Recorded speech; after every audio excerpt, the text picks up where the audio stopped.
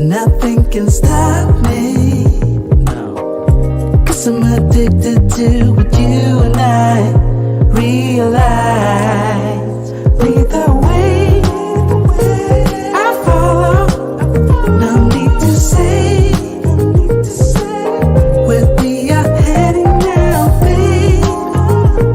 I follow to the edge of it all. So tell your good night, 'cause I'll find a better one. Yeah, susceptible now before the moment flies, before it flies. So tell your good night, 'cause I'll find a better one. Susceptible now before the moment flies.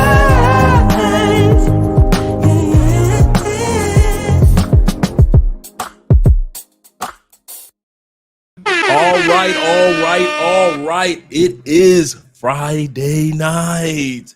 TGIF to all you guys that are here right now. We've got an excellent live stream going on this evening. Let me put my glass lens over there. We need some elbow room. Get my pen in hand. You know, it's always a good time on this channel to take notes. We got 37 people in the building. Click that like button. You already know when you click that like button, what happens next. Oprah coming next. Oprah's coming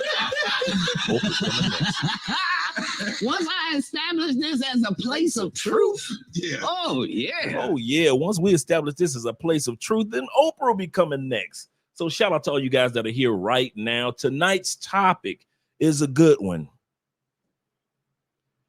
5 years. We've been doing YouTube. 5 years. Started with 200 subscribers. Shout out to Ace Live and all you other guys that were here before. When we first started, Flyboy Way, Dave from the Tech Show, my man Richie, not Richie Mack, but my other brother Richie. And none of us were over 10,000 subscribers. 5 years later, Ace Live, over 500,000.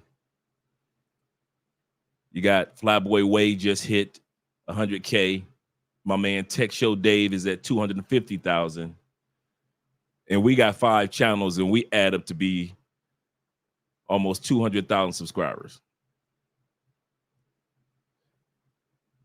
And in that 5 years, not one bit of controversy. No issues, no arguments. You ain't caught Andrea on camera doing nothing. You ain't caught Andre on camera doing nothing. There's a reason for that, and we're going to talk about that tonight.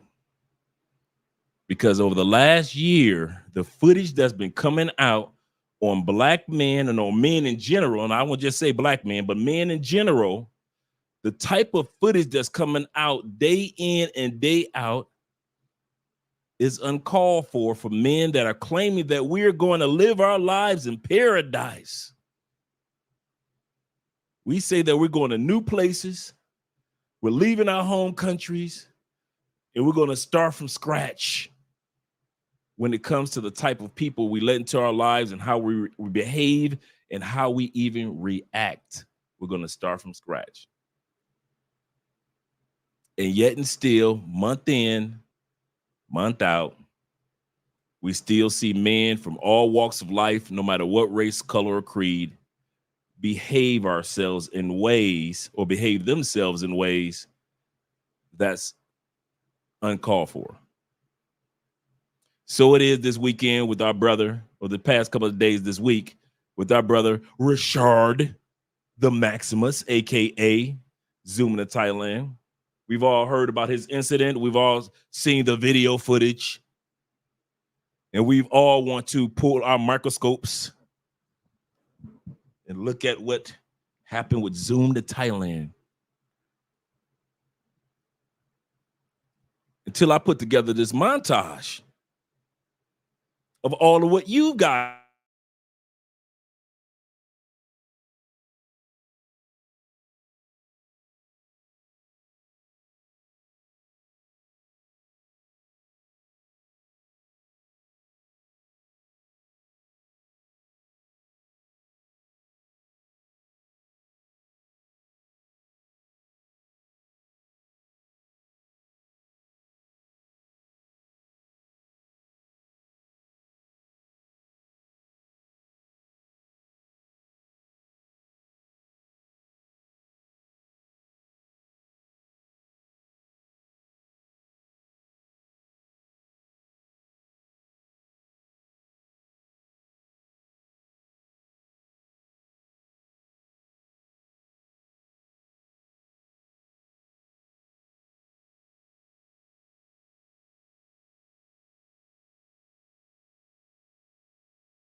Thank you very much for your patience, guys. Yeah, I froze for a second.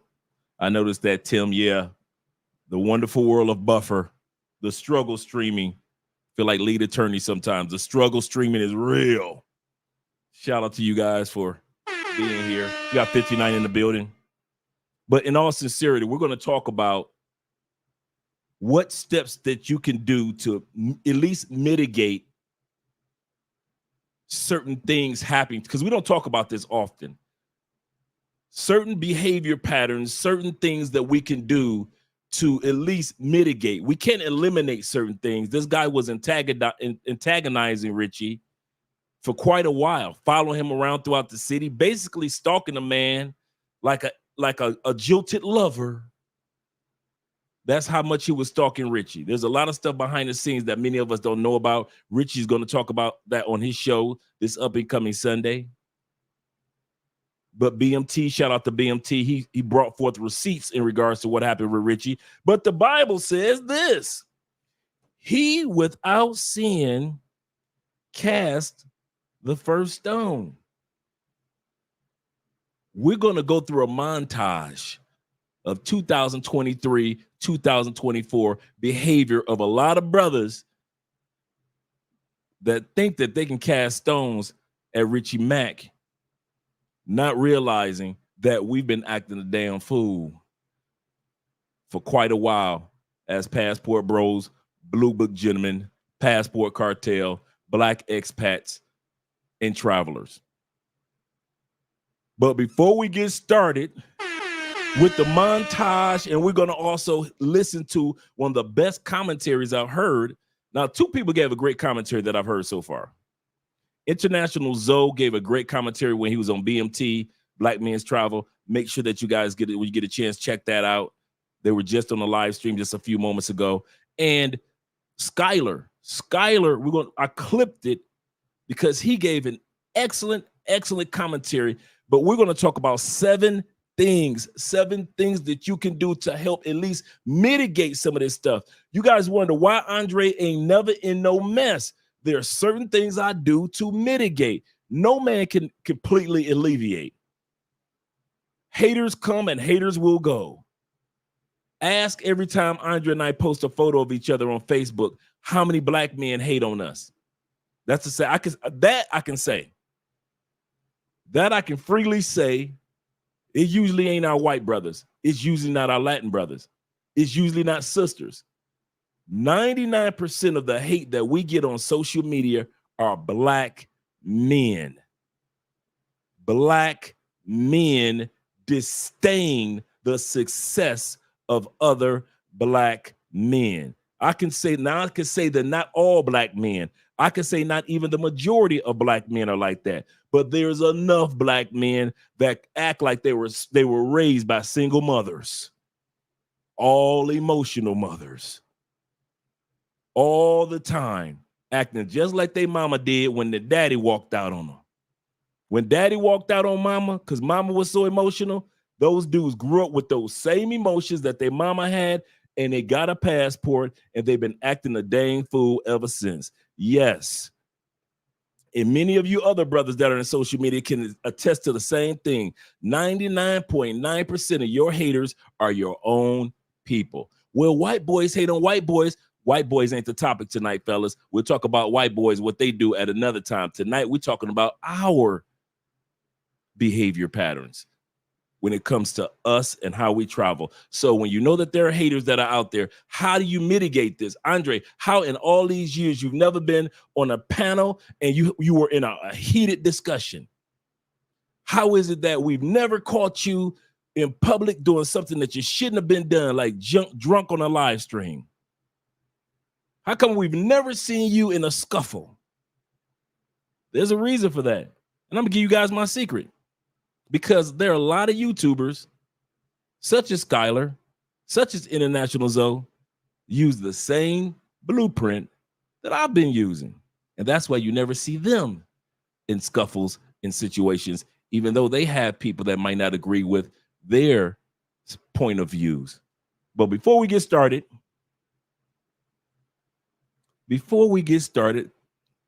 shout out to my man. Let me get some music going. I was wondering why it was so quiet in here. I'm like, what is missing? What is missing? Our intro music. Let me turn this down right here, and let's get us some intro music going.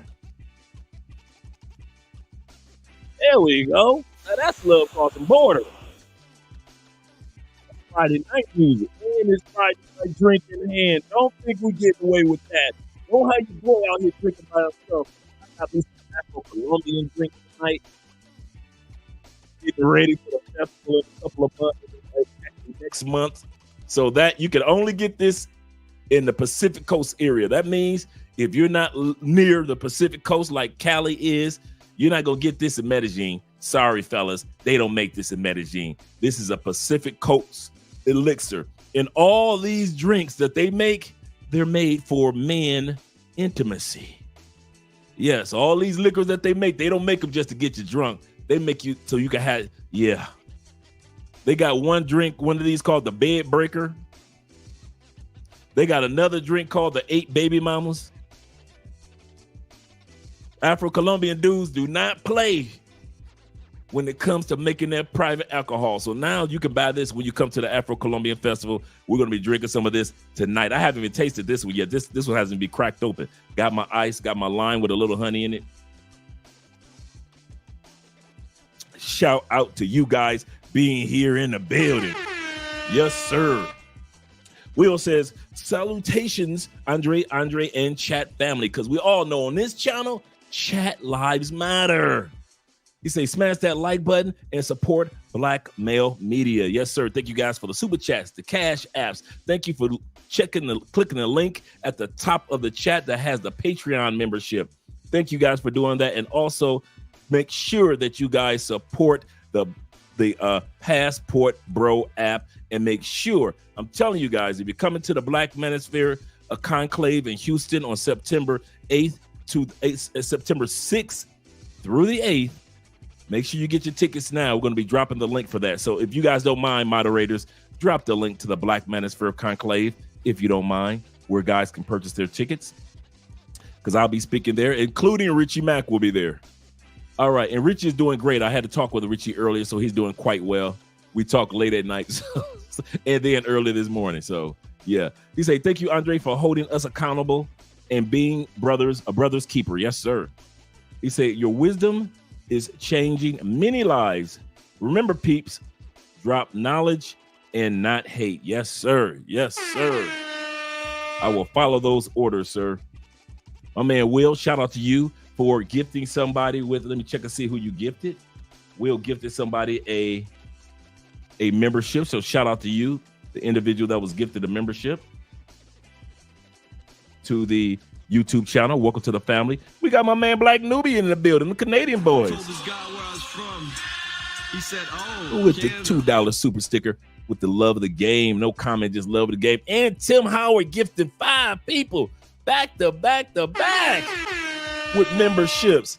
Oh yeah, shout out to you guys. Shout out to you guys. Next week, I'm already putting together a members only live stream, and we're going to be walking through details of the Petronio Alvarez Festival. So we're going to talk about the Airbnbs. I'm going to give you all the links to the Airbnbs. We're going to talk about the club. So if you want to go to a club after, we're going to talk about the meetup spots where we meet up. So it's going to be very, very, very thorough. It's going to be like, might as well be a consultation, because it's going to be extremely thorough. We're going to talk about the apps that you need. So we're going to talk about the apps. We're going to talk about the hangout spots for the daytime as well as the nighttime. And I'm going to give you at least 2 to 3 of our favorite restaurants, Afro-Colombian restaurants, including the vegan one, that you definitely want to enjoy. And most of these spots are out west or out north. We're going to also talk about how long is the ride from the airport. So you get a chance to see how long the ride from the airport is. We're going to pull the map up and do all that. So that's going to be next week. It's going to be all members only, because like 106 members now. So it's going to be all members only for you guys that are planning on coming to the Afro-Colombian Festival or planning on coming next year. So don't think that's because you just are not coming this year that you can't come next year. And they also hold them in December. So just in case you missed the one in August, there's a smaller version, which is still fun, in December throughout Colombia as well. Shout out to you guys that are here. And shout out to Tim Howard once again. And my man LJ, the Southern Vegans, in the building. Shout out to you, kind sir, for being here. He said, Dre, he could have gotten that gotten the Thai cops involved. This is true. This is why certain behavior patterns that we're going to discuss tonight that we all have to be alert or aware of. We're going to have to be alert regarding certain things and aware of certain things, behavior patterns that we can't take from our country into another country. So we're going to talk about that. I'm glad that you mentioned that because that's going to be point number one. That's really point number one. Shout out to my man Uriah in the building. Salute, Dre. Salute to you, kind sir. Salute to you, kind sir. He said, salute to everyone in the chat. Once again, on this channel, chat lives matter.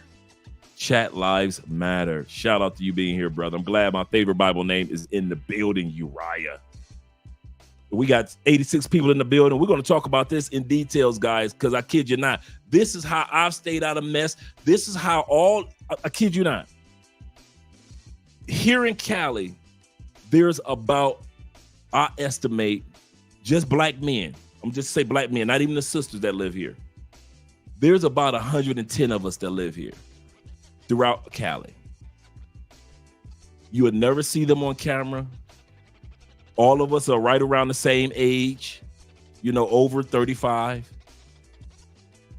They come have their fun. They either go home or they already live here. A lot of these guys been in relationships for the longest time with some of the most gorgeous sisters that you have ever seen. You talking about some dudes with some fine women.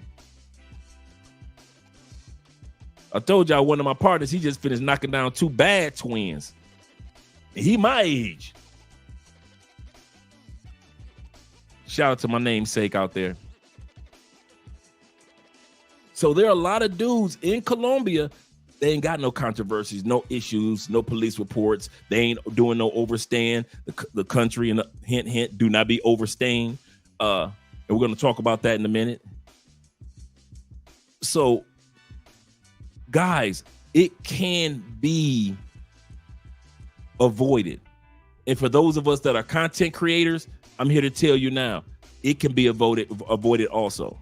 Because when I sit back and I see O'Shea, as reckless as O'Shea used to be with his mouth, and he's good, he ain't dealing with no mess.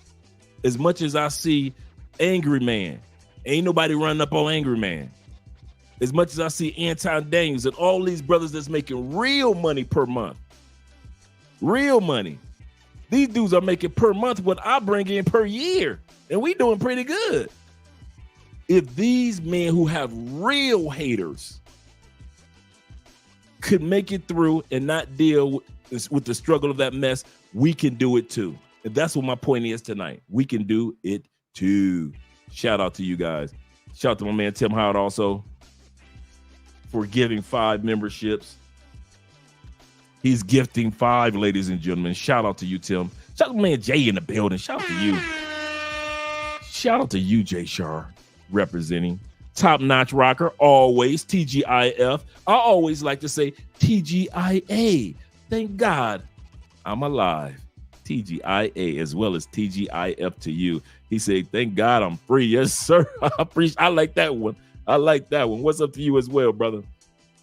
Big Pitt is in the building, representing like always. Shout out to you. Yeah, Tim, I was frozen for a second, but I think I'm back. Looking good as ever.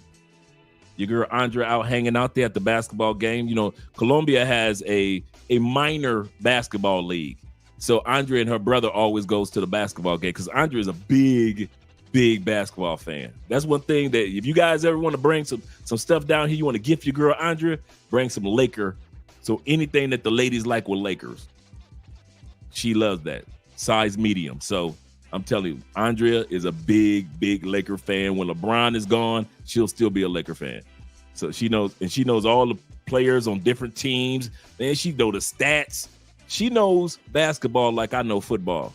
And I'm a football junkie. So yeah, her and her brother hanging out at the basketball game. Shout out to them. My man David in the building, Mr. Member himself. He said the family, Andre and Andrea, I'm always late, but you're right on time, brother. My man Timothy Bright in the building. Amen, Deacon Spence. Yes, from the church. I just want them to in the back of the church to hear what I had to say. Shout out to you guys in the back of the church. Thank you very much. My man Damon Warren in the building. Black Activity Duty. Black veterans have known and went to these places since the 50s and 60s. Yes, you guys have. He says only most recently content creators have blown up the spots on these exotic paradises.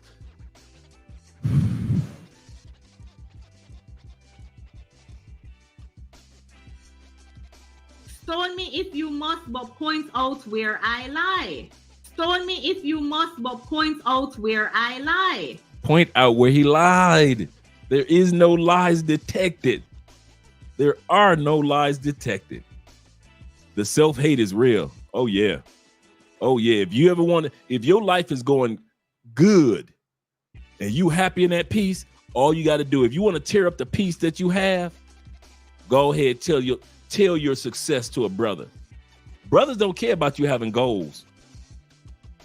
Brothers don't care about you having hope. But let your black tail tell another brother that you were successful with your goals that you were hoping for. Oh man, and let the hatred begin. It's so sad. So sad. That crab in the bucket thing is real. Shout out to my man Andrew in the building. Shout out to you, brother, for being here. Shout out to you for being here. He said, none of you own the other countries, all visitors. This is absolutely correct. And we need to start behaving like that. That's absolutely correct. That piggybacks off of what the other brother was saying when he was saying that the cops in Thailand could have got involved.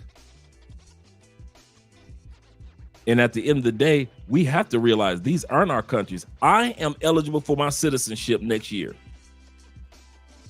So I'll be officially 100% Colombian as well as American. That still does not give me the right to disrespect this country because there are people that are Colombian by heritage.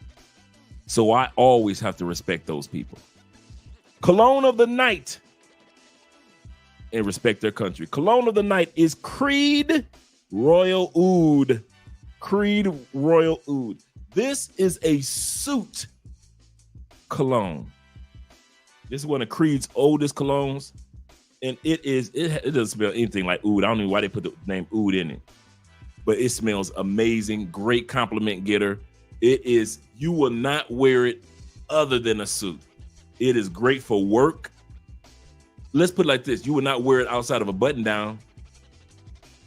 It is great for work. It is great for church. If you're wearing it to the mosque, if you're wearing it to the temple, if you're wearing it in the business, if you're wearing it during a live stream, it is an excellent, excellent cologne. Once again, Creed Royal Oud, one of my favorite Creeds, without a hands down.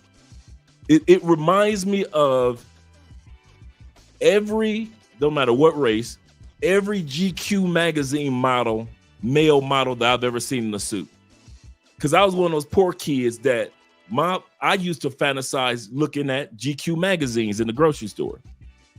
You know, I ain't had no daddy in the house like a lot of y'all, but I had uncles, and my uncles down the street wore suits all the time. So they got me addicted to seeing black men in suits subconsciously. So I'm ordering GQ magazines or looking at GQ magazines in the grocery store. I'm looking at Black Enterprise magazines, not just for the businessman, because in Black Enterprise magazine, it's black men in suits. So between GQ magazine and Black Enterprise, I'm fantasizing that someday I'm gonna wear a suit. Someday I'm gonna wear a suit someday, and it won't just be for church. And I'm a teenager, a young teenager, 12, 13, 14. And that's what this cologne reminds me of. It reminds me of my days of if I were to put a cologne on all the GQ men magazine models that I saw as far as wearing suits, this is what my cologne would be. Kid you not. Now, somebody asked me the other day, what one cologne would you travel with no matter where you went in the world? If you only could take one cologne, that's it, Dre. They'll go let you pack one. that cologne would be Aqua de Jo. Aqua de Jo is a head turner. It is a compliment getter. Women like it. It is a great for if you're wearing shorts, if you're wearing a t-shirt, if you're wearing a button down, if you got a lady on your side, or you're trying to attract the ladies. If you're hanging out with your boys watching sports, you know, you in Cartagena and y'all watching a soccer game, or it's great for them for Sunday when a soccer game takes place. This is an excellent all around. It's great for the summer. It's great for the winter, for the fall and the spring. It is a classic grown man smell. You could be 21 and wearing it. You could be 71 and wearing it. Aqua de Jo, the perfumer, is an excellent cologne for you guys that say, what one cologne would I take around the world? It would be this one. Hands down, no questions about it. And it's not expensive at all compared to other colognes. It is not expensive at all. Shout out to you guys. And let me know in the comment section as I pour myself a drink, because I don't know how strong this is. Let me shake it up first, because they have all type of herbs and berries and fruits and stuff at the bottom. I'm just paraphrasing. But while I pour my favorite drink, we got 108 people in the building. Click that like button. We like you. Make sure you like us too. We're going to talk about this issue with our brother. Oh, yeah. Oh, yeah. Oh, yeah. We got the right liquor tonight. We got the right liquor tonight. Let me stir this up. I got a little, like I said, I got a little bit of honey, a little bit of lime in there. Yeah, let me stir this up. Let me not even play with this. Yeah. Cheers to all you guys that are here with us. Cheers to Richie Mack for being the little guy that does not give a damn. Cheers to all you guys out there that have survived the haters that said that you're not going to make it in life. I don't care if it was family members that told you that you should not get your passport or travel. I don't care if it was your ex-girlfriend or ex-wife who didn't understand why you decided to move to another location, whether it be another state or another country. Here's to all you guys that are still in the military on your way to retire and you going back to that country that they had you enlisted in, you decide you want to live in. Shout out to all you guys that are truck drivers right now, listening to us right now, keep the roads going, keeping us with all the supplies that we need, delivering every package and every food. Shout out to all you guys that are out there working on the train stations, all you train engineers and all the helpers to unload and load all those train cars. We appreciate that, guys. We really do. As well as all you guys that work on the freights when all the ships and the freights come in and all the products come in from the open sea, and you had to survive all those waves to get all those products from China to the United States. Man, we got your back, and this drink is for you. And for all you haters that love to sacrifice every little moment of your life, life is short. And since you decide to sacrifice your life on behalf of us people that are doing good, here's to you too. We are not ignoring all you haters out there. We know that you exist. We ain't giving up on you. We believe that you're going to be somebody else in life other than just a hater. And if you don't, well, hey, we decide to be something else for you. Shout out to all you guys. And that is not strong. Yeah, that's going to sneak up on you. Yeah, that's strong enough to let you know if you sip it too fast, it'll sneak up on you. That is good. That is good. And we've had that since the last Petroleum. So we've had that sitting in the refrigerator for about a year, letting it get ready. That is good. Shout out. Let me put this bottle out of the way. All right. Shout out to all you guys that are here. And my man Timothy once again. Designated driver, Dr. Pepper. Let me know what you guys are drinking tonight. Don't let me be here drinking alone. I don't care if you're drinking water. I don't care if you're drinking warm milk. I don't care if you're drinking Nestle's chocolate stirred up. I don't care if you're drinking Kool-Aid or lemonade. Just not have your boy drinking alone. This is Friday Night Drinking Hand, dedicated to all of us that have dealt with the long work week and made it to the end. Cheers to my man Richie Mack. Some of y'all guys wouldn't even did that. A lot of y'all guys who like 5'7", 5'6", Y'all would have just let a big dude just talk reckless to y'all. Richie like, man, listen, you got me effed up, bro. Don't let this height fool you. So shout out to my man Richie in the dangling. Shout out to Richie. I was talking about Richie so bad when we were on Conversation. Shout out to Richie and all the men with the dangling legs. I said, Richie, your Jordans were facing the sky. I believe I can fly. I think about it every night and day. Shout out to my man HM2 Fly in the building. Shout out to you. He should have thrown the jab. Hey, man, he tried, but you know, when your jab only goes so far, you know, you 5'7", your jab only, you know, it only goes so far when you're trying to jab at a dude that's like 6'3", 6'4". You know, your jab has a limitation. It depends on what you jabbing at.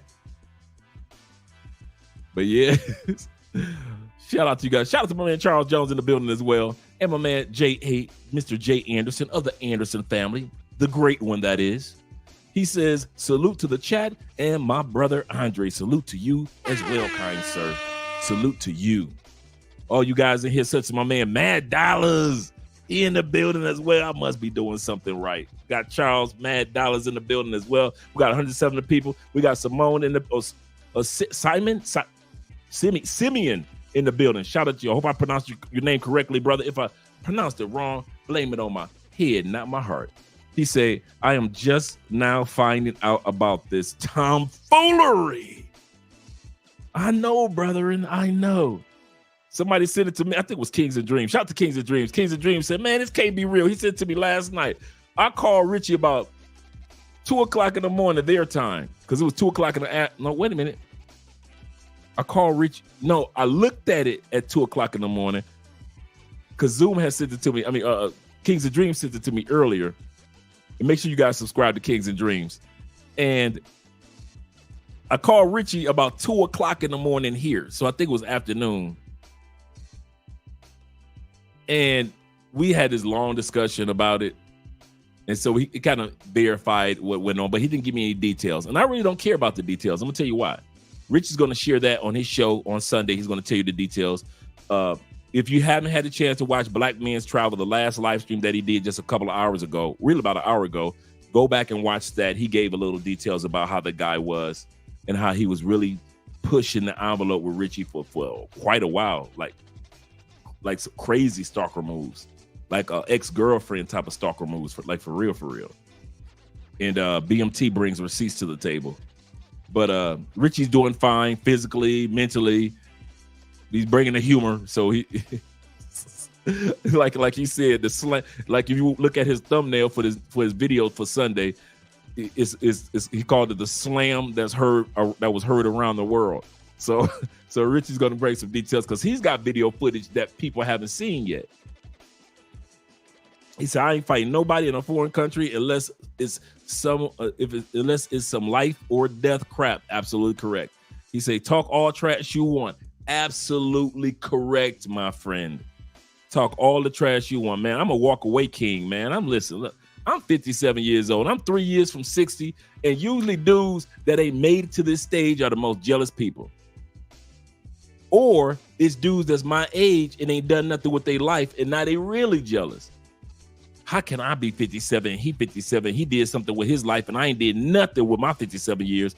It's usually those dudes that's jealous. And like I said, sadly, it's usually our own brothers. I can't even say brothers and sisters, but usually it's our own brothers.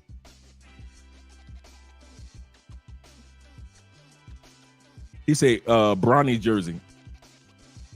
I missed that one. I missed that one, Tim. Yeah, I'm a football junkie also, yeah. I'm getting ready for our fantasy football draft and everything else.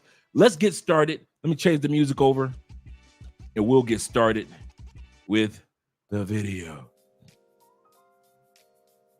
Like I said, I did a collage or montage. Like I said, first we're going to start off with he, without seeing, cast the first stone.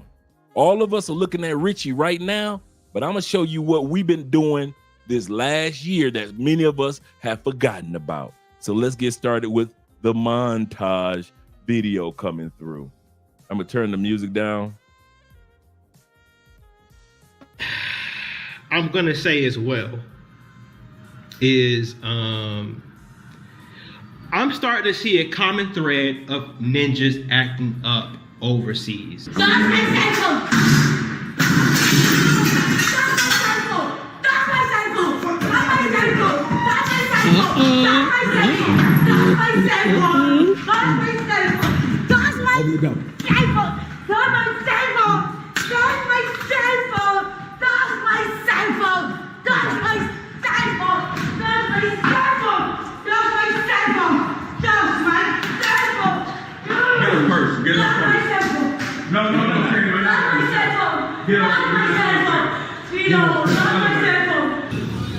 Okay, it's hey, we're not filming you. We going this way.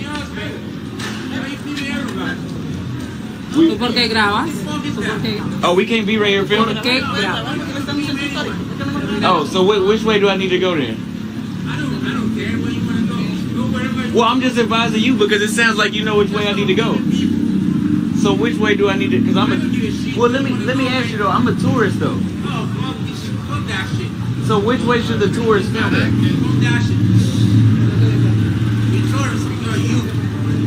You don't need to be filming anyone around here. Okay, look, I'll turn it this way so I film myself. You don't film yourself. You film. No, I said I'll turn it this way so I film myself. Stop that bullshit. Now film yourself.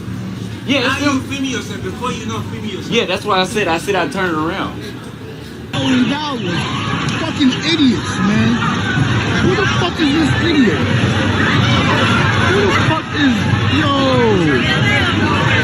fucking idiots, man. Fucking idiots. Fucking idiots.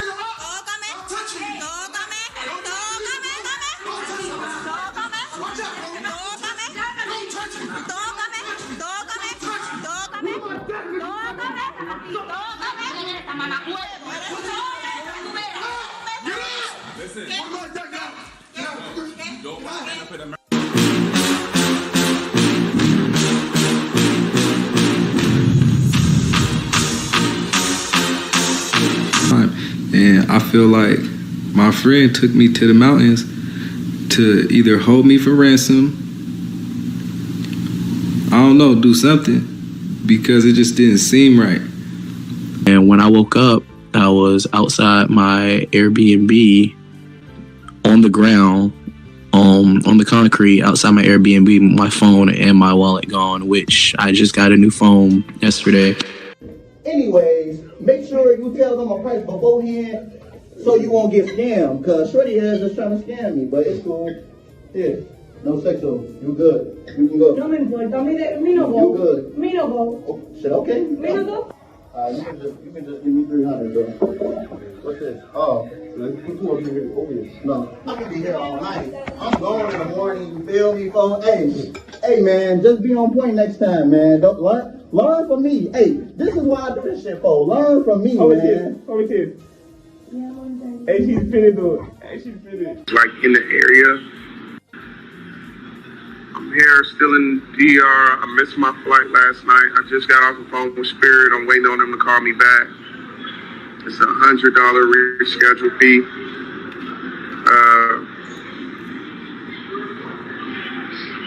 Basically, I need a cash app, guys. I need a cash app. Just try to get this fee together, man. I'm so sick right now. I'm sick as hell. I've been trying to call Kayla because I know she's like in the area.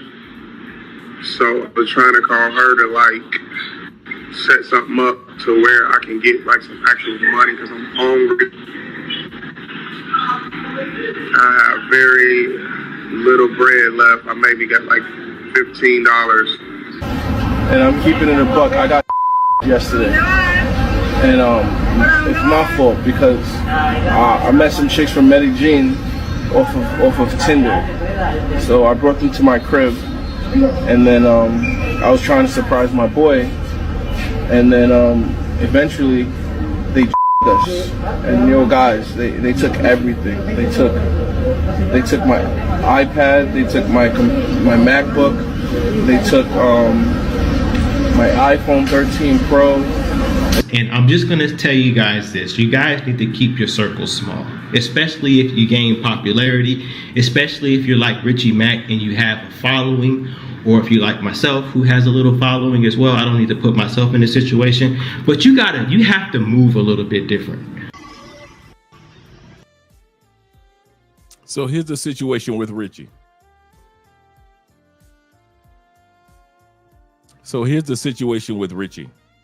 Shout out to my man. First of all, let me give some shout outs out.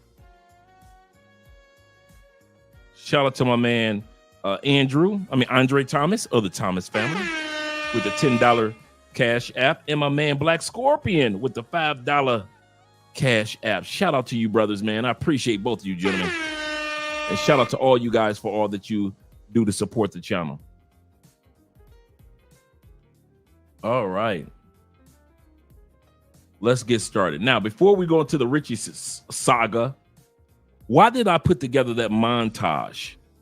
I put it together not to mock or talk about those gentlemen of last year or this year. I wanted to show that this is not the first incident.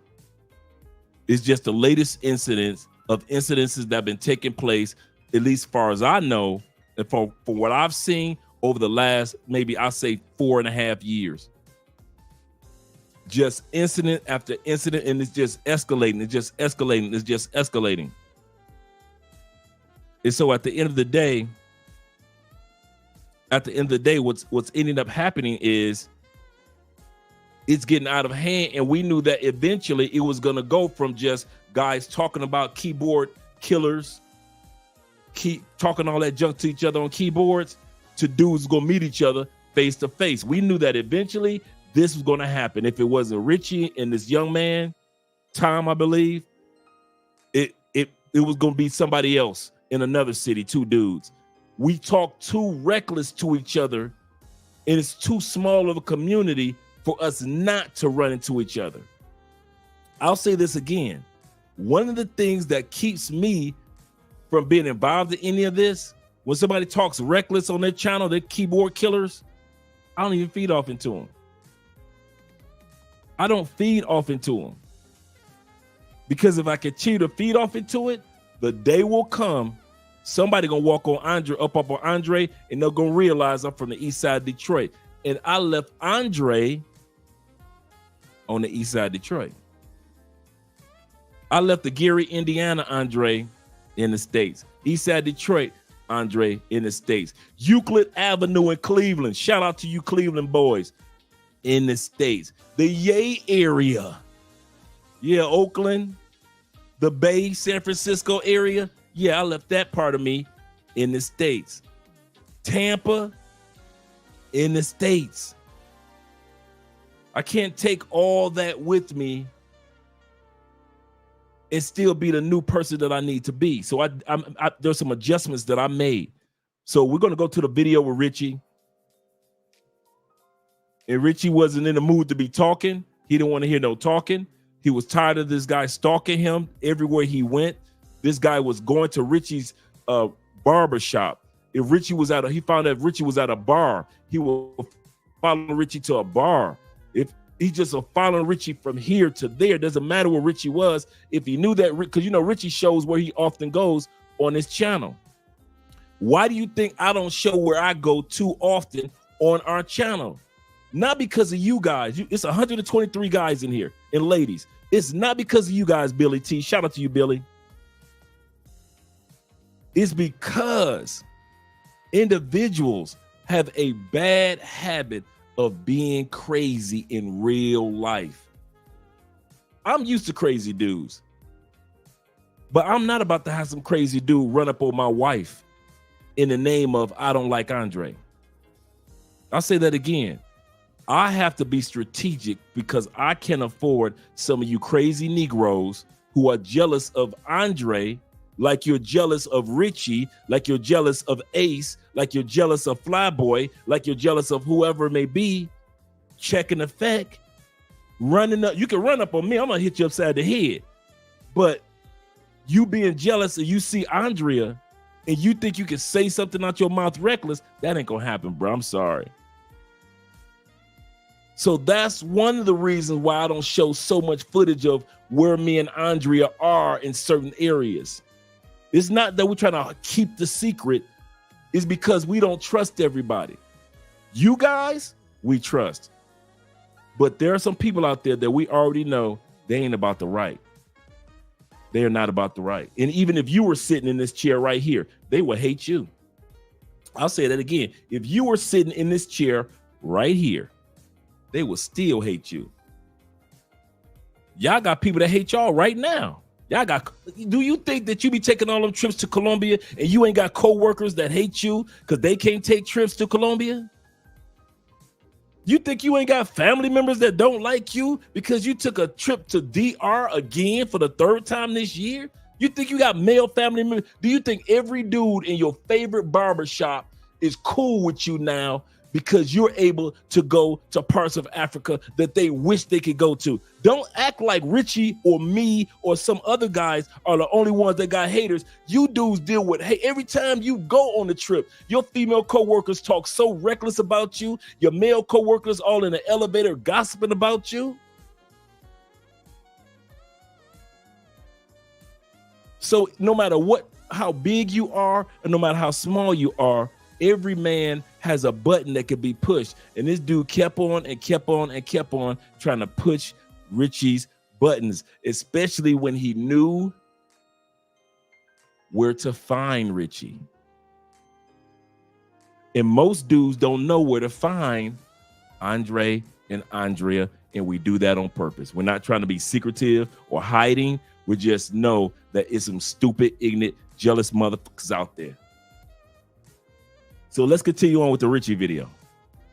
Y'all done heard my mouth about Andre enough. And now I'll come to the super chats in a second. So I zoomed it in. Okay, that's my man with his cane. Now Richie told me that dude ain't hurt. He doesn't have a disability. You know how some of us just have a cane because we cool, like Big Daddy Kane, just walking down the street because we cool. Because I used to do that when I was young. I had a cane because I was cool. So this is my man walking with his bag in his hand. Here come Richie. I talked about Richie with his shirt tied around his neck. I said, you got a shirt tied around your neck like a little kid, looking for superpowers. So you got Richie with his shirt tied around his neck. I'm like, Richie, what are you thinking? You already looking short and small enough. You do not have superpowers. Richie went in for the kick. My man blocked the kick. Before the cane hit the ground. Oh, I told Richie I was coming with the jokes.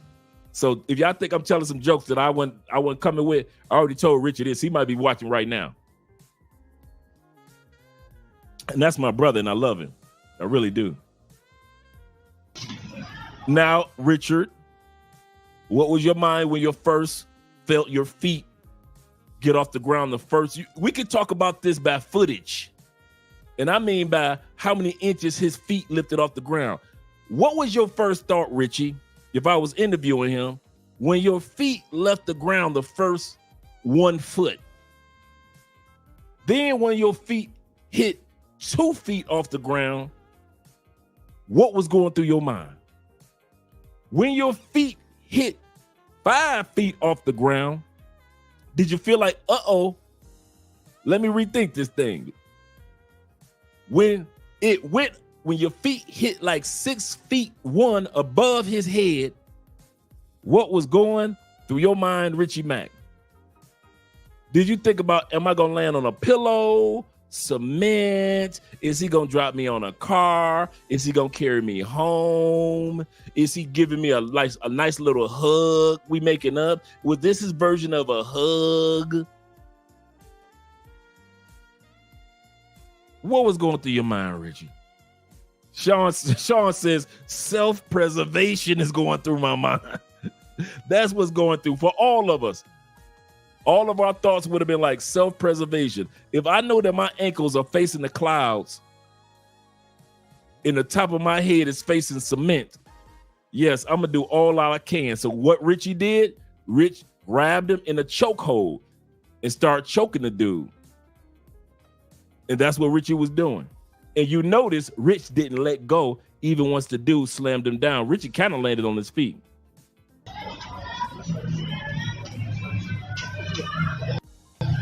Okay, as we see legs dangling, how did you feel, Richie, when you noticed that your legs were dangling? It's one thing for a dude to sit back, you know, and have you up in the air, but in dangle mode? But Richie didn't let go. Like I said, every man has a point where he don't give a damn. You ain't gonna be talking about me. You ain't gonna be talking like the dude was talking reckless about L. You ain't gonna be talking about this man, woman.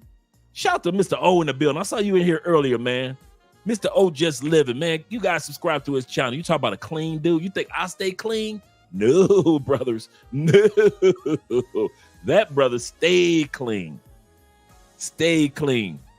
So make sure you subscribe to that channel. He said enough air miles. Yeah, he got enough air miles to get his pilot's license. For real. Shout out to my man Alan Richardson of the Richardson family. He said it's at that moment Richard knew that he done fucked up. For real.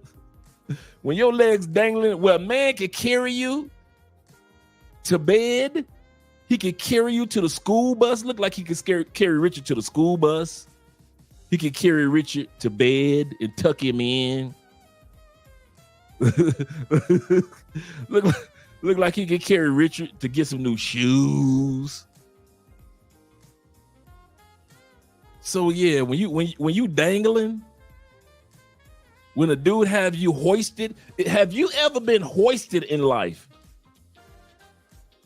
My man Richie was hoisted. The brother that I support and love so much was officially hoisted. I've seen WWE. I recognize hoist when I see hoist. My brother, I told him yesterday, Richie, it's going to be all right. This Richie Mac roast is going to be all right because you got hoisted. We're going to go from hoisted to hurled. Have you ever been hurled in your life?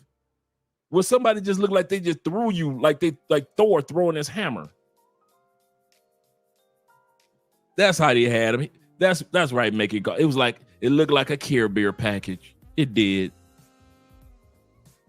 He said, Andre, damn. He said, if you love Richie, man, you clowning. Hey, listen, I talked about Richie on the phone so bad, man. Like, listen. He was like, man, the first time I talked to him, he was like, oh, man, I do not feel like listening. He said, man, Dre, I do not feel like listening to one of your lectures right now.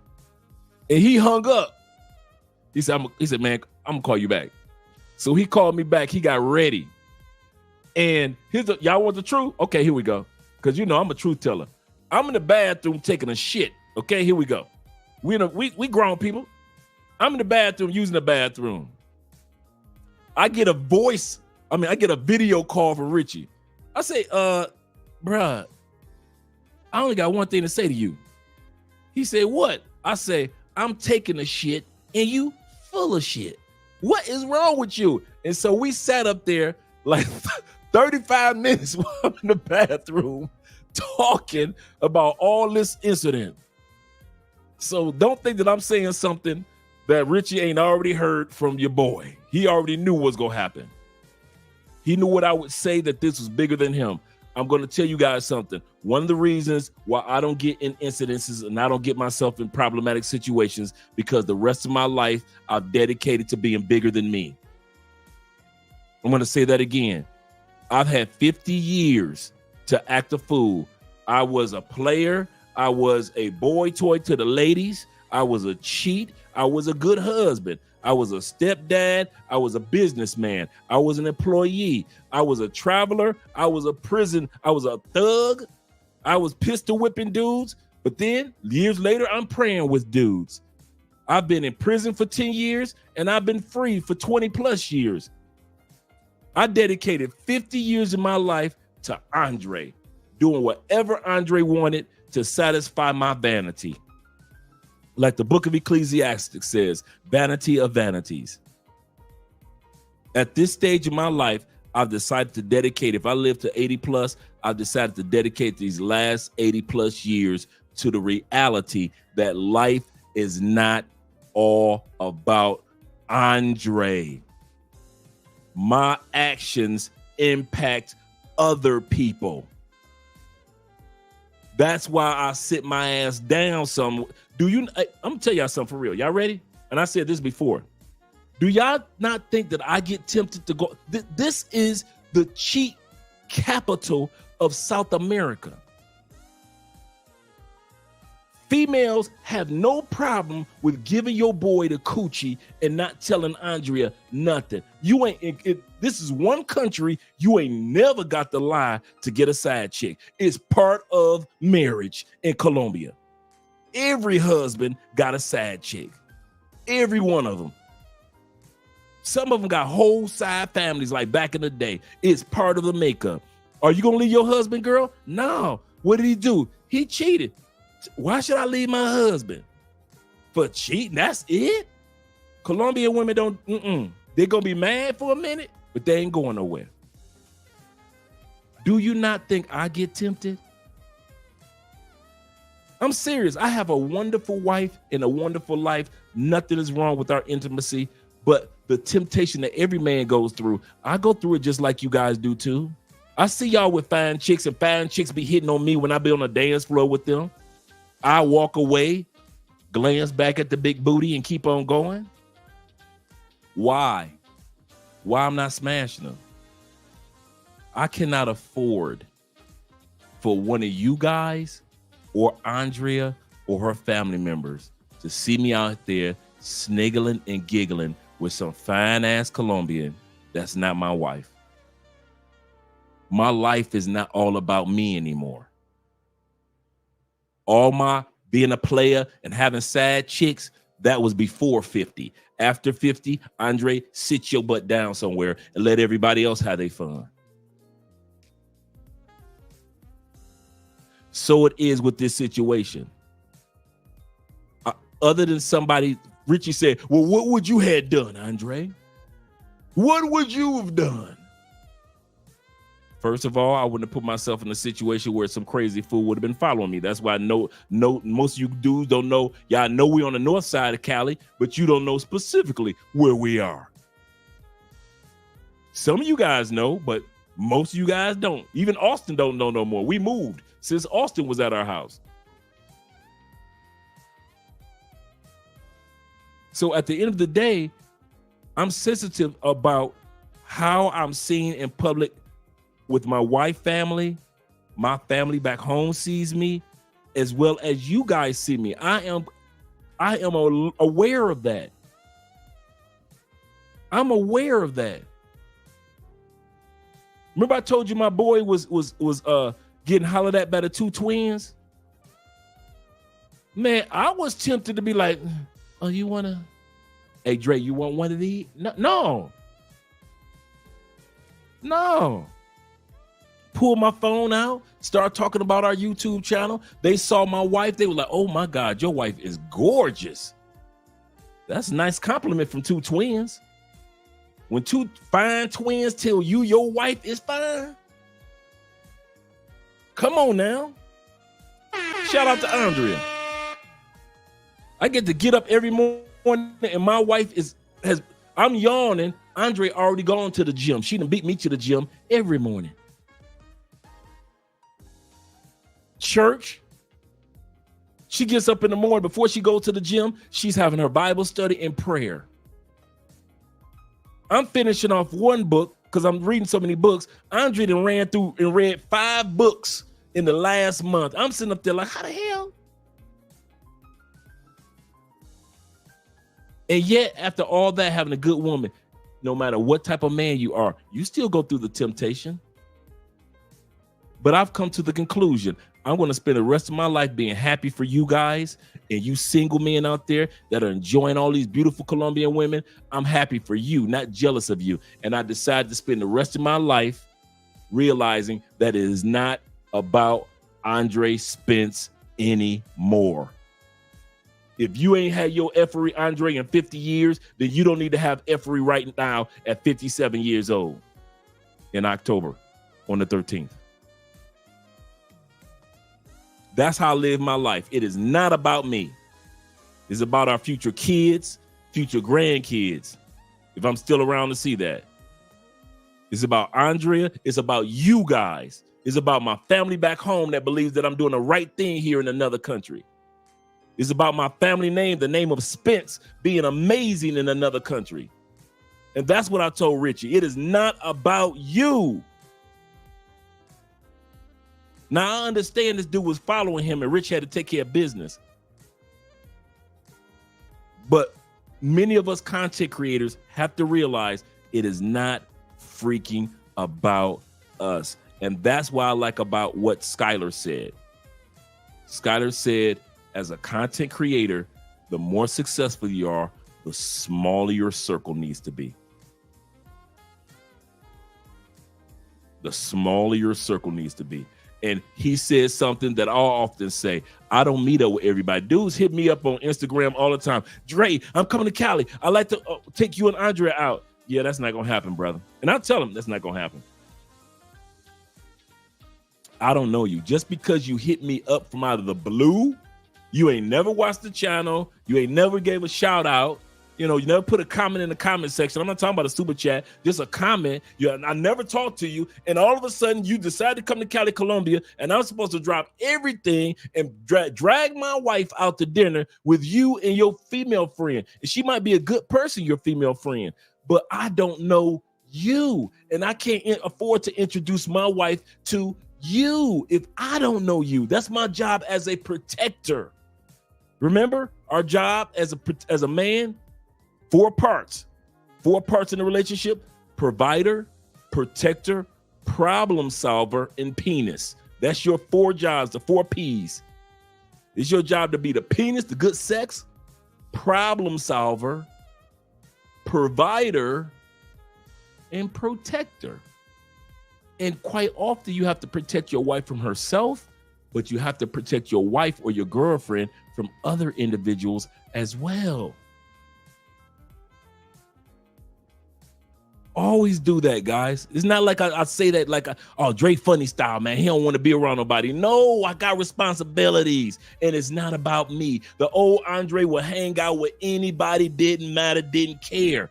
The Andre that doesn't care about Andre's pleasures anymore, I have to be careful because I care about what you guys, not necessarily what you think, but the image that I present to you guys.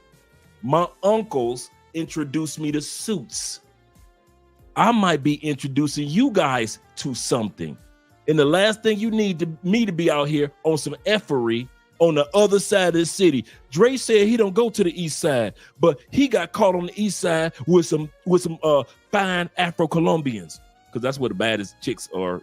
I hate to say it, in the hood, right? But I got my butt in the hood when I'm telling y'all not to go in the hood. You see where I'm going with that? But we're going to go. Yeah, right. The 4 pleasures of a relationship. Shout out to you, Ray, for that one. Let me make sure I'm not missing anything. Okay, cool. Because sometimes Andrea will text me. Okay, cool. This drink is really good, dude. Shout out to them September Libras. I know it's October Libras think we the best, because we are. But shout out to all you September Libras out there as well. He say same age on October 13th. Shout out to them October 13th men. Yes, sir. Yes, sir, them Libras. We got 142 people in the building. Click that like button. We like you. Make sure that you like us too. We're going back to the video with Richie Mack. I'm going to rewind it a little bit as well. Let's go back to Richie Mack, and I'm going to rewind it just a little bit, let you guys see this when they first walked up on each other. That's Richie. Richie came with the kick, now in the air. Hold on, Richie. Hold on like a cowboy. Hold up, Richie, hold on. Richie didn't let go.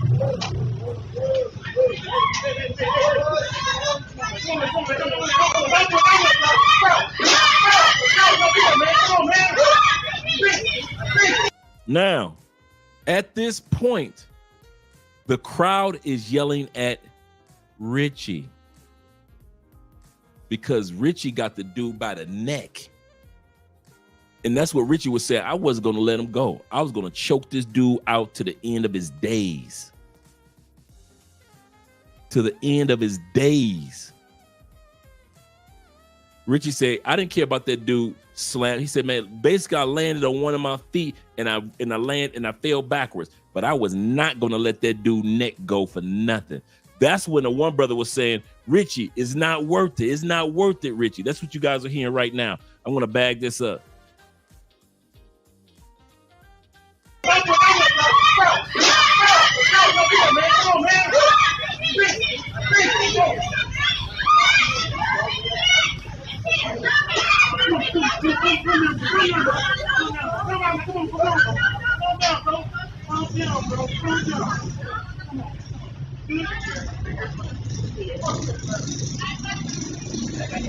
Yeah, WW in Thailand.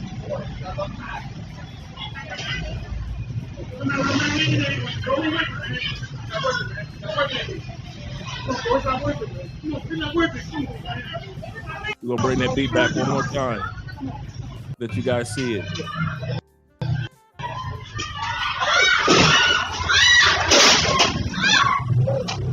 So it kind of landed, Richie landed on his feet, but then my man kind of like used his shoulder and pushed Richie to the bike.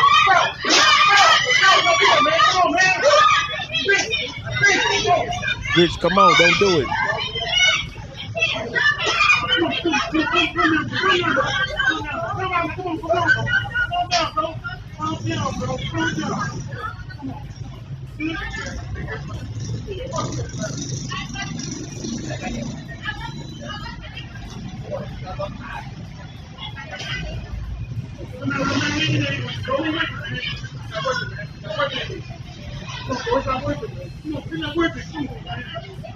Come on, man. You come after this.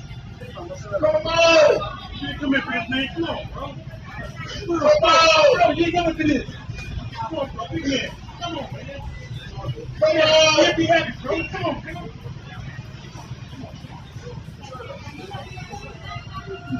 So at this time, they had pulled Richie back into the barbershop because this is Richie's barbershop. The dude had been stalking Richie in the barbershop for the longest.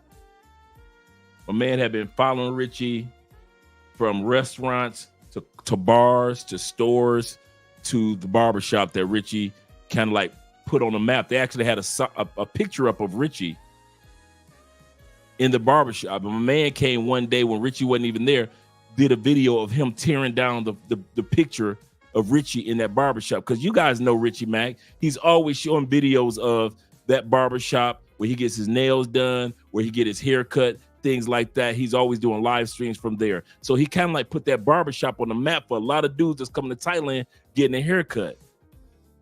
And so they were so appreciative, they put his picture as one of the famous people on their wall. My man came in there when Richie wasn't there, did a video of, I'm tearing down your head.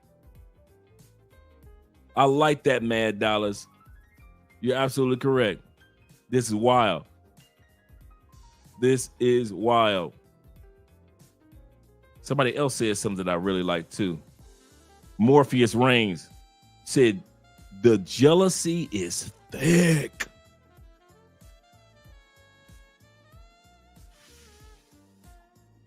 Morpheus, when we first got into YouTube, man, we were just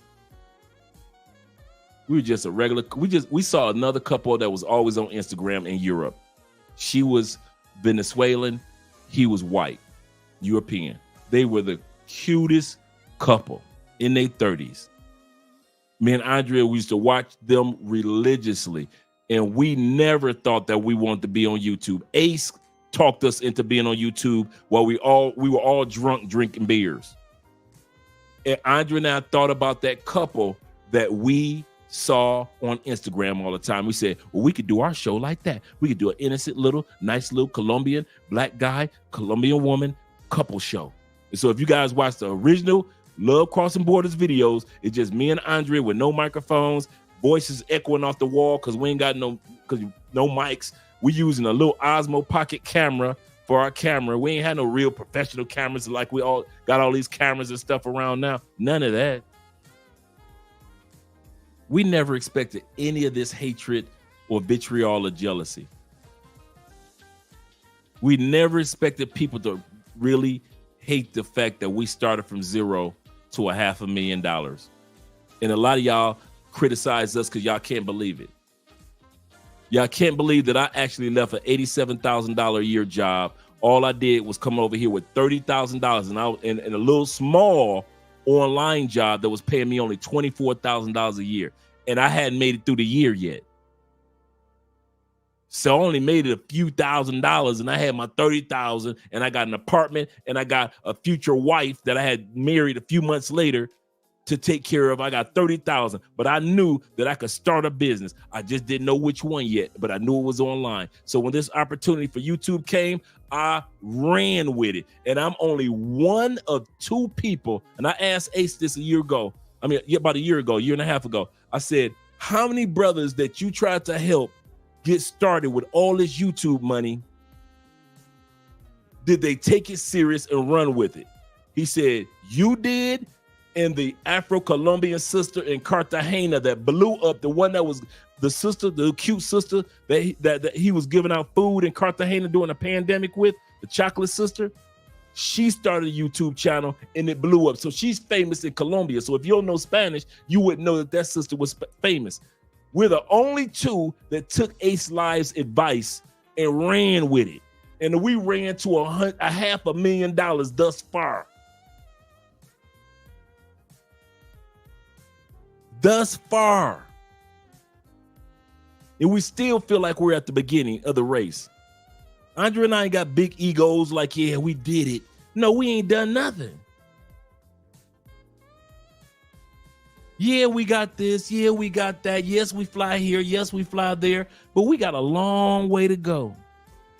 We trying to buy some sugarcane property, some coca leaf property. Yeah, that coca leaf property.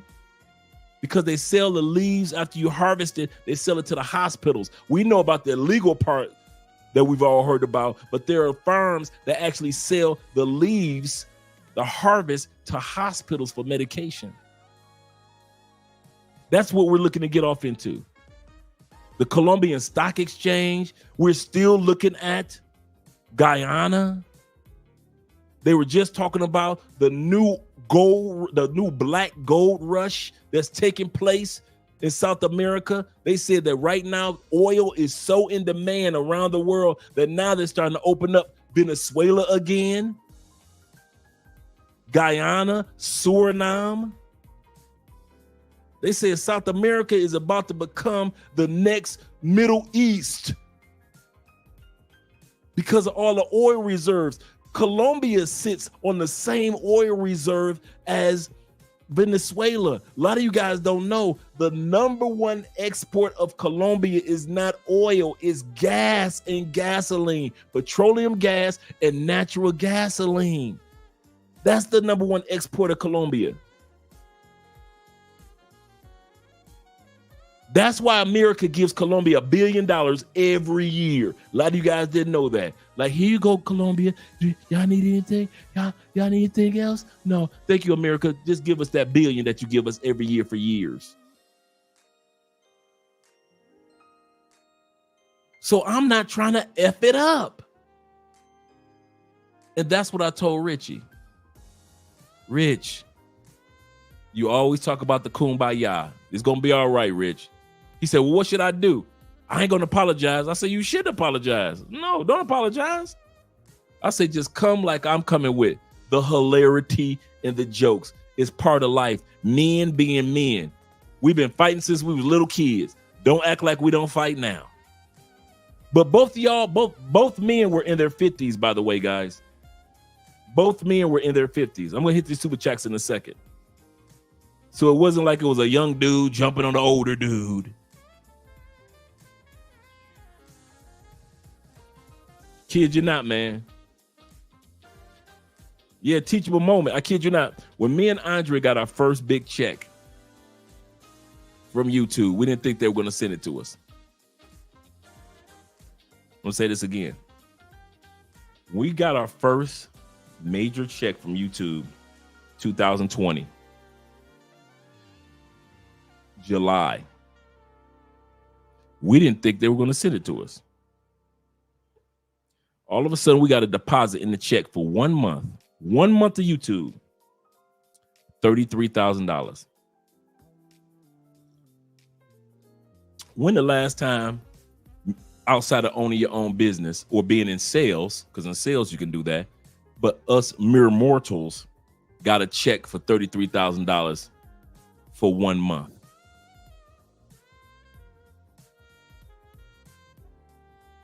Next month was 27.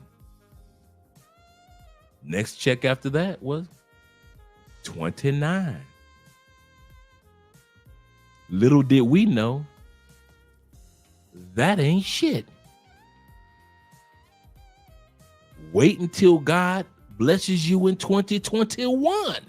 If you think 2020 so good, Andrea and Andrea. All of our friends that started off in 2019, that all 5 of us that were under 10,000 subscribers, all of us are over 100,000 plus. Flyboy Way, just over the last couple of months, I'm so proud of Flyboy Way. Make sure you subscribe to his channel. He was the last one to cross the finish line, and I was waiting and I was cheering, whether he realized it or not. I've been waiting and cheering for that brother to get 100,000 subscribers, and I'm so glad, because it officially means all of us brothers that were friends when we didn't have any subscribers, we were combined less than 100,000. Ace was like 7,000. Dave was at 2,000-3,000. Flyboy Way was at 2,000-3,000. We were at 2,000. And to see all of us together as brothers cross that threshold, and we see Ace at passing the 500,000 mark. And we see him. I saw my man Dave Tech Show. He was the one that turned me on to Andre. You need to start talking about finances and politics for expats. So we created Mostly Money. And I was like, I don't know. He said, Dre, I just got a check. I kid you not. He said, I just got a check. I said, yeah. He said, the check that YouTube paid me was $45,000 this month. I'm on pace to get another $35,000. Me and Andrea looked at each other. We're like, how much did you say you made? He said, I made $45,000 this month from YouTube. I had never heard a black man on YouTube make, other than Marquise Brownlee, make $45,000 in 1 month on YouTube. So my boy Dave was like, Dre, you can do this for all the expats that are outside the United States. There are 9 million brothers and sisters outside the United States that don't know what's going on politically that impacts them. I said, okay. And we did it. And now all of us have plaques. All of us got a, there we go. All of us got a plaque because we supported each other. We encouraged each other and we were there for each other. And so I'm so proud of Flyboy Way when he just announced that he got his plaque. Man, I ain't gonna even lie to you. I ain't gonna even lie to you. We've got Andrea Wales TV is our other channel. My wife's channel did a live stream last night. Andrea Wales TV. She's going to be doing more live streams. If you moderators don't mind dropping the channels as I announced them, Andrea Wales with 1L TV. Our other channel is, as you're on it, Love Crossing Borders. Our other channel is Mostly Money TV. We're going on 127. We're like 1,500 away from 127,000 subscribers on that channel. Our other channel, Travel Unraveled. I just started that one like earlier this year, and we're at 3,000 plus subscribers. Travel Unraveled. And then I just started one a few months ago, which is America We Need to Talk. And this channel is going to be dedicated to the election. So we've got 5 YouTube channels, not including our other businesses that you guys don't know about. And I love the YouTube channels. This is the funny part. Mostly Money doesn't even know you guys exist. And you guys don't even know Mostly Money exists. Mostly Money. Y'all want to know who our audience is? Mostly Money is 51% women over the age of 65 years old. 51% of our audience, your same boy that be talking greasy on this channel, 51% of our audience are Mostly Money. White women over the age of 65. Don't give me anything about that race stuff when y'all talk to me. When I got a YouTube channel that brings in a lot of proceeds from white women. You can do it, fellas. Don't y'all ever give up. You can do it. And we got memberships over there as well. It's a whole different crowd over there on Mostly Money and Travel Unraveled. Yep. He said, Andrea, and Andrea, multiple streams of income. Absolutely correct. The book of Ecclesiastes says this: cast out your bread 7 ways. Cast out your bread. What we call bread? Your money, your proceeds. Cast it out 7 ways, whether it be in crypto, whether it be in real estate, whether it be investment, whether it be online, whether it be YouTube, whether it be whatever it is, in a positive way. Cast your bread out 7 ways so it can come back to you. Cast it out 7 ways. They say statistically, the average millionaire has 7 streams of income. I don't think that the Bible says that coincidentally, and it just so happens statistically that the average millionaire has 7 ways that their money comes to them to get them to remain millionaires.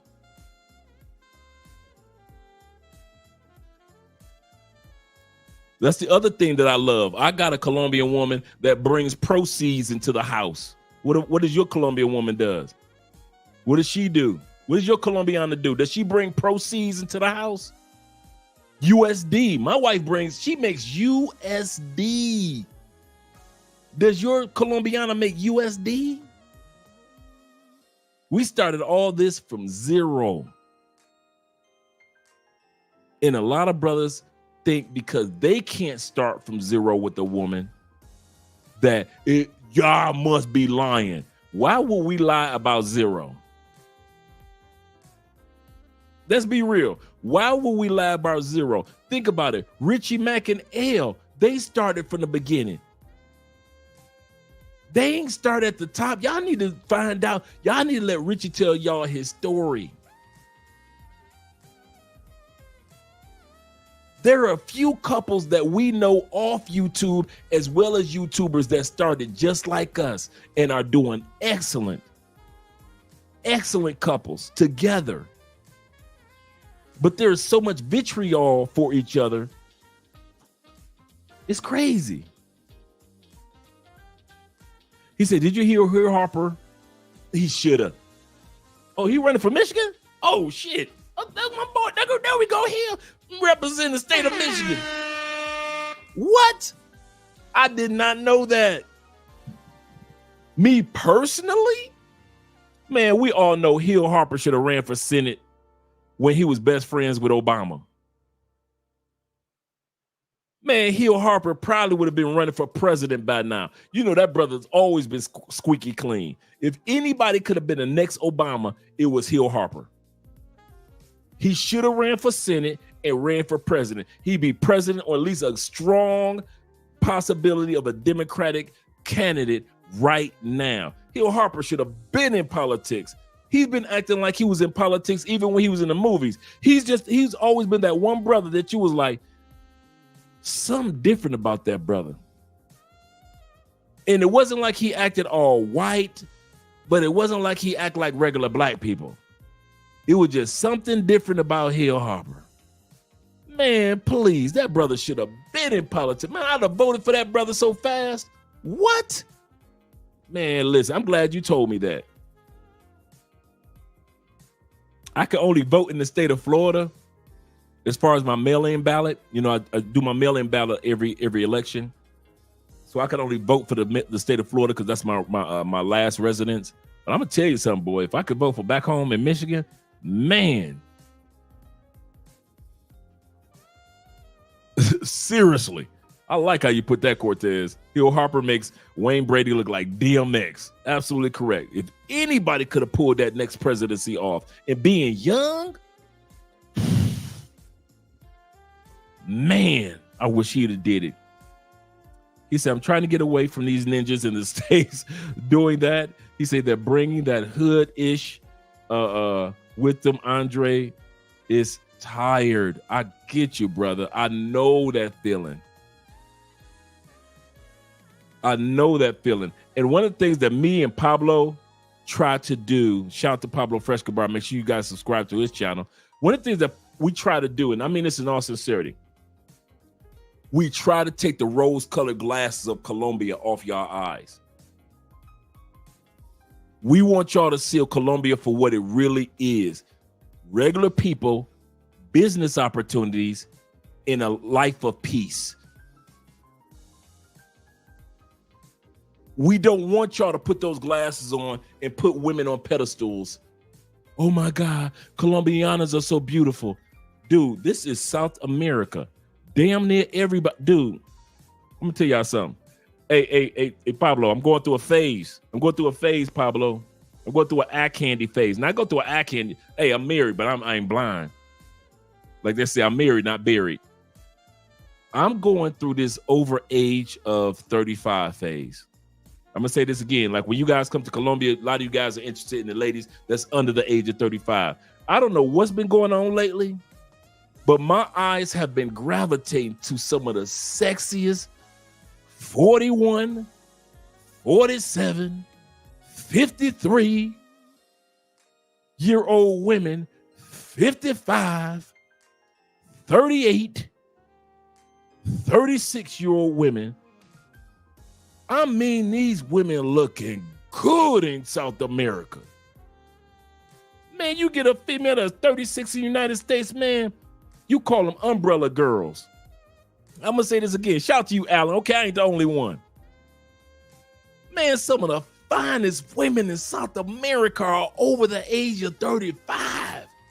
That means those are the ones that ain't drugging nobody. Those are the ones that got a good career. They got a car or a motorcycle. They own like one or maybe two pieces of property. They're responsible with their coochie. Everybody ain't running in and out of their coochie. Them women over 35 in South America, man, they fine. Man, I'm driving looking like this. I knew this woman had to be like my age. 57, built like she 27. I'm all like this. Now I'm seeing her face already telling me that she older. Her body is killing it. And she not the only one. Boy, Colombia got some fine vets. If you a young dude and you like older women, bruh, South America is the place to be.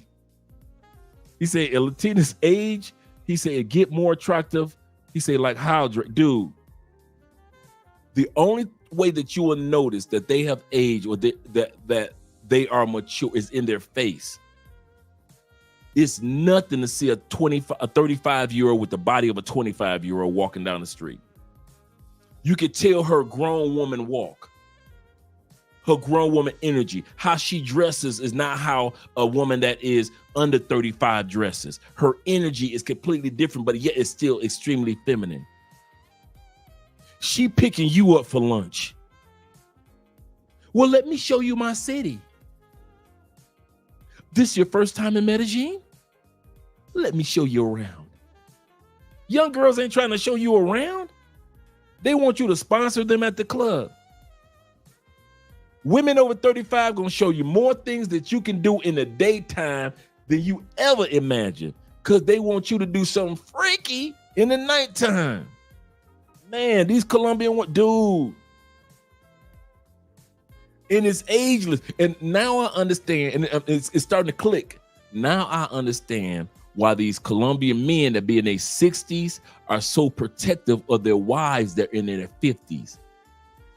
Because they know their 50-year-old wife is so fine that dudes that's 35 coming from the States or coming from Canada or coming from Australia or UK, coming from Mexico,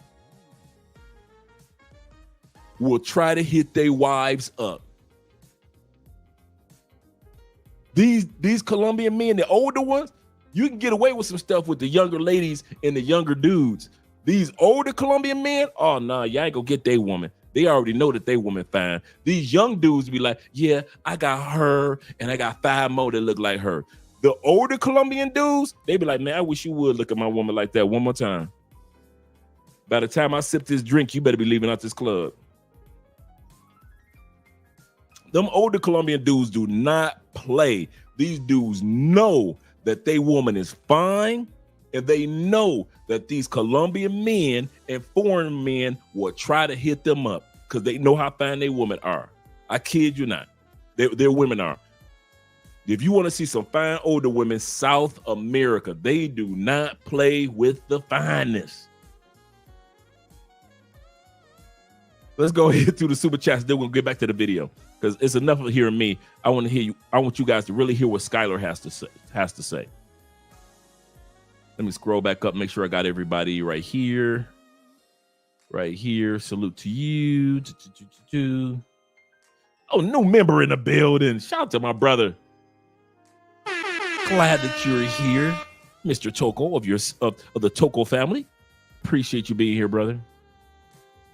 I really am. And I'm glad that you guys, all you guys, once again, we got 130 people in here. Make sure that if you sign up for the memberships, I'm doing a membership only video next week for the Petronio Alvarez Festival. For you guys that are interested in coming to the largest Black festival in all of South America.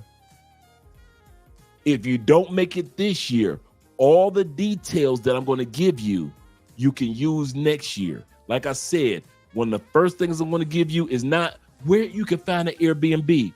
Damn that. I'm giving you at least 7 to 10 top Airbnbs where brothers have already stayed out north where everything is in walking distance. You can't miss nothing. You can walk out the door. There's the gym. There's a grocery store right there. There's a pharmacy right there. There's FedEx. Oh, and the mall is around the corner.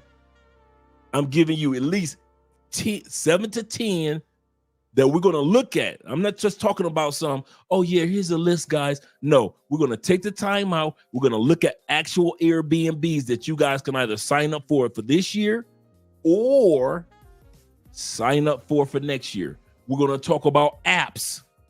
Now, it's not going to be a full-scale consultation, but it's going to be like a consultation. We're going to talk about the apps that you can use while you're in Colombia, such as the Rappi app that you can use to get cash. And if you guys ever wonder why Andre does not go to the Airbnb, does not go to the ATM anymore, why? I get my cash delivered at my front door. And you can use the Rappi app in Brazil. Oh, yes, you can. A lot of you guys don't even realize you ain't got to go to the ATM in Brazil. What? In Rio? What? Man, you pull that Rappi app up. I need, let me get 400,000 pesos, which is $100. Bam. 15 minutes later, bing, boom. Or in this case, in my apartment, I get a phone call from security. Rappi?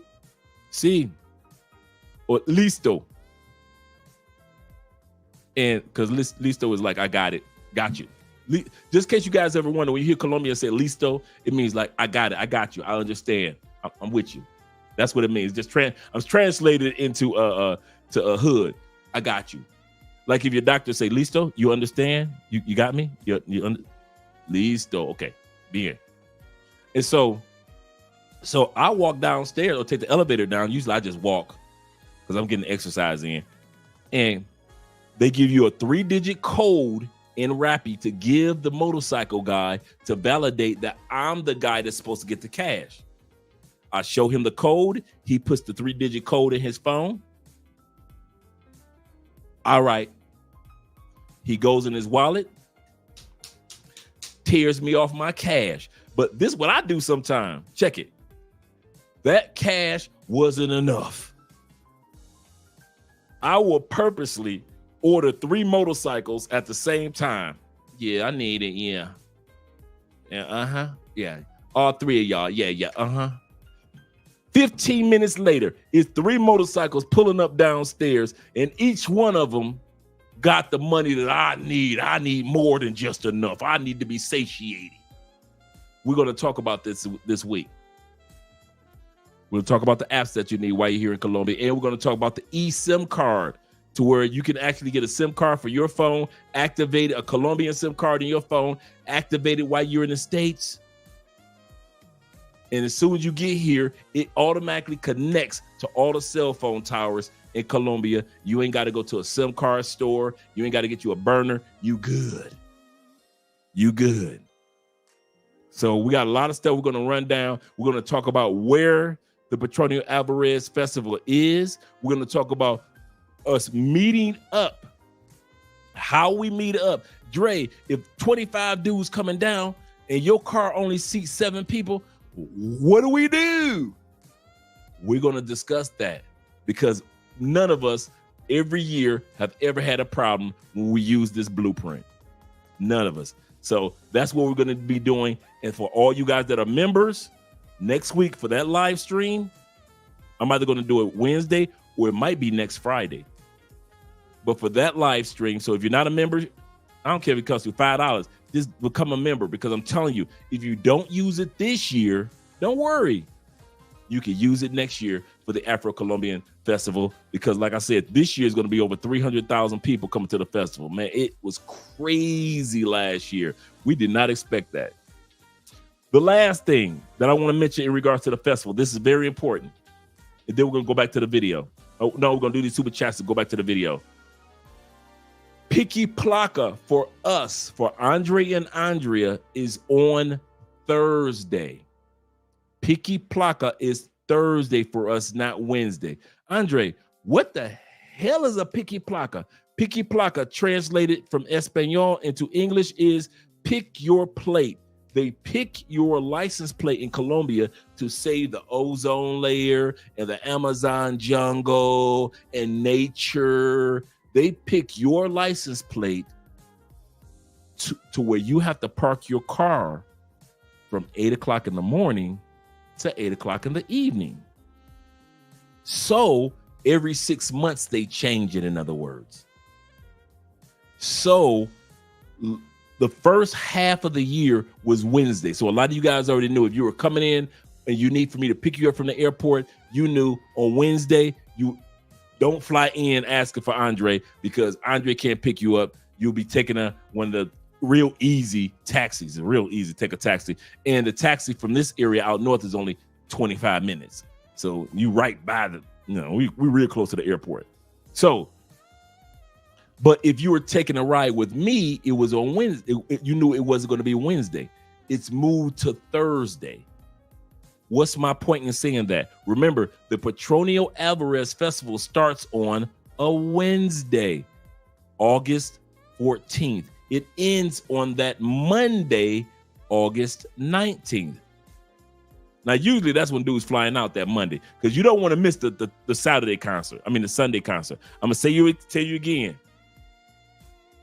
I know some of you dudes need to fly home on Sunday for work. But if you can squeeze a vacation day in and fly out on Monday, because you use Monday as a vacation day, do it August 19th. Because you do not want to miss that Sunday concert. I'm talking about 70,000 people. Free concert. Crazy. It is so much fun. You do not want to miss Sunday. Wednesday, cool, 5,000 people. Thursday, great, 7,000 to 10,000 people. Friday, all right, everybody off for the weekend, 15,000 to 20,000 people. You think, oh shit, it's crazy, all these beautiful sisters. Sunday,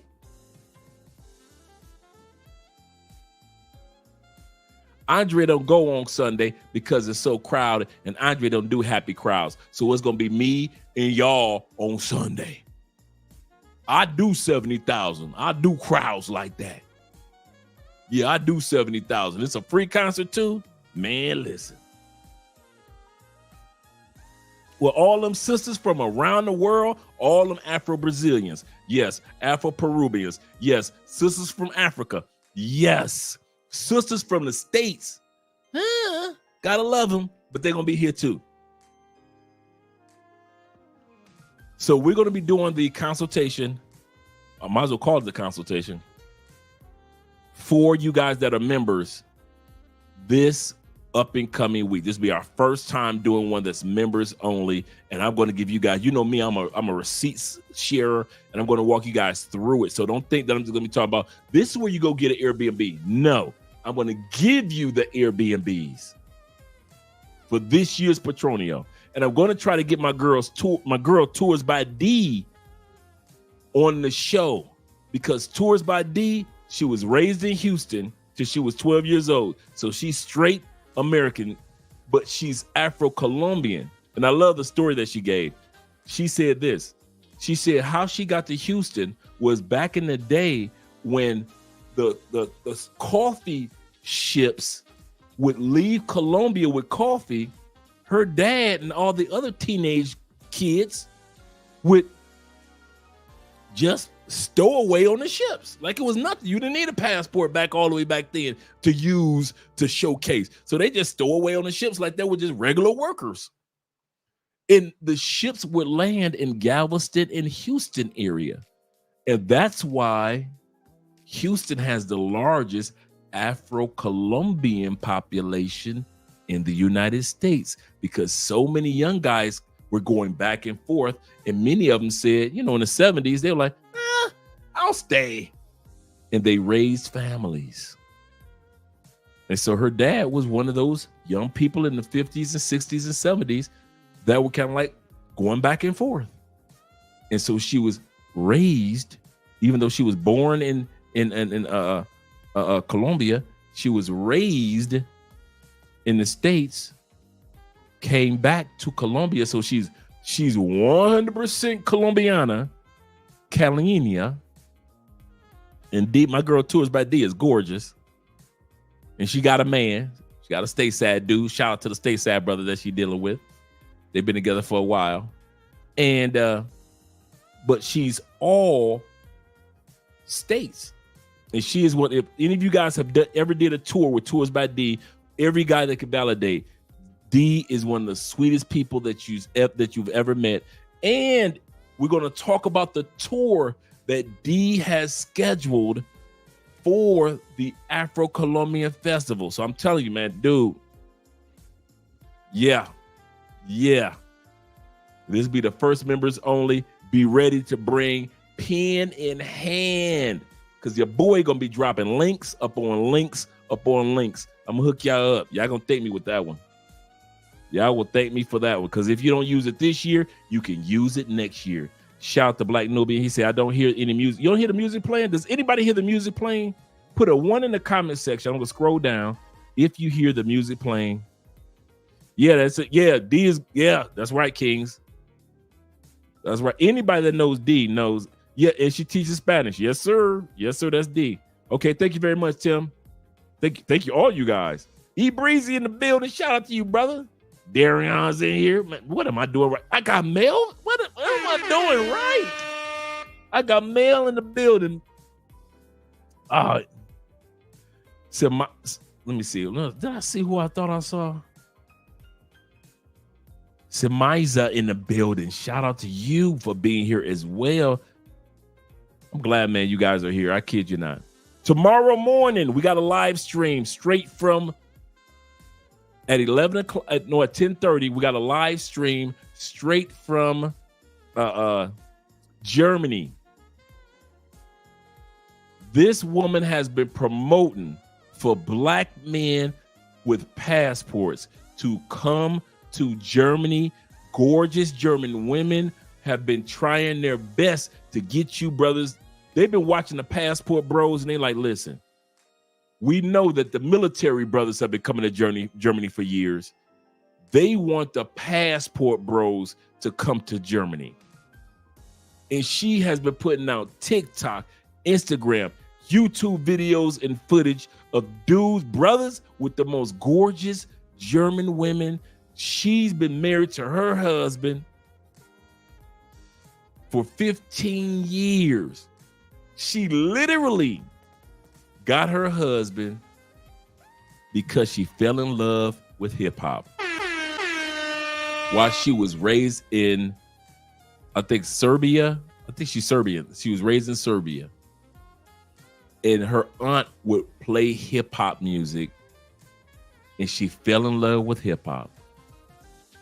And so she saved her money and did literally, she said, I'm going to get a hip hop husband.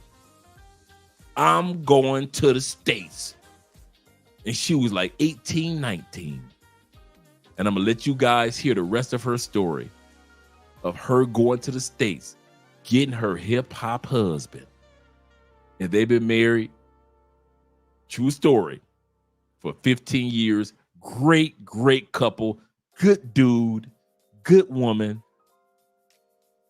And so we'll have Soraya Brooks here tomorrow morning at 11 o'clock. So let's get ready to continue on with the super chats. And then we're going to continue on with the live stream in regards to the videos. Shout out to man Theo. Changing lives, man. Shout out to Theo. There's certain guys that make you want to button up your blazer for. Shout out to your man Theo in the building. New member. There is no way Theo is a new member. There is no way. I already thought Theo was a member. Shout out to my man Rodney in the building. Of the Woods family. The second. Someone had to be. Rodney Woods the first. Pass on the lineage of greatness to Rodney the second. Shout out to you with the super sticker, kind sir, for being here. He said it's a party and yep.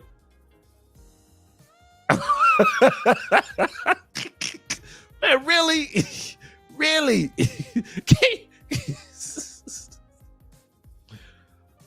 Oh.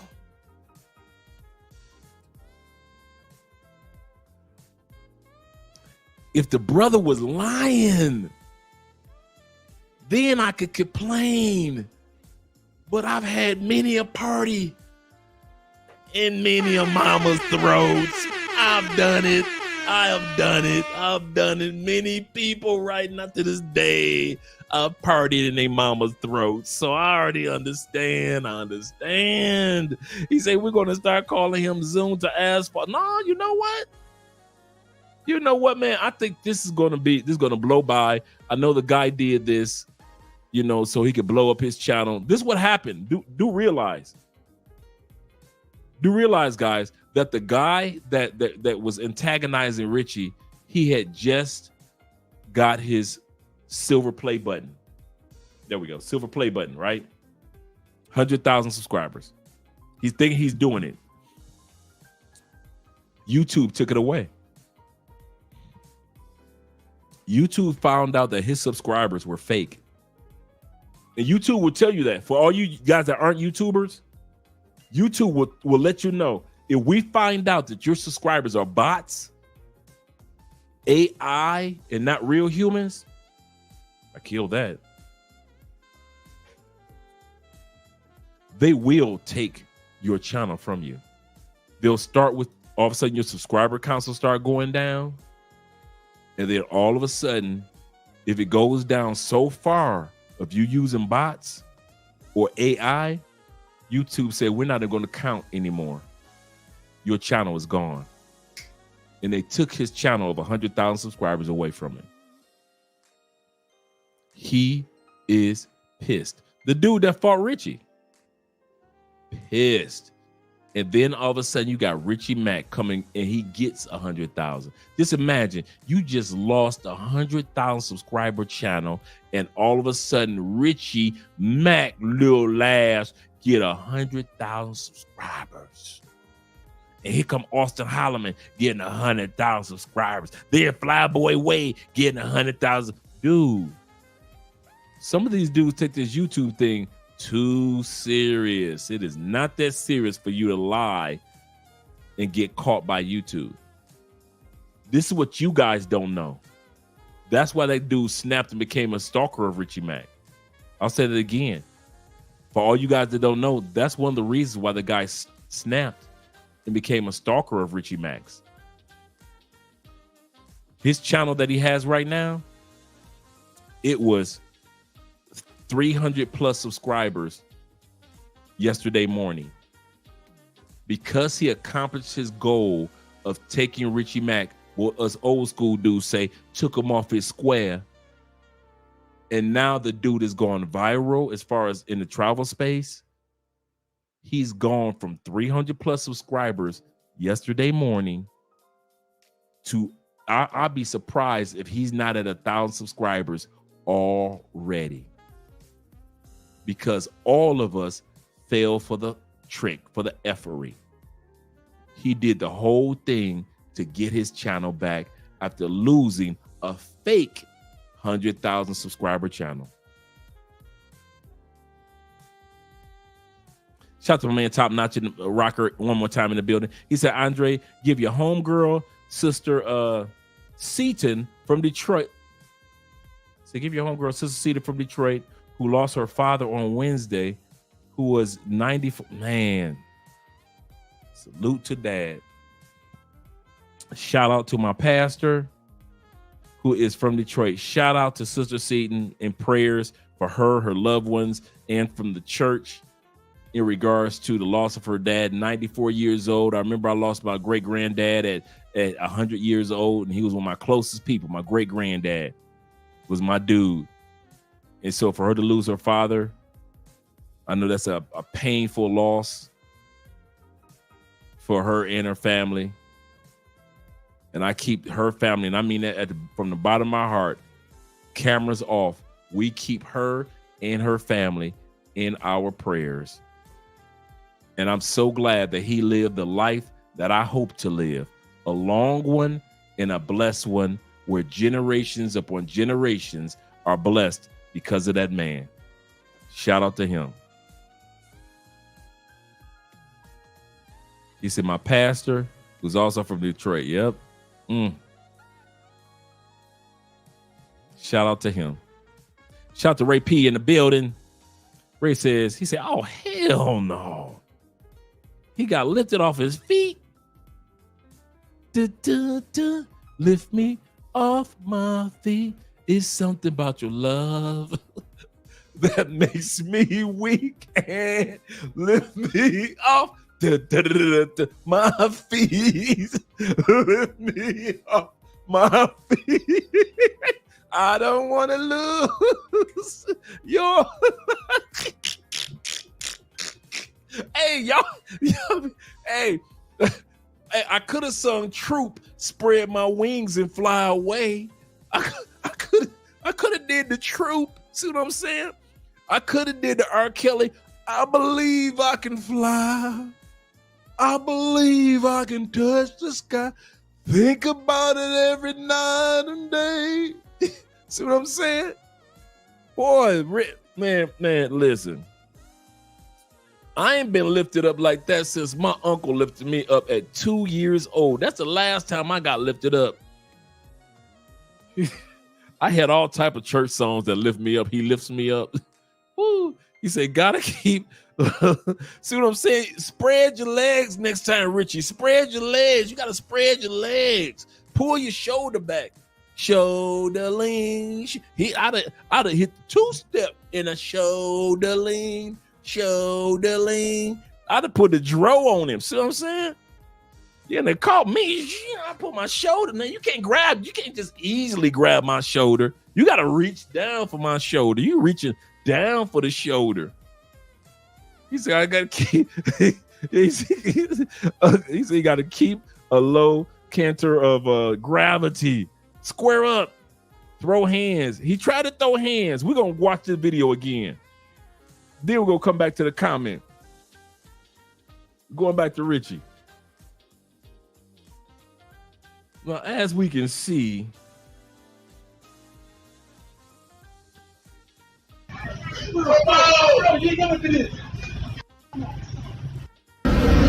my iPhone 13. Who has a little following as well. I don't need to. okay, they about to walk up on each other. My man got the cane, put his bags down. He already expected it. And he lift Richie up. Gave him a hug and a kiss on the cheek. Landed on the bike. I don't think Richie felt that. Because Richie held on to him because his adrenaline going.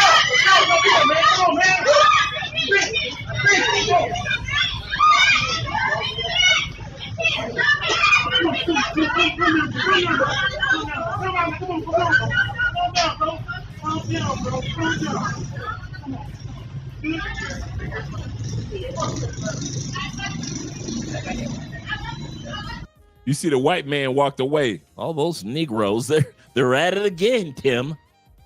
Tim, those Negroes at it again. You see the white dude just walked away. Shout out to the white dude that walked away. Didn't want to be a part of the confrontation. Didn't want to make people say it was started because of the white man. He said, you know what? Let me step away. He said, I got a Michigan State shirt on. Let me step away from with this green Michigan State, Oregon State colors on. Let me step away. I got the University of Miami t-shirt on. Let me shout out to University of Miami. Let me step away from these Negroes. He stepped away from that yet.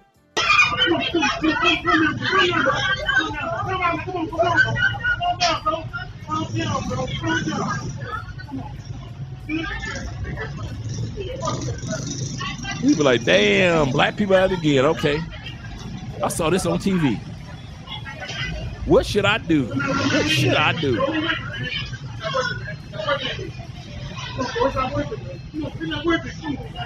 Asian girl chilling, she calm in the mother. White man got his hands in his pocket. Come on, Richie, you ain't got to do this. Let's be happy.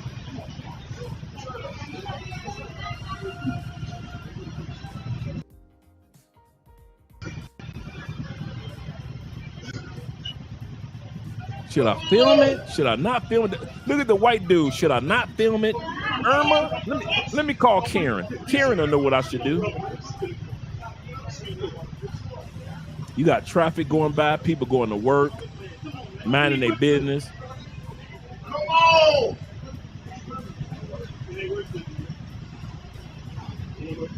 They tell them it ain't worth it.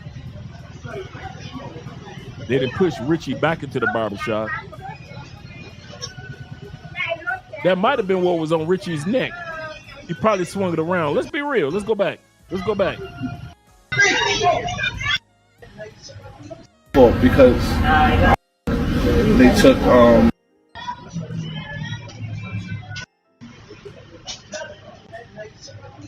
Okay, look at Richie. He got something on his neck. So Richie might have already been in the barbershop, and he just kind of like pulled back like that barbershop, like, you know, that covering that they put around your neck to make sure the hair don't get all of. That's probably what Richie had on his neck and pulled it back like it was a Batman cape. I got powers. My man was so calm when he dropped. Notice that he dropped his bag and his cane as a duet. He didn't drop them one at a time. He dropped them together. To put myself in a situation, but you have to move a little bit different. He's gonna drop his cane in his bag as a duet together. Bling. Richie, what was the kick about?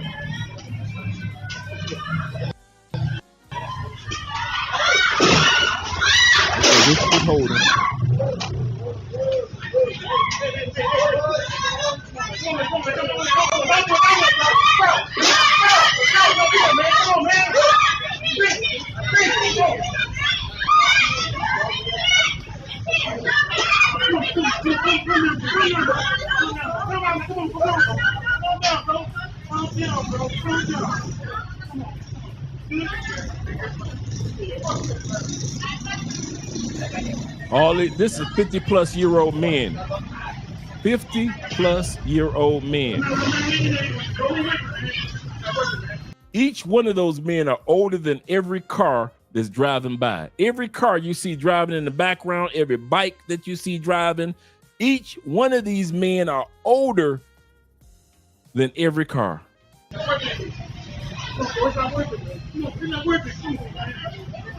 on, man. Come after this. Come on. Come after this, man. Come on, bro. Come on. Each one of those men are older than the neighborhood that they are fighting in. They older than the sidewalk. They older than cement. They older than that girl's outfit. They older than the girl. They older than the goddamn white dude with the green shirt on. They're older than the barbershop that Richie Mack just walked out of. They're older than the goddamn leaves on the trees. They're older than the damn neighborhood. They're older than the sun that's shining down. They're older than the moon at night. These dudes are over 50 years old. These dudes damn near older than Thailand itself. And they out there fighting like they 12. Every car, every bike is younger than them niggas.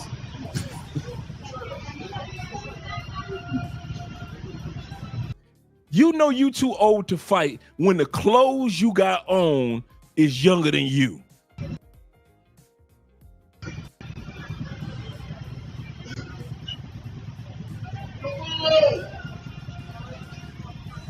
These dudes older than cell phones. Come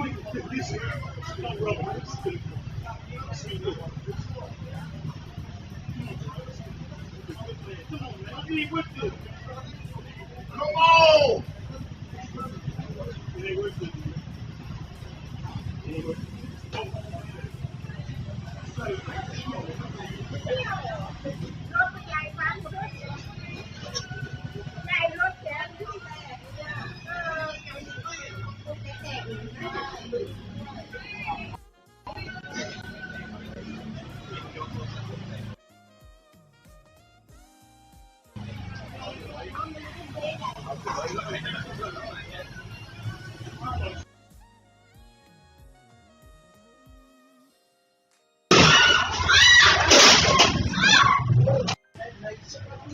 There we go, one more time. Cane in hand. What was the kick for, Richie? What was go kick? Let's go back to the kick. The infamous kick that nobody wants. The kick heard around the world. Everybody wants to talk about Richie with the dangling legs. Let's talk about the kick. What was Richie kicking at? A shin? A thigh? Dude, Richie, come on. Your legs ain't long enough to kick at nuts. You too short for that. You too short to kick at that man's nuts. Let it go, Richie. Let it go. Let it go. If you want to kick him in the ass from the back, your legs too short to kick him in the ass. You can't be having smurfling legs and kicking at somebody. I'll say it again. If your legs are short enough to be a part of the Smurfs, you ain't got no business kicking at nobody. Me, if I'm that short, I'm jumping in the air on somebody. I'm a fly. I'm coming like Mighty Mouse. He's sitting up there trying to be like, you remember Tom and Jerry's cousin Butch? Let me go get Jerry. Let me pull that up. Jerry's cousin, Tom and Jerry. Tom and Jerry cousin. There we go. There we go. Tom and Jerry's uncle.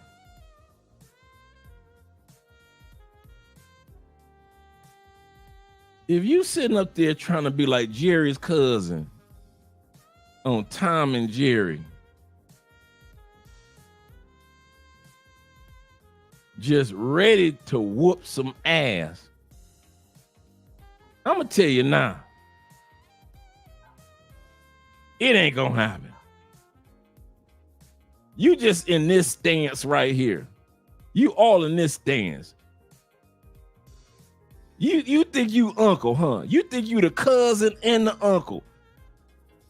You can't be, come on now. You think you about to just whoop on time, huh? You all about to whoop all on time. You just thinking that you about to whoop all up on time real quick, huh? This is what you look like. Man, let me take a sip of my drink. If Richie don't sit his dude, Richie trying to defend his honor with a guitar. Richie all like this. He don't want to have no conversation. This is what Richie looking like. He don't want to talk to nobody. He just like, listen, I'm telling you now. Froggy to win the courting. He did ride a ham bone. Froggy didn't want Courtney. He did ride a ham bone. Froggy didn't want Courtney. He did ride in the on the west side. Ham bone. Come on now. You just walking up on that man like this. Come on, you can't be walking up on that man like you Tom and Jerry. Like you the uncle on Tom and Jerry. Richie, what you doing? What are you doing? You can't be running up on people like that, Rich. Come on now. Rich all in this stance. Rich just walked up on this man like this. How you gonna walk up on a man that's 6+?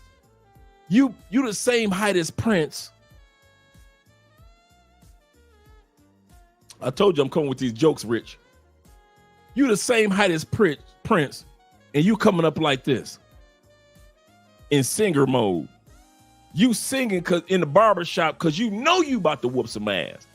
Froggy went to court and he did ride a ham bone. Froggy went to court and he did ride a ham bone. Froggy went to court and he did ride on the countryside. Ham bone. Come on, Rich. You can't be running up on mine like that. You can't be running up on people like that. He all like, this Rich right here. This Rich. In his mind, Richie thought that this was going to happen. In his mind, my family, Richie Mack of the Mackicus family, Julius Richicus Maccasus, Julius Richicus Maccasus, he thought this was going to happen. No, Richie. No. Man, y'all need to stop it now. Stop the madness now.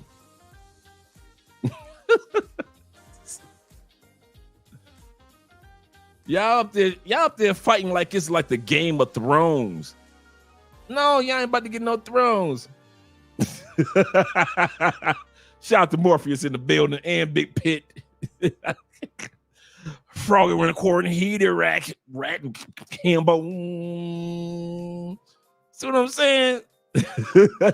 See what I'm saying? For real. What was he thinking? Shout to Charles, new member. Shout out to Charles. Yeah, I'm just saying. Hey, I'm just putting it out. Me and Big Pit just putting it out there, Will.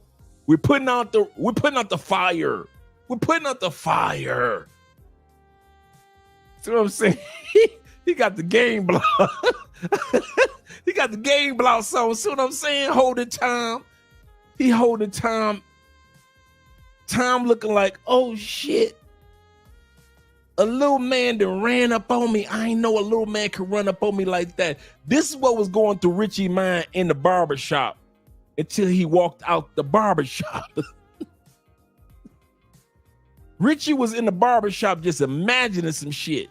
I wish he would walk up on me with a cane. Hat.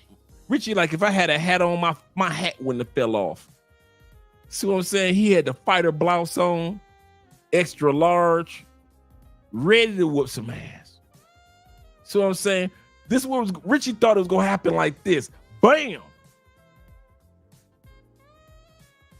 Bam! That's what Richie thought was gonna happen. I'm just saying. Froggy went to court and he did radical boom. He thought it was gonna happen like that, like Jerry's uncle. Froggy went to court and he did radical boom. Froggy went to court and he on the other. I'm gonna whoop his ass on the other side of him. Boom. No, man. Oh, Rich, stop it.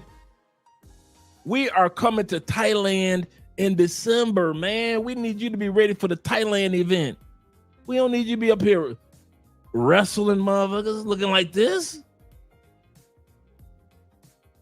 Rich to stretch his whiskers out, ready to whoop a motherfucker ass. He done put his, see what I'm saying? Rich done stretch his whiskers out.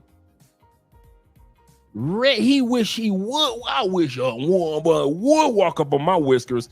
Rich looking like if I feel him on my whiskers, he too close. See what I'm saying? I don't know what Rich was thinking. Hey, listen. If I am 5'6" and the dude I'm about to fight is 6'3", 6'4", the only battle we about to do is break dance. We about to do a break dance battle. We about to do it like Cat Williams and Damon Wayans. We about to do a break dance battle. What? You ain't ready for this? I'd have ran up on him like break dance. I'd have put some shabba-doo moves off in there. See, if it was me, Andre, it'd have been I'm 5'7", 5'6".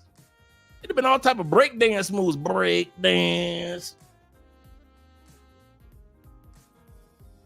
That's would have been me. Oh, he's 5'8", man. It still would have been like break dance. 5'8" feels like 5'6". I'd have been all them break dance moves. Break dance. You'd call me Turbo and Shabba-Doo. See what I'm saying? All type of break dance moves would have been going on. That's the only battle I would have been going. We about to do a dance battle, big boy. I've been doing all type of body rocks and break down like I was a New York City breaker from back in the day. That's what I've been doing. New York City breakers in the building. I'd have been breaking it down, man. I'd have been like I was in the shoot. I'd have been in the fraternity. I'd have ran up in them, hold, shoot. I've been doing all type of step dances. I've been like I was in a fraternity. But get that. We ain't about to go hurl in the air. I don't get hurled, okay? I'm 6'3". Ain't no way in hell you about to hurl me. Hey, I told Richie about when I teased Richie about when Cat Williams got beat down by the seventh. What was the kid? We was in the 7th grade, 9th grade. Remember Cat Williams got beat down by the kid when he was in the 7th grade? I said, Richie, I said, man, that look like that kid. I said, you look like that kid that got done by Cat Williams when he got beat down by the 7th grader. I say, dog, I said, your legs were dangling in the air like you was waiting for Christmas gifts. Like Santa picked you up to take you to bed. Now go to bed, young man. I said, that man put you over his shoulder, man, like he was responsible for you. Anytime a man pick you up like he responsible for you, I'm like, hell no, you ain't about to pick me up like you responsible for me. That's a hell no. He picked up Richie like Richie was not a stranger. Like Richie was his responsibility. He picked Richie up like he owed child support. Like if I don't take care of this young man, I will owe child support. Ain't no way in hell you about to pick me up like you owe child support. Hell no. It ain't about to happen. I'm gonna tell you that now. I'm gonna tell you that right now. It's not gonna happen. You ain't gonna grab me like I'm a nephew you about to give a quarter to. What's up, my little nephew? And And anytime you got a dude that pick you up with ease, the dude didn't even have to. Let's look at it again. If you notice, the dude didn't have to use his knees. Anytime a man can pick up another man and don't have to use his knees, you know, like when you in the gym and you got to squat down to pick up some heavy weight. This man didn't have to use his knees or thighs. This man's legs were straight up the whole damn time. Anytime this man walks you over to the bikes like it was a school trip, this man walked you so far, your parents need to fill out a piece of paperwork to verify that you were allowed to go on the school trip. That's how far this man walked you after he had a cane in his hand. I'm like, ain't no way in here. Dude, come on, JT. Come on. He said, I'm 6'2", 300 plus. I'm ready for the NFL and the combine. He said, you will have to be a heavyweight collegiate wrestler, not just a weightlifter. Oh, no. Not just a bodybuilder. Oh, no. Not just a football player. Oh, no. You have to be a collegiate wrestler to pick me up. Shit. Man, to pick me up, you just got to decide that you don't want to use me, Andre. You pick my big ass up if you want to. This is when you decide that you don't need a vertebrae anymore. I don't even need a vertebrae no more. I've lived the best life I'm going to live. I don't need you. Come on, bring your happy ass down to Colombia and try to pick up Andre. Shit, your vertebrae will snap so goddamn fast. You be like, I don't even need my vertebrae no more anyway. I just need kidneys and a tongue. That's how shit fucked up your shit to be. You try to lift my big ass up. You just need, and for the rest of your life, the only thing that's gonna work good for you is your kidneys and your tongue. I can taste, and shit, my kidneys work. That's it. Shit, you try to pick me up, your ass gonna be able to shit right for the rest of your life. For real, Gio, he walked up to another zip code. I was like, did this nigga did not walk him over like he was a snack? I said, did I miss something? Was Richie feeding him popcorn on the way over? I'm like, God damn, this nigga walked him from when you pay for your tickets to the movie theater to the goddamn movie theater seats. That's how far this nigga walked my ball. This is my goddamn dog. Y'all can't be doing Richie like this. I'm supposed to come with the hilarity. Like I said, JT, this man got hoisted. How do you get hoisted and hurled? How do you get hoisted and hurled? It's one thing to hoist. It's hard enough to hoist a man in your 50s. That is a daunting task as enough. To hurl me? You hurled me? Nigga. You ain't even had me in the air. You ain't like you tripped and dropped me. It's not like you fell back and I landed. Nigga, you hurled me in the name of Thor? You heard me like 10,000 motherfucking Thors. Oh, no, the hell you didn't. Oh, no, the hell you didn't hurl me. Hoist and hurled? I'm going to tell my mama, right, mother? Now. Man, listen. That's like that 14-year-old kid that's taller than Shaq. When Shaq was thinking, ain't nobody going to be strong and taller than me. And there's look it up. Shaq gave this kid $1 million. This kid towers over Shaq. And I don't mean just a couple inches. This kid shade. He gives Shaq shade. Shaq, Mr. 4-time NBA champ. This kid is tall enough to get Shaq shade when he was 14. I think he's about 15, 16 now. And I'm talking about this is a big boy. You know, this ain't one of them tall, skinny kids. This is a big boy built like Shaq. Shaq say, shit. I said I give $1 million to the next person that could dunk on me. Yeah, let me go ahead and get this kid $1 million.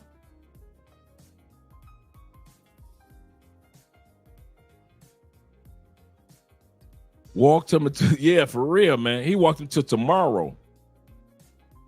Richie pushed his stepdad just a little too far. Eyes that baby's pappies. Eyes that baby's pappy. Who's this baby's pappy? Eyes that baby's pappy. Eyes that baby's pappy.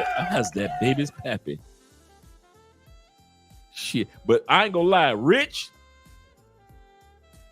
gave all short dudes, all you short dudes under 6 feet, Richie proved one thing. Go on, keep fucking with us if you want to. I'm gonna say that again.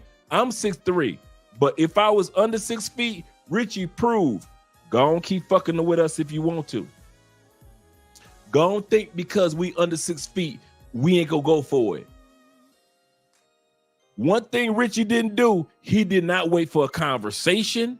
He didn't sit back and did a kumbaya. Wasn't no prayer meeting. Wasn't no fasting. None of that shit. Richie was like, oh, talk that shit now. While you talking, asses must be whipped. That's one thing I can say about what Richie did. He walked up on that motherfucker. Rich walked up on him like he was 8'9". Tried to kick that man in the nuts, knowing his goddamn little legs couldn't go that high. But you couldn't tell Richie that. But one thing that Richie realized, oh, this motherfucker to lift me in the air to his height. That's all I needed. And Richie grabbed that throat. And once we look back at the video, watch how Richie don't let him go. And that's who the crowd is telling is not worth it. The crowd is not saying, Tom, come on, Tom, stop it, brother. It ain't worth it. Tom, they telling Richie, let him go, Richie. Richie, let him go. It ain't worth it, brother. You can lose everything. Richie, let him. Man, Richie was about to choke the shit out that man. What's my point? Just because us brothers are tall, don't let these women get y'all. Hey, all you tall brothers, don't let these women get your ass whooped. Don't let these women get your ass whooped because you're tall. I want a man that's 6 feet. Don't let these women get our asses whooped because we tall. I'm going to say it again. Don't let these women who want a 6-footer because they think 6-foot men going to be protective and shit. Don't let them get our asses whooped. All you 6'7" dudes, don't let these women out here convince us because we 6'7" that we can't get our ass whooped and get choked the fuck out by a short dude. Don't let these women fool with us. Richie Mack has proven thus far you can get the shit choked out of you trying to think that your height gonna save your life. This motherfucker's in the grave right now. That's my height. That got choked out by a short motherfucker. I'm gonna say that again. This dude's right motherfucker now in somebody's grave that got choked the fuck out by a dude that was less than 6 feet. Don't let these women fool us tall dudes into defending their motherfucking honor. Fuck what they talking about. I mean that from the bottom of my heart. Man, please. What the hell I would waste my 6'3" ass trying to rescue some shit. Well, I'm married, so I'm different. But you dudes trying to rescue some woman, some damsel in distress. Save me, tall man. Save me. Bitch, did you not see Richie Mack video? If I try to save you, he might choke the fuck out of me. Ain't no way in the hell I'm about to get choked for dear life. That's right, Roosevelt. For dear life because I'm tall. Man, short men be already knowing. Okay. All right. All I need is one. Short men already know when it comes to us tall dudes, all they need is one chance.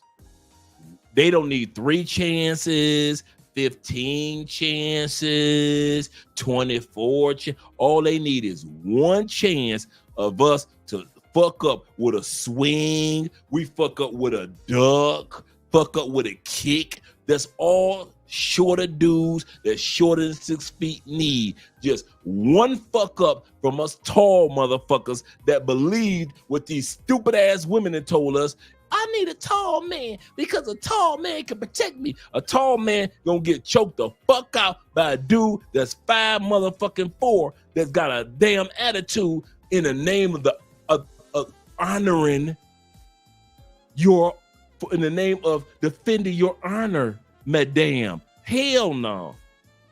Hell no. I don't trust height. I don't trust my height, Richie height, Andrea's mama height.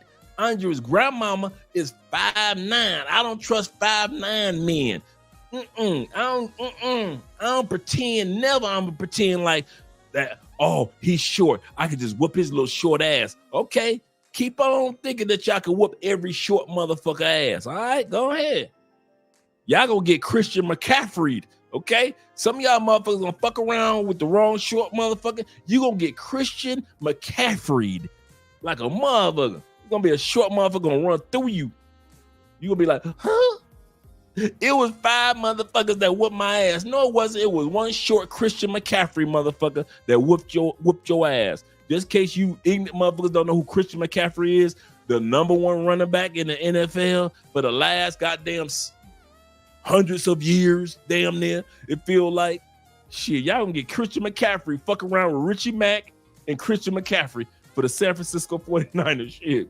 Keep on thinking that, letting these bitches convince y'all height. Okay, go ahead. All you tall motherfuckers, y'all know y'all ain't built for battle. The taller you are, the more. I remember one time. Hey, I would take true story. I was cracking jokes, and it was a tall dude in love with a short sister. And this sister had such a mouth. Did nobody like her at work? She just was a fucking mouthy. She was a mighty mouse. She was mighty mouth. Everybody hated her ass. And the secret came out that he was fucking her. And you know your boy Andre. That's why I say, if y'all think I just got this mouth on camera, y'all don't know me. When I found out that he was fucking mighty mouth, because she was pretty, but she was like 5'1", 5 foot. And he was 6'7". Nigga, I brought the jokes. That nigga got mad. I say, nigga. I say, I'm gonna tell you something right motherfucking now. I mean, he was hot, man. I'm gonna beat your ass, Andre. I say, nigga. I looked him right in his face. I said, your fair fight days ended when you was 13 and you was 6'1". That was the last time a motherfucker was with you a fair fight. I said, you 6'7". Either you gonna get a bullet, a chair, a motherfucking glass upside your motherfucking head, or your motherfucking ribs. I said, ain't nobody gonna fight your big ass fair. I said, who the fuck is stupid enough to square up against a 6'5" motherfucker? No, we throwing chairs. And I said, you know the cartoons, they throw anvils at your ass. I said, it's for you tall motherfuckers. We throw anvil at you tall 6'5", 6'7" motherfuckers. And then we're gonna fight fair to you motherfuckers. When the last time you had a fair fight? When your big ass was 13 and you was 6'1", and your mama said, you better whoop his ass or I'm gonna whoop your ass. That was the last time you had a fair motherfucking fight. I said, so I recommend your tall ass take these jokes that I'm putting on your ass because you wanna fuck Mighty Mouth. Sit your ass down and laugh with the rest of us. That's literally what I told the last tall motherfucker that was taller than my ass. True story. We was at work. 2 o'clock in the morning. I was working third shift. I said, man, if your ass don't sit the fuck down, nobody fight. When the last time you saw a 6'7" motherfucker fight? I'll wait. Ever. I said, when the last time you saw a 6 dead motherfucker, a 6'7" dead motherfucker? You know why? Because don't nobody give y'all a fair fight. Motherfuckers that put hot balls in your ass and go home and eat some lunch. I said, ain't nobody ready to fight you tall motherfuckers. Ain't it the fact that we ain't scared? You just a waste of motherfucking time when they could just sit back and put a bullet in your ass, blah, blah, you tall motherfucker, and go on about our business. I said, so what I recommend with your tall ass, you sit your ass down with the rest of us, make this money on third shift like the rest of us, and take these jokes like the rest of us. I say, because when I was telling jokes about other people, your happy ass ain't had shit to say. You laughing and giggling and shit when I was telling jokes for months about other people. Now I'm talking about your little bitch with the big mouth, mighty mouth. Now you mad. That's my woman, dog.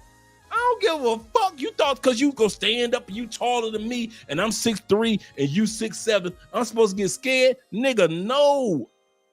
You need to backtrack. Tall dudes, shouting out to all of us tall motherfuckers. Backtrack when the last time a short person gave you a fair fight. I'll wait. When was the last time a motherfucker that was 5'8" gave you a fair fight once you hit 6 feet?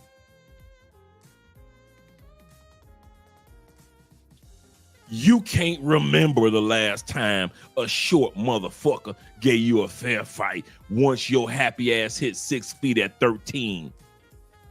Wasn't nobody about to waste their time fighting our tall asses, but y'all sitting up here in the last 15 years, let bitches convince y'all because you tall, ain't nobody gonna choke you the fuck out. Richie Mack just showed you, even at 50, I will choke you the fuck out. You can lift me in the air and my legs might be dangling, but if I'm going down, your ass ain't gonna breathe no more.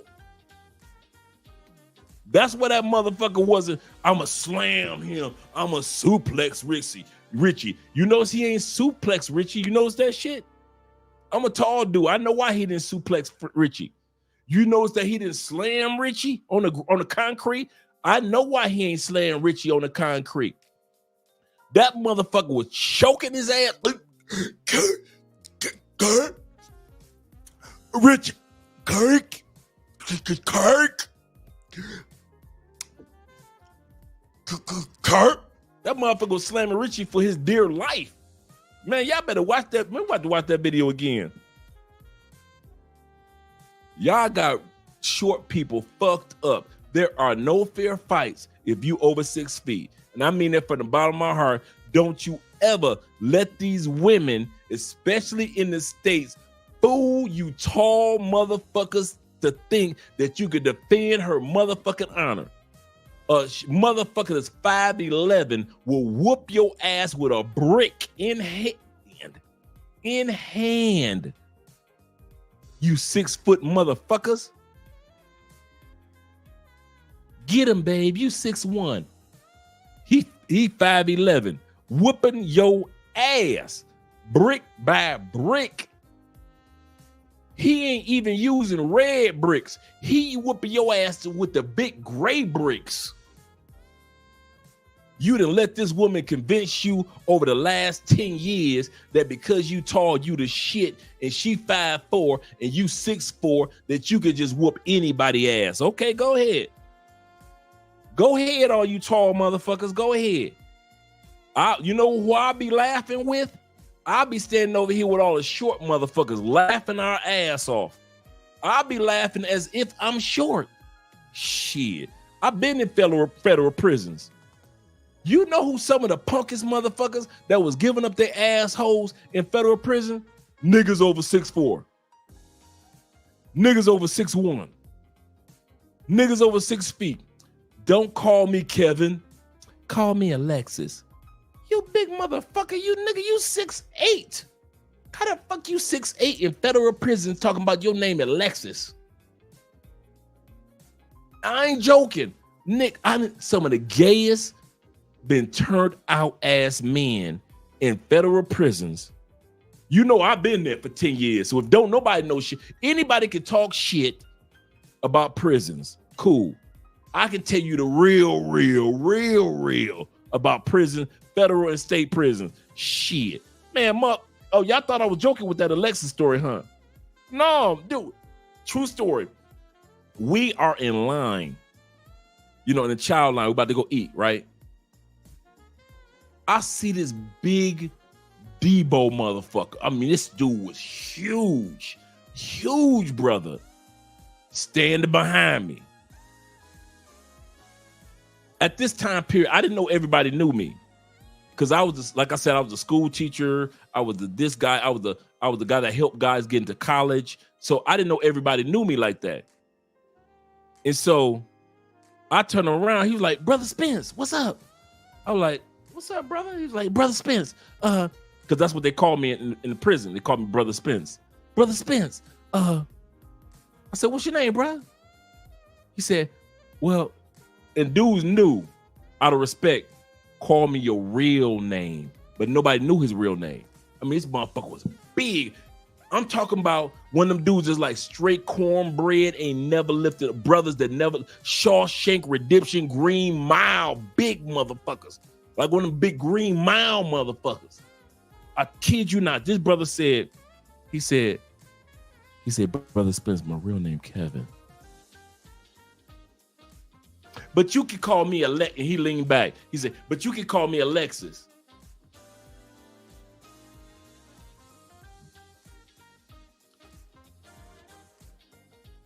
True story.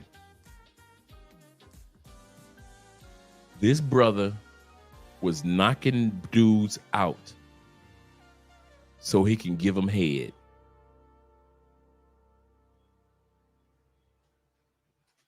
You heard me.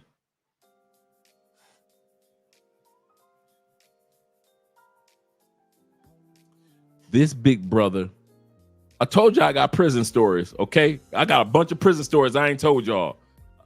I'm waiting for Kings and Dreams to invite me on the live. Just straight Andre choose prison stories. This dude was knocking dudes out. He'll get a new roommate, boom, knock him out, just so he can give him head. Why the dude is unconscious?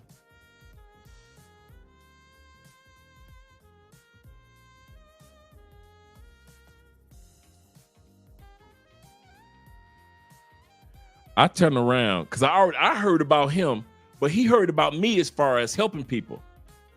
So he knew me as like, oh, that's Brother Spence right there. You know, don't fuck with Brother Spence. This is the funny part. I'm gonna tell you guys something for real. I didn't know this until year 8 of my 10 years.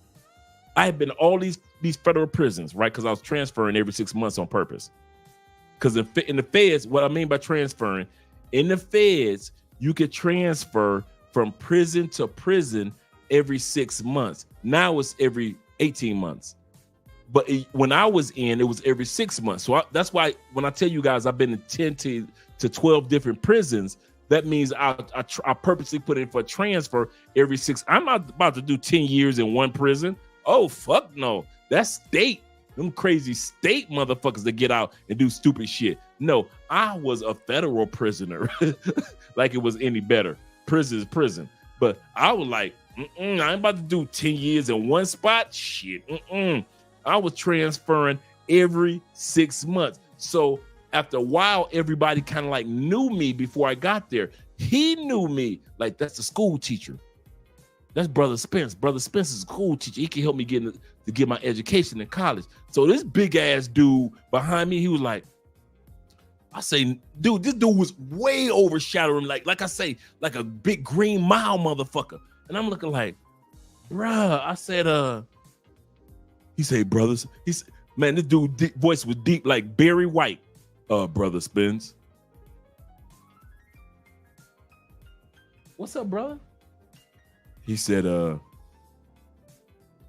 said, what's your name, brother? You know, because I was cool with everybody. I was one of them dudes that I ain't had no beef because I wasn't doing drugs. I wasn't gambling, so I had no debt. I stayed like you dudes, like we're going to talk about. I learned in federal prison. Y'all see why I don't stay in no shit? Here we go. Y'all ready? The reason why I don't be in no shit for the last 6.5 years I've lived in Colombia, and you don't see Andre in no Richie Mack type of shit, because I learned that in federal prison. Keep your ass. One example, Exhibit A.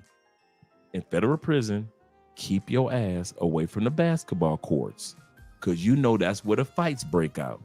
So a lot of dudes go out there, play basketball. Bam, dudes lose the basketball game. What happened? They get in the fights. Where is Brother Spence? Nigga, I'm in the law library. I'm trying to get out of prison. I'm trying to find a way to get out this motherfucker. I'm in the law library. Like, all right.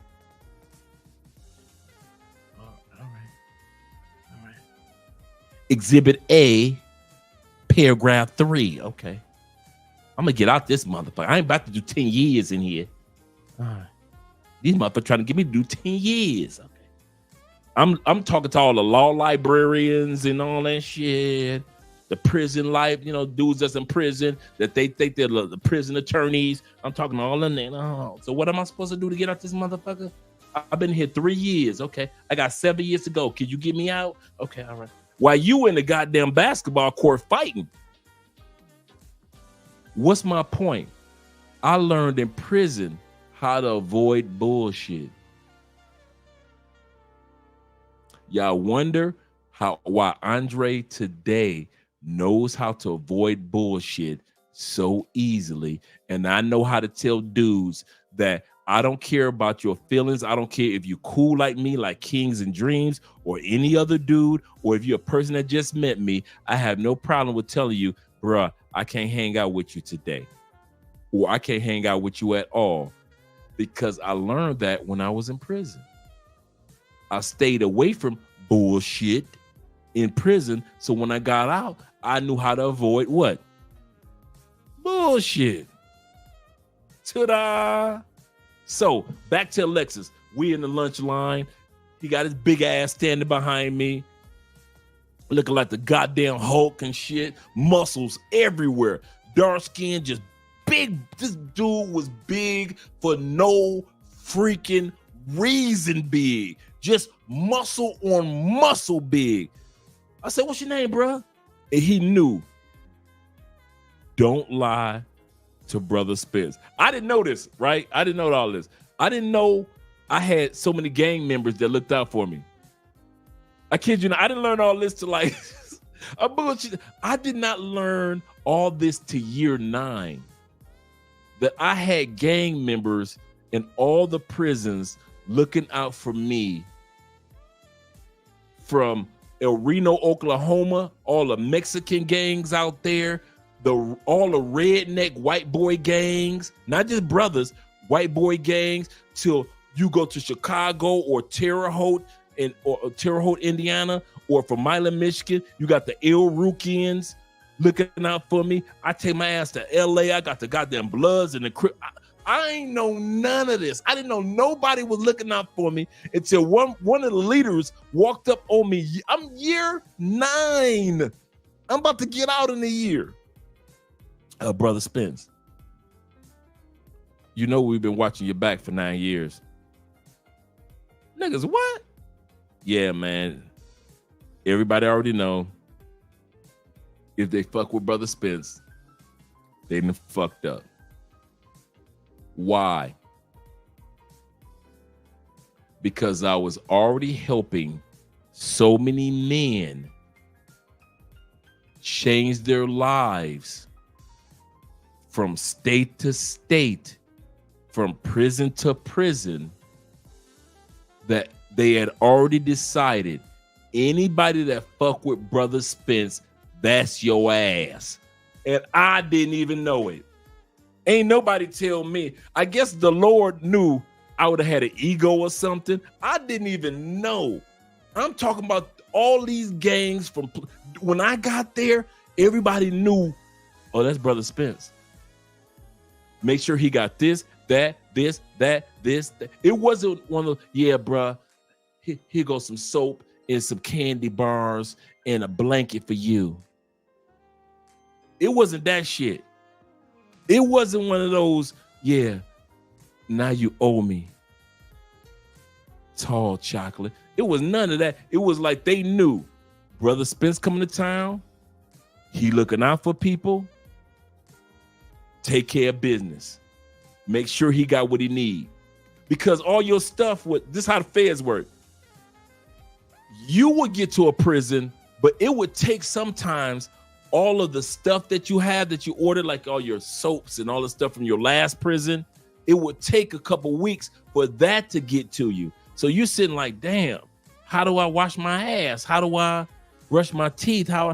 dudes, as soon as I get to, because so many dudes knew me, it was like,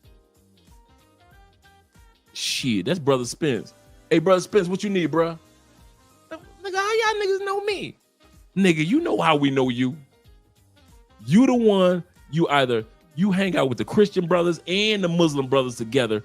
You help people with their education, Brother Spence. And you know who, I'm gonna tell y'all something for real, in all sincerity. You know who was the number one people that made me famous in federal prisons? All these thug, killer, murder motherfuckers, mamas. I'll say it again. Their mamas. Dudes would tell their mothers about what I was doing for men in prison. I would talk to so many mothers that by the time I got to a new prison, the other mothers had already talked to their sons. I heard brothers, I didn't even know this shit. I heard Brother Spence is coming to your prison. Boy, you better get your damn education while he in your prison. Don't you bring your ass out of here and graduated high school yet. Don't you bring your ass out of here and you ain't enrolled. This is when college was free. Ain't enrolled in college. So mamas had told other mamas that I'm coming. I ain't even know mamas knew. Man, I had talked to so many mamas on the phone. Dudes would be on the phone and shit. Hey, Brother Spence, come here for a minute. Nigga, come here for a minute. My mama on the phone, dog. She want to talk to you. All right. I'm talking about gang leader motherfuckers. Yes, ma'am. I just want to say thank you for looking out for my baby. Cause my baby, he's a good man. I see you done got him his education. He told me he about to enroll in college. I said, yes, ma'am, I'm about to help him get. He's one of my best students. He's about to enroll in college in the next 3 months. I know you coming to the graduation ceremony because they would let us have a graduation ceremony with the robes or the same ceremony you dudes have with the robe. Damn, I wish I had all of my pictures with the robes and everything. Families would come to this whole graduation ceremony, the whole thing. And mamas would know me. That's how mamas knew me. So y'all probably wonder, like, how the hell mamas know you? From the graduation ceremony at this school. And they were like, Mama, I want to introduce you to Brother Spence. Like, okay. This the brother that helped me graduate. He tutored me. He was my GED teacher. And then he made sure that I got into college and helped me graduate college, Mama. You helped my baby? Yes, ma'am. I helped him. I made sure that he got through everything. And I was meeting so many mothers and so many girlfriends, so many wives. So you guys wonder, I'm going to tell y'all guys something for real. Kings, I tried to hold a lot of this. Y'all wonder why I'm a man's man when it comes to you guys that are passport bros, and I don't give a fuck about Andre, and I care more about you. I'm going to say this again.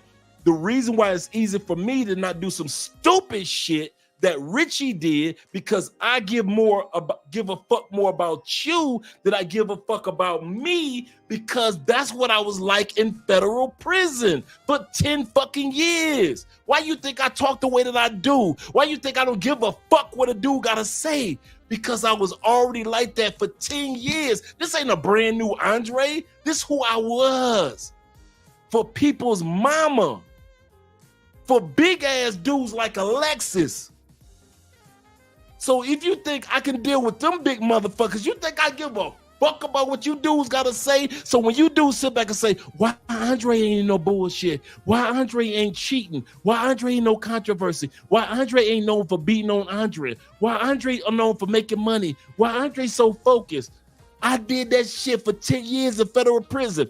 All the shit that I do on YouTube is the same shit that I was doing in prison. I focused on men succeeding. Don't nobody give a fuck about men. Black, white, gray, brown. Don't nobody give a fuck about us. But us. That's been my job. I got that job and that calling in prison. And so when I got out of prison, that's all I know. That's all I know. Make men successful. That's all I know. So y'all be wondering, like, why the fuck is Andre so different? No. Why is it so easy for him to be who he is? Why he don't be on YouTube arguing with niggas? Nigga, because I learned in prison, arguing with niggas don't mean shit.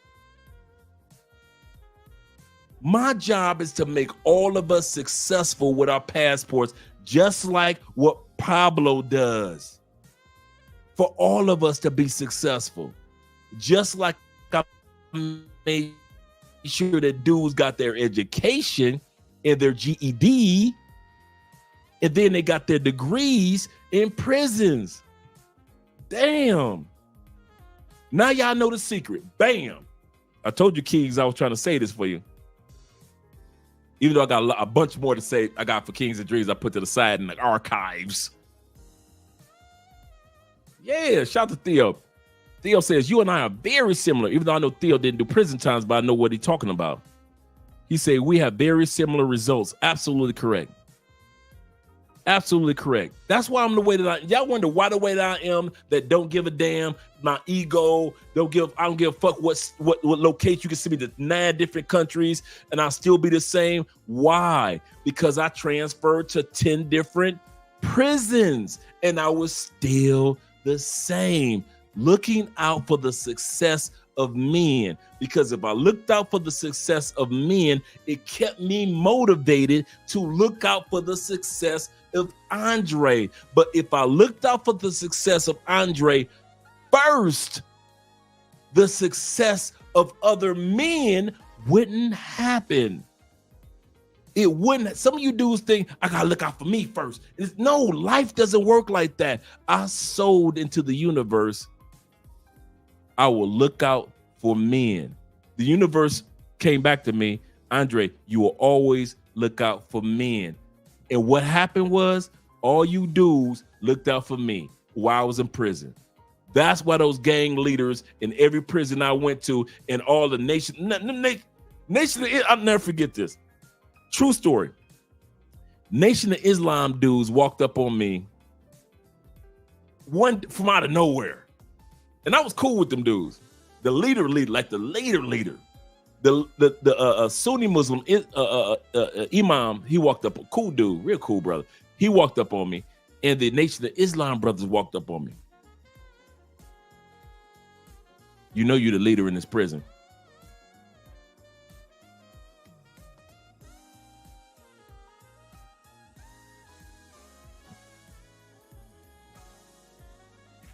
Brother so-and-so, could you say that again? Because I didn't get it. He said, Brother Spence, you know you're the leader in this prison. And we need you to always be an example.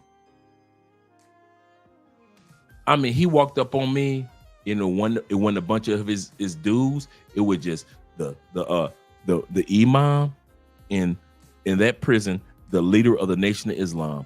And he said, you the leader. I said, how am I the leader? He said, because you're the only one that's setting a spiritual journey example. You're showing guys that their spirit person can change their lives. He's saying everybody watches you, Andre, whether you realize it or not. And you know what they told me?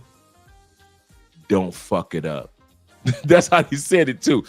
It wasn't, the Nation of Islam brothers was like straight up, he was like, and don't fuck it up. And they knew how much I had respect I had from them dudes because they taught me how to eat properly. If you guys ever wonder why I've been a pescatarian for 35 years, where I haven't eaten any pork, poultry, or beef in 35 years, is because my Sunni Muslim and Nation of Islam brothers taught me how to eat holistically. That's why I eat so many vegetables and healthy fruits before I left the States. And that's why it's so easy for me to eat healthy while I'm out of the States. All this shit happened in prison. So if y'all ever wonder why is Andre the way that he is and he don't give a fuck about what a dude gotta say, my point in telling y'all my story is because I would have never ended up in that situation like Richie Mack. Why? Because Andre ain't that important. I'll say it again. Y'all wasn't expecting that.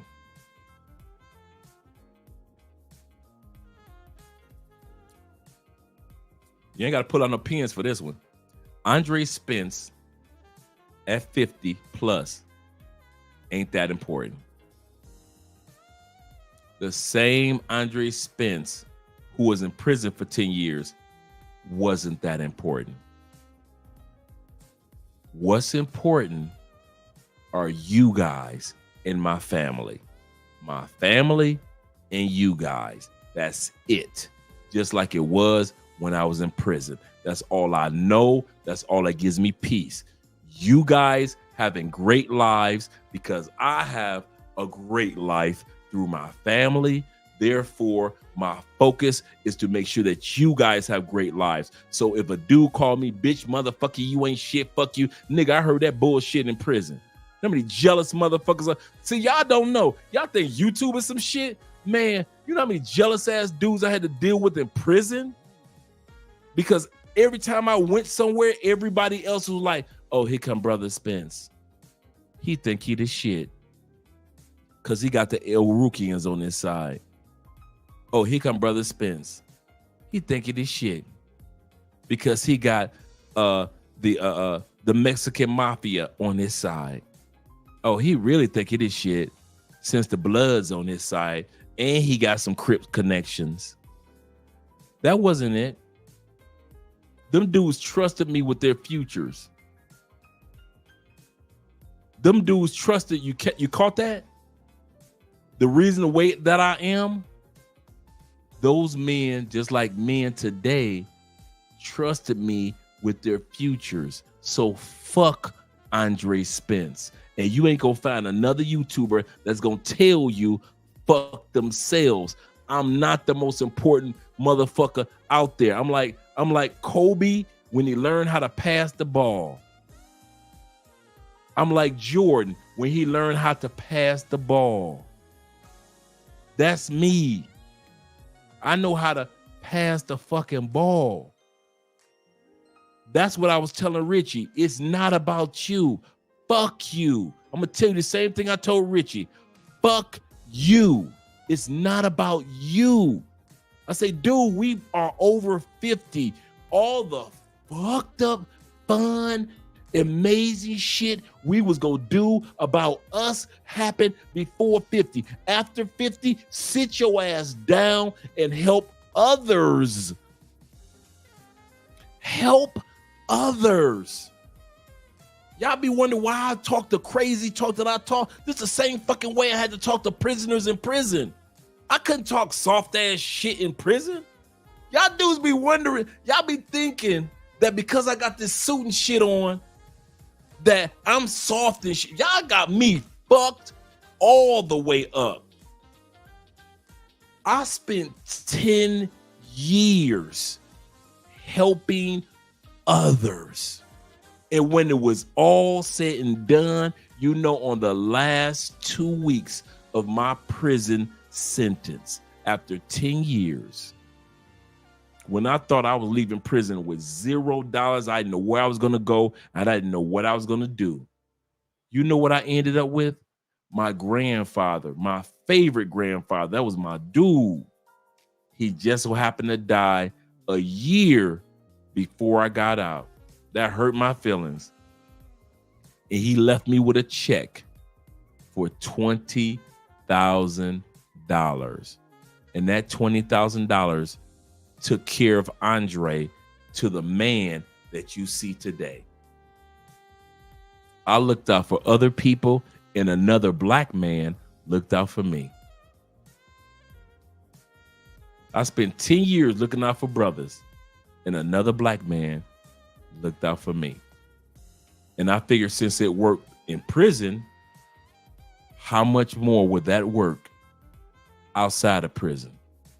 So that's why I'm like, that's why y'all wonder why I'm the way that I am on YouTube. Because I figure if I look out for men, not just black men, if I look out for men on YouTube, men will look out for me. Bullshit you not. True story. He said, you look great for 57. Well, thank you, my friend. Well, thank you, Danny. I appreciate that. I would appreciate. Shout out to my man, International Quiet Storm, in the building, ladies and gentlemen. In the building. Shout out to you. My man Ray said, hell no. He said he got lifted off his feet. We already read that one. Kings and Dreams. I still got a lot of stories for you, Kings. A lot of good stories. So don't let these stories be the only one. Think these are the only ones. Shit, believe you me, I got a lot of stories. Kings and Dreams said, yo, zoom back to business and leave the BS alone. Yes, Richie gonna be all right. Richie's gonna be all right. He's gonna be fine. No problem at all. And don't forget, tomorrow morning, guys, we got a live stream at, okay, it's a good time right here. We got a live stream at 10:30 tomorrow morning, 11:30 your time, you guys' time. And it's gonna be our girl, Soraya Brooks. She is a advocate for black men getting your passports. Sorry, white brothers, but she only like the brothers. Sorry.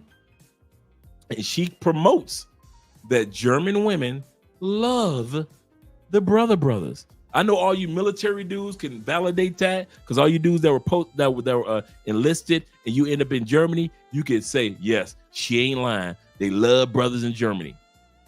But she is living proof of the movie Coming to America. She came to America looking for her hip-hop husband, and she got her hip-hop husband. I ain't mad at her. And they're a good couple, 15 years married. Fidel Cash Flow. I like that title, Mr. Cash Flow. He said, what up, though? He said, oh, what up? That's Detroit. What up, Dre? He said, first time showing support. I appreciate that, brother, with the $5. I appreciate that. He said, I'm proud of you, man. He said, as your story is so, it inspires me. He said, this is my last year painting, as I can't wait to travel to South America. Fidel, make sure that you, in every video, in the description is our email information. Make sure that you reach out to me, man. Make sure that you reach out to me. To South America. I mean, Big Pit in the building, the Michigan boys. And he already mentioned the Hill Harper, but shout out to him. My man Dave Dice of the Dice family. He says this. He said, let me make sure that our Wi-Fi is working good. Okay, good. Cool. Because I don't want to be freezing. Yeah, I'll be like Andre was freezing tonight. Of the Dice family, and Dave just shows support. And Dave says this. Let me scroll down. There we go. Show Dave. And Dave says, it's not showing me. I don't know why it's not showing me. Oh, he said, let me go back to this. He said, Latin age. He said, Latin age and get more attractive. Like how Dre. I don't know, dude. But man, I don't know what my mind been going through. But lately, if you are a woman that's like over 35, Latina, they be catching my eyes. The young girls, I'd be like, But all of a sudden, man, just like lately, man, the older Colombian women been catching, and the older Venezuelan women over here been catching your boy. I won't even lie. He said, can't send comments. He said, to my late brothers here. Shout out to you, Timothy, with the wrench as well. Kind sir. Hopefully you'll be here tomorrow morning as well. My man Will says this. He says, guys, I live in Germany for 13 años. 13 años. He said they love us there. All you brothers that think that you cannot get a hot, and I mean a hot woman without spending your money. I remember Soraya, who we're going to be interviewed tomorrow. She said the first date to Germany when her current husband came, when they were just dating, the first date, she spent £1,000. That's about $1,200. When the last time you saw a chick, the first time that you showed up in her country, she spent $1,200? I know when me and Andrea first started dating, she was taking me out on dates and stuff like that. It wasn't $1,200 dates, but they were really nice dates, but not $1,200. She said when he flew out to Germany, she was serious about getting her man. I ain't mad at her. She came to the state. She said, I'm about to get me. She said this, I'm about to get me one of them fine hip hop brothers. She said it's on her YouTube channel. She says, at this time period, I'm watching DMX, all the Rough Riders. She say, I'm watching the excuse me. She said, I'm watching all these attractive black men. She said, I'm watching Method Man and Red Man. I'm watching all these attractive. She said, listen, I'm about to go get me a hip hop husband. That's me wording it, the hip hop part. But she said, I'm about to get me a husband that is, she said, I love hip hop music. She said, and black men are so attractive. She said, when I first met my husband, she said, I spent the first few days just looking at him for just glance. Just, you say, when y'all look at women and y'all just staring, she said, I stared at that man like and I told him, I had to tell him. She said, I had to tell him, you are the most beautiful man I have ever seen. You are gorgeous. You are handsome. You are wonderful. And you know what he said? Me? You know, I'm all right. I'm not an ugly dude, but I'm not, you know, ain't nothing that you write home about.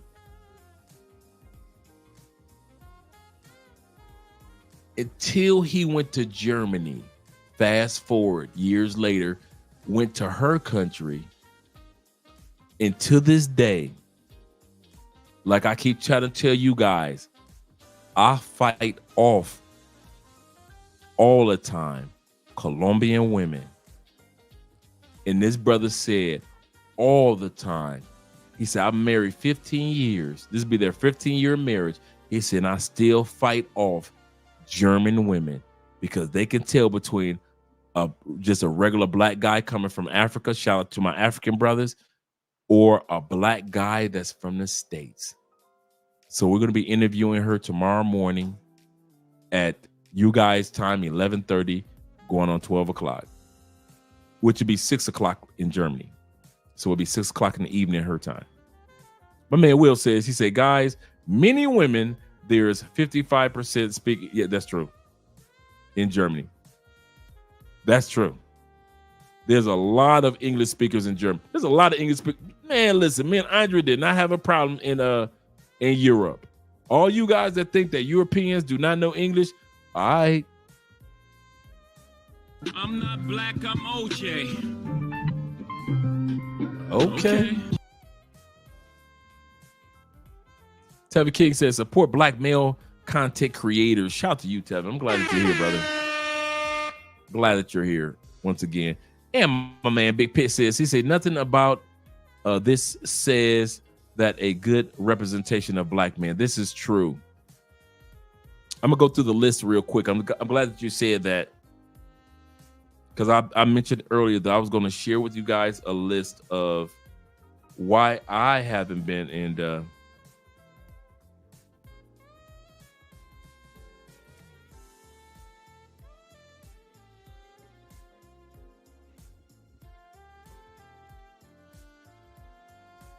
I'll send a text real quick, my boy. Why I haven't remember I said you one of my all of us started under 10,000, and all of us are like way over 100,000. My man Dave from the tech show, he just texted me. And I was about to pull something up. He said nothing about this says good representation for black men. Shaking my head, and you're absolutely correct. We are a small pool of men that are travelers, passport bros, blue book gentlemen, expats. We're a small pool. So in the grand scheme of things, only in our circle do we notice things like what happened with Richie Mack. Most Americans, it'll take them a good 6 months. I told Richie, you do realize you're going to be on World Star. He was like, what? I said, yeah. I said, it took Austin Holloman about a good 6 months to get on World Star when him and his mom got into an argument. I said, it's going to take about 4 to 6 months. World Star is going to find out about what happened about a man carrying another man. And you guys going to back and forth, another man choking another man, and you're going to end up on World Star.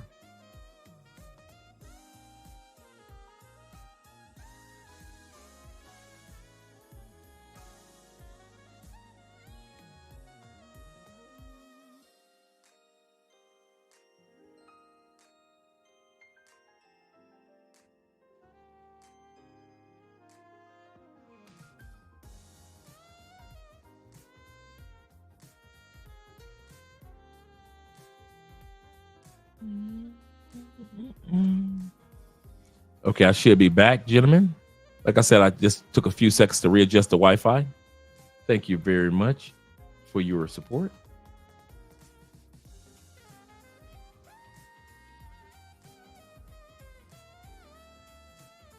You end in somebody else's country. Preach, brother. Preach. And in somebody else's country. Let me scroll back up, make sure I got everybody here. Harper.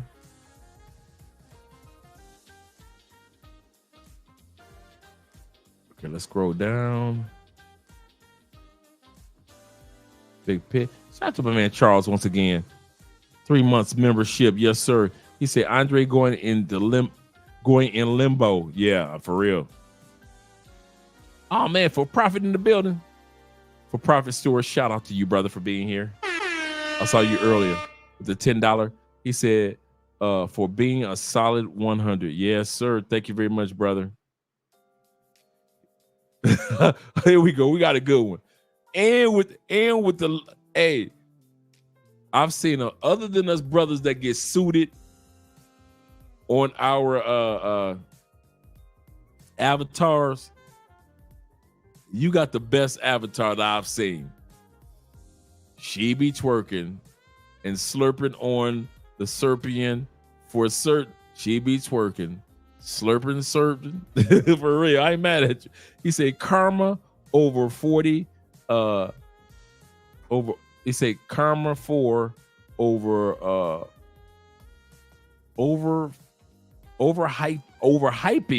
There we go. Karma. Oh, there we go. Karma for overhyping Thailand and not telling the cons of Thailand. Now we see. Big Pit says this. He says, just need a nice wine, smooth jazz. For all you guys that don't know, and I mean this in all sincerity, Colombia is a salsa city. I mean, salsa country. Got you. Reggaeton country. Yes. Number 3 in line, jazz. Jazz in the park in Colombia, very common. Major jazz concerts in Colombia, very common. One of the things we're going to post for the membership is the jazz events that take place in Colombia. I do not miss Andre, dude. I didn't even know Andre was. I started studying jazz in Colombia because Andre is such a jazz fan. And so I was like, how she know about all this jazz music? And I started doing my homework and I found out that jazz is like number 3 behind reggaeton and salsa and kumba in Colombia. Like Ranchero is right there too. My man IQS in the building. Before we read anything, if we know IQS is in the building, that means we know one thing or one person is in the building. That means that there is Machismo TV.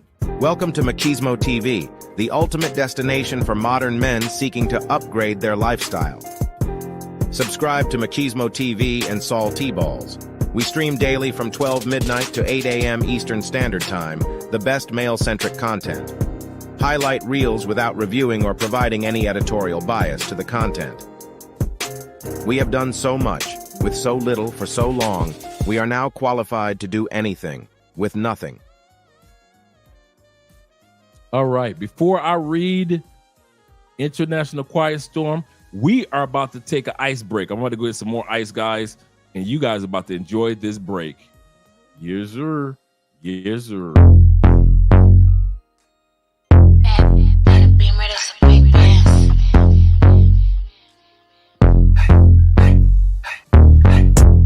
This ain't a Beamer, that's a big dance. Chrome heart got me kissing on his best friend. Put in work, baby, you could be my best man. Sending cash in my account, he investing. Dark shades on when I'm off the Migos. He tryna cuff me like a in a Rico.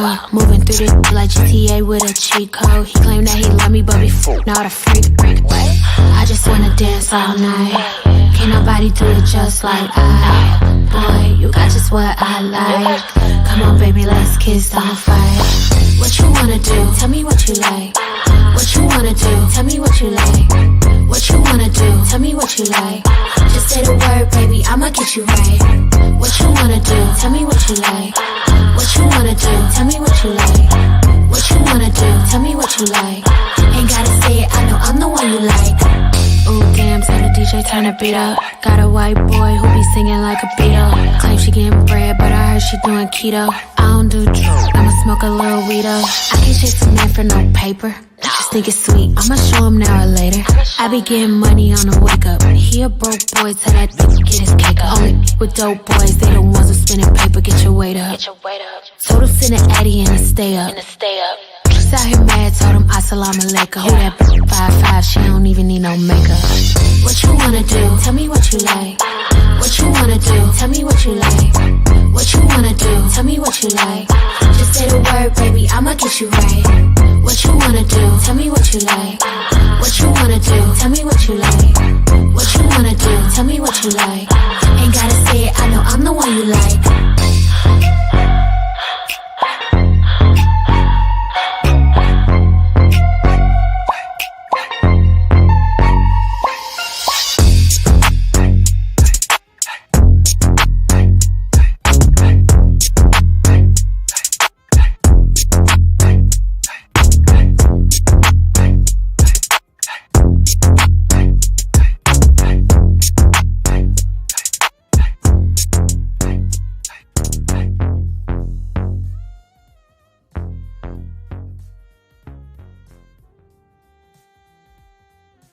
All right, they are fine, man. I love me some Afro-Colombian sisters. At least I can get my eye candy on. At least I can get my eye candy on. Why you guys enjoyed it, ladies? He said, Dre, I'll be speak. He said, I'll speak my piece. This is not a good look for Passport Bros image. This is so true, brother. Now, that is one of the things that I mentioned to Richie, that he has a lot of things invested in, a lot of things that's coming down the turnpike that he cannot afford to take place. And remember how the devil always wants to, like our grandmama used to say, you know, the devil always wants to come and mess up your life when you're about to be blessed, baby. So yeah, he say, we too damn grown to be fighting on foreign. We too damn grown to be fighting at all. But I like what IQS says this, or TIQS there is. We too grown to be fighting on foreign soil. The moment that your internet life interferes with your real life, you need to get offline. That's true. Chantel Simone did that. The Jamaican sister, cute chocolate Jamaican sister who got off of YouTube because she was like, all these females in the States were hating her. She was like, you know what? I'm gone.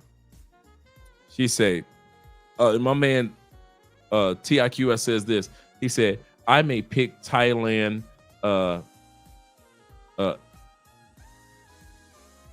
internally.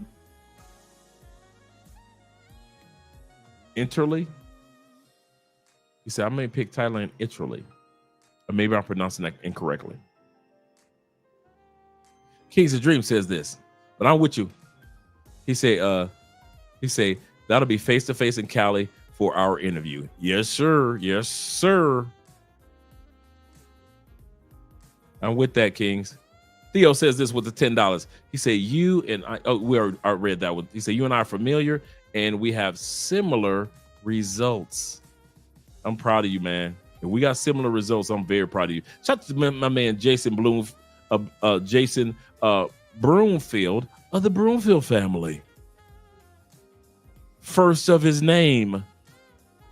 Great story, Dre. Thank you very much, kind sir. He said, greetings. Why you gonna say greetings like we just meeting? Come on, Morning Coffee Drive. Make sure you guys subscribe. Morning Coffee. Do me a favor. Morning Coffee Drive. Morning Drive Coffee Break. Make sure that you guys subscribe to his channel. Drop the link, man, so we can subscribe. We got 97 people left. He said, greetings, Andre. I hope that they can work out their differences without violence. Yes, sir. He said, I want Zoom to continue to succeed. I believe that Richie's going to be okay. I think the other guy did it all just for views and everything and connections. If I was Richie, I would have brought cameras too. I would have brought cameras to validate all the stuff that this guy was doing.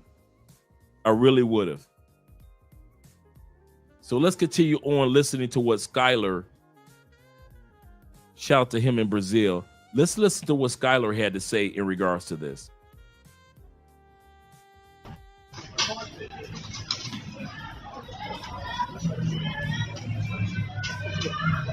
I'm going to shut up.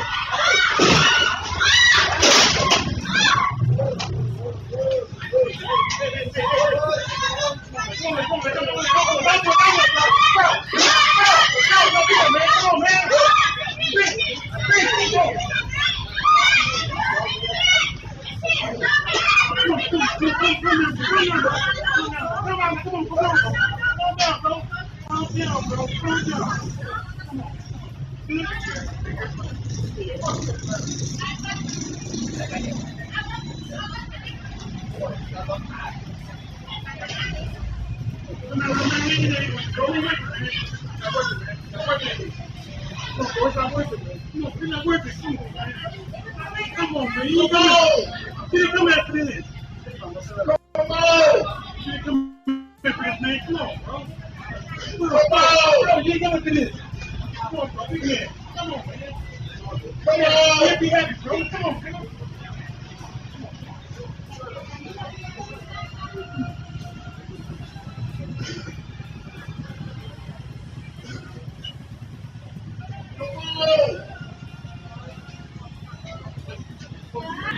The situation with Richie Mack was avoidable, but obviously you have a troll and you can't contain that. But I want to tell you guys, before I go, I want to tell you guys a story of what happened recently here in Brazil, okay? And this is why I do not hang out with just anybody, okay? If you message me and say, hey, Skylar, I'm in Brazil, can we meet up? The answer is always going to be a no. You're lucky if you get a no. Most likely you're not even going to get a response.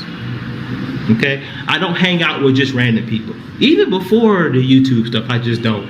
I don't like being around a bunch of ninjas. I just don't. Especially overseas. Especially when you're around a bunch of beautiful women. Especially now that I got a YouTube channel and all this type of stuff. I don't want to hang out with you. Only the select few can hang out. I do Patreon meetups that you have to be in the Patreon, you know what I'm saying? And you have to be here in Brazil or wherever I'm at, and I'm gonna give you in advance notice, okay? Now, if you do bring me something, that's totally different. Now, if you're in the Patreon and you're like, hey, Skylar, I'm coming to Brazil in 2 weeks, do you need anything? Then, yeah, we could probably work something out. But this is what happened. So, and I'm not gonna give any names, by the way. There was an individual messaged me and said, hey, Skylar, and this is a close friend of mine. He says, hey, let's hang out and I want to introduce you to somebody. That's what he said. And I'm sorry if my lips are a little red. This is a camera. I want to introduce you to somebody, MT. Let's hang out today. I got somebody I want you to meet. And I'm like, who is it? And he's like, it is such and such. And I said, he asked me if I knew this guy. And I said, I do not know him. He said, okay, well, great. And I said, well, I'm not going to meet him because his name looks familiar. He looks like somebody I blocked on the internet. Okay? His name looks familiar. And I went to my block list because I block a lot of people. Okay? His name was on my block list on YouTube. So I blocked his channel, I blocked him and all that type of stuff because what I remember was that he was running his mouth when the first time I came to Brazil. And I'm like, okay, block. Okay? But this individual is like, okay, well, you blocked him, but he's still cool to me. And I'm like, okay, cool, whatever, you know what I'm saying? Like, I'm just not gonna meet this dude. You know what I'm saying? So, and let me turn this light on. So, my buddy went on a little dinner date here with a beautiful Brazilian, okay? Now, this Brazilian one was like, hey, brother, we're gonna go out to eat, but I would mind if you could take pictures, but just don't post them on the internet. Just don't post them on the internet, all right? My boy decides to post them anyway, but he posted them in a small group, okay? You know the little green group that you have on Instagram? He posted it there. And there's only a handful of brothers in there, his close friends, including this individual who I decided not to meet. So somehow the pictures that they took together gets back to her and she says, hey man, I thought I told you not to post these pictures on the internet of us. So somebody ratted my man's out. Somebody screenshotted his Instagram and somehow those pictures made it back to her. Typical ninja stuff. Okay? So my boy is trying to figure out who is the rat in his camp. Who's the rat? Who's the snitch? Who sent the pictures to her? And he had one brother singled out because that particular brother, they're mutual friends on the internet. So he said it had to be him. But he's like, man, this dude is really, really cool. It couldn't have been. It couldn't have been. And I know who this brother was. And he held me down while he was here. He's a real one. So I'm like, it couldn't have been him. But he said, I'm just going to wait to confirm. So he finally got it out of her. And it turns out that it was a dude that I blocked on the internet. And this individual calls me up and he's like, hey, Skylar, man, you got a sixth sense. You got a sixth sense. And I said, what happened? He said, man, that dude that you blocked on the internet, that's the dude that I thought was that I was cool with. He's the one who sent the pictures that made its way back to the girl. He's the one who screenshotted my stuff. And this is an older 40-year-old ninja. So it seems to be, it's a lot of, these brothers, you guys are too old to be doing this. You guys are too old. Okay, and he was so sad because he said, Skylar, man, you were right.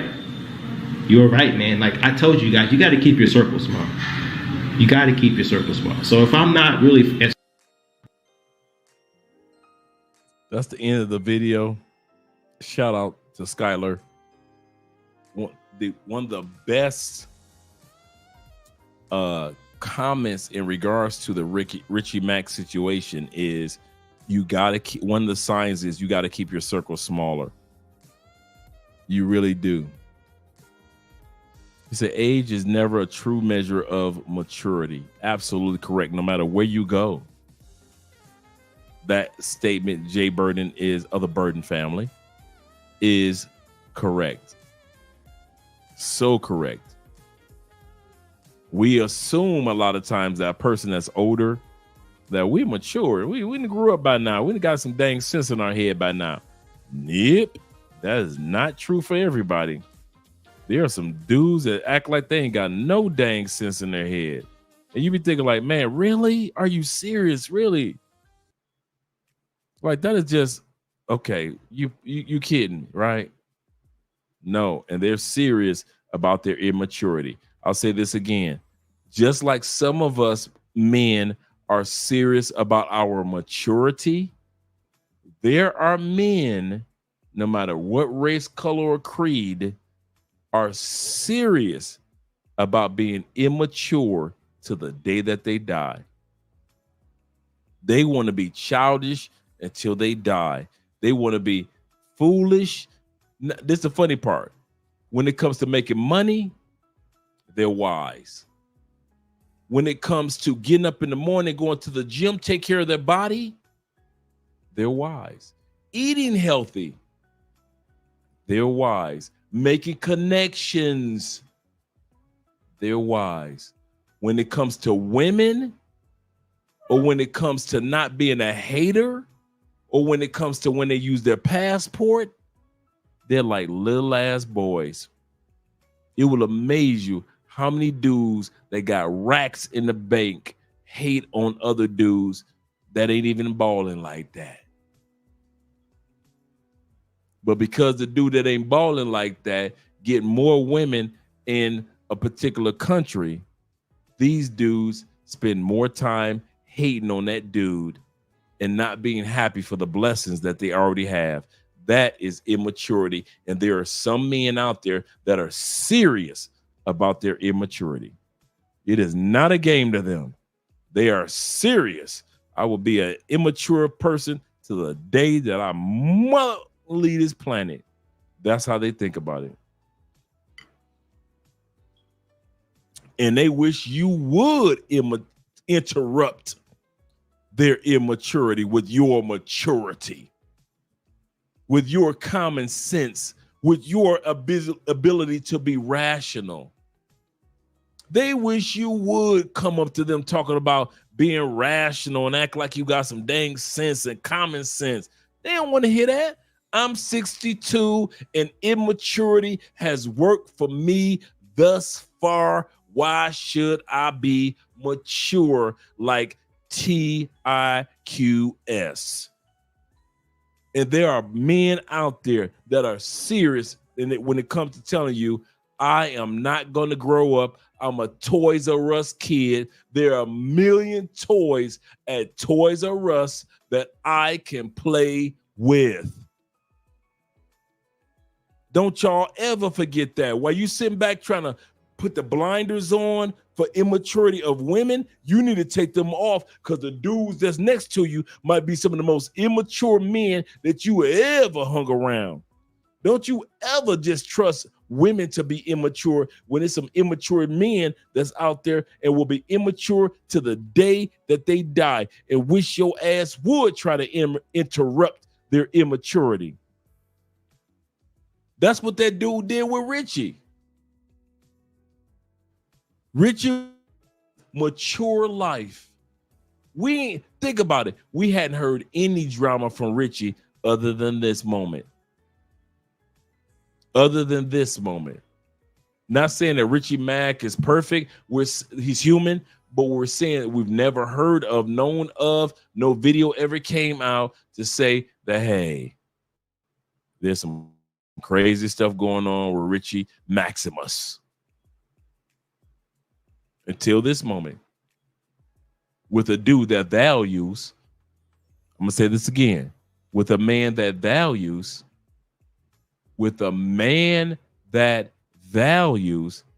his immaturity. There are women that value their immaturity and their childishness, how they treat other women. Your baby mama so sassy. You be like, how the hell you sassy? You 43. How you got an attitude with my new girlfriend? You 51. Because there are women that will ride immaturity out like a horse till the day that they die.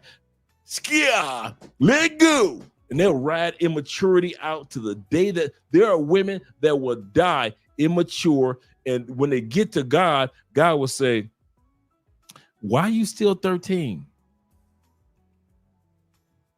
What you mean, God? I'm grown. I'm a grown woman. Not in my eyes. All I see is 13.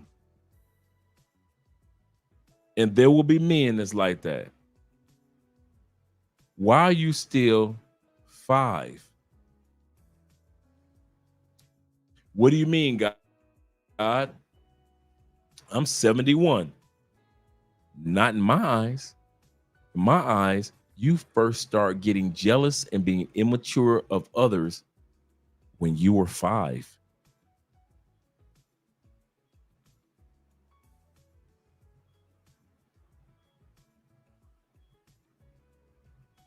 When you were 5.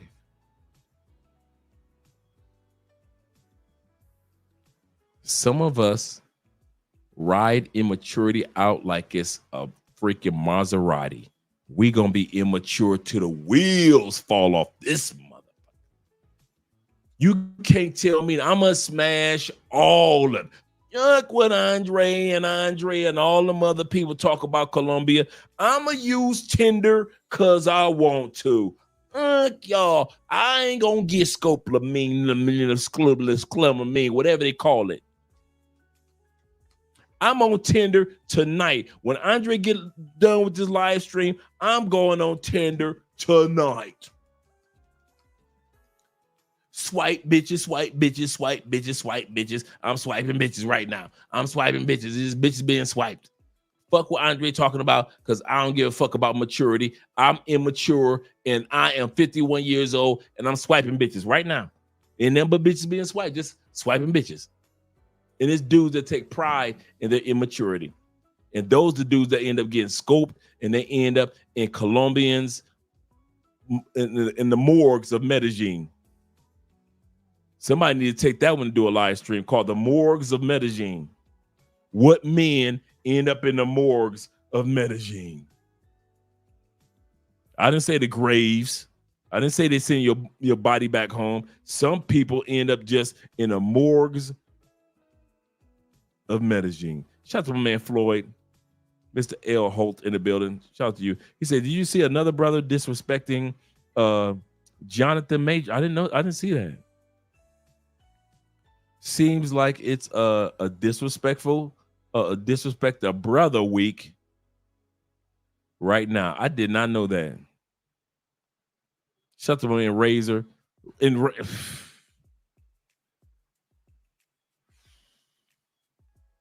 Deep breath, Andre. Deep breath. We got 115 people in the building. Click that like button. I am a Razor Ray's fan.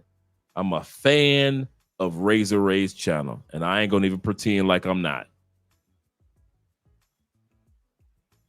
I am not a fan of Razor Ray's panels.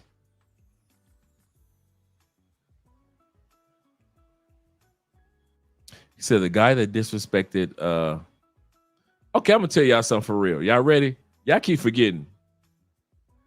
I don't give a damn about what's happening stateside. For real. Man, dude, I'm gonna tell y'all something that just happened. Y'all ready? Y'all ready for this one?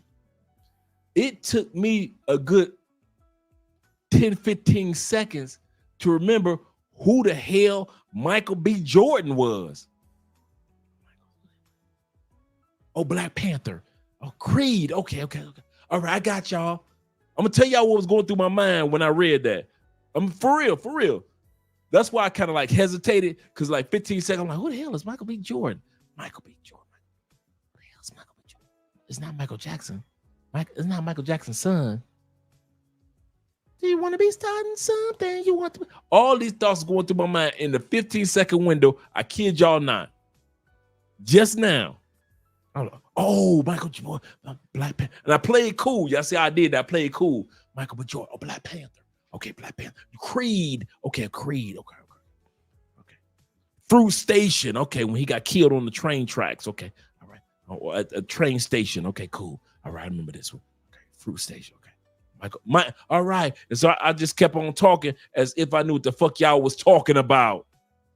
Why do y'all always ask me or talk about stateside shit and I don't live in the States? I don't give a fuck about what's happening in the United States. I love y'all. I love y'all brothers, man. Y'all my family. But do realize when I left the States, I literally I'm not see what y'all would do is different what Andre would do. You would leave the States. See, y'all remember them dudes in prison. See, y'all, here we go. Here we go. This is what we're gonna do. Let me take this jacket off.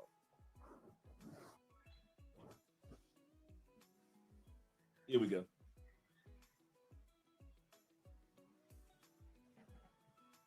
Y'all see that custom interior that Andre got made? This is the custom jacket that Andre got made for your boy. This coat is custom made. Okay. All right. Y'all think that I would do what you would do if you lived in another country. You would keep up on what the fuck is going on in the United States. I give less than a fuck about what's going on in the United States. Denzel Washington taught me that. I'm going to say that again. Denzel taught me that. Denzel said this. You hear this all over YouTube, TikTok, Instagram. Denzel says what?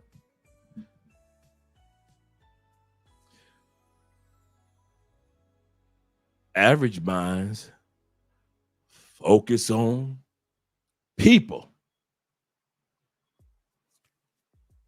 Good minds focus on events. Great minds focus on ideas. I'm so busy focusing on ideas, I done forgot about focusing on people.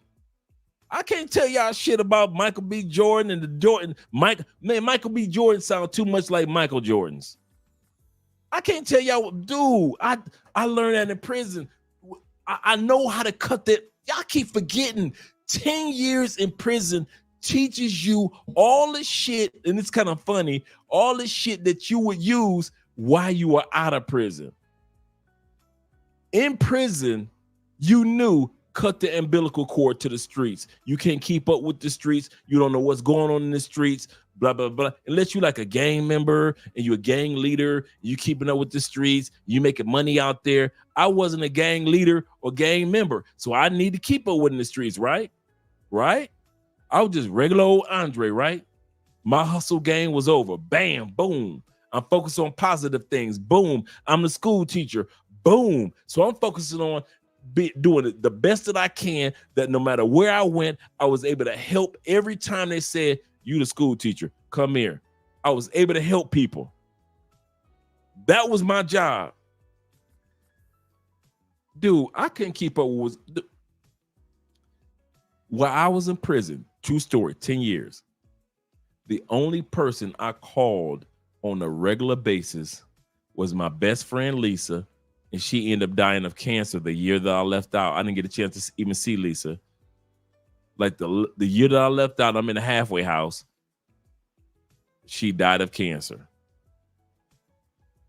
And the only other person that I talked to that I still never got a chance to see was Lisa and my grandmama. My grandmama was the only one that knew my expiration date when I was getting out. And when I got out, Lisa died and my grandmother died. That was it. That was it. Give me a second, guys.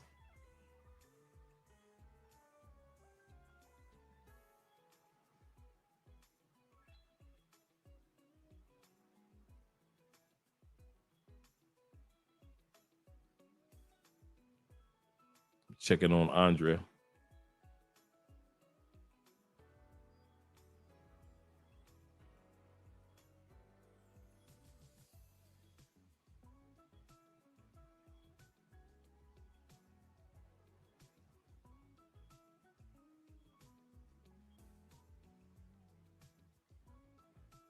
Send her a text.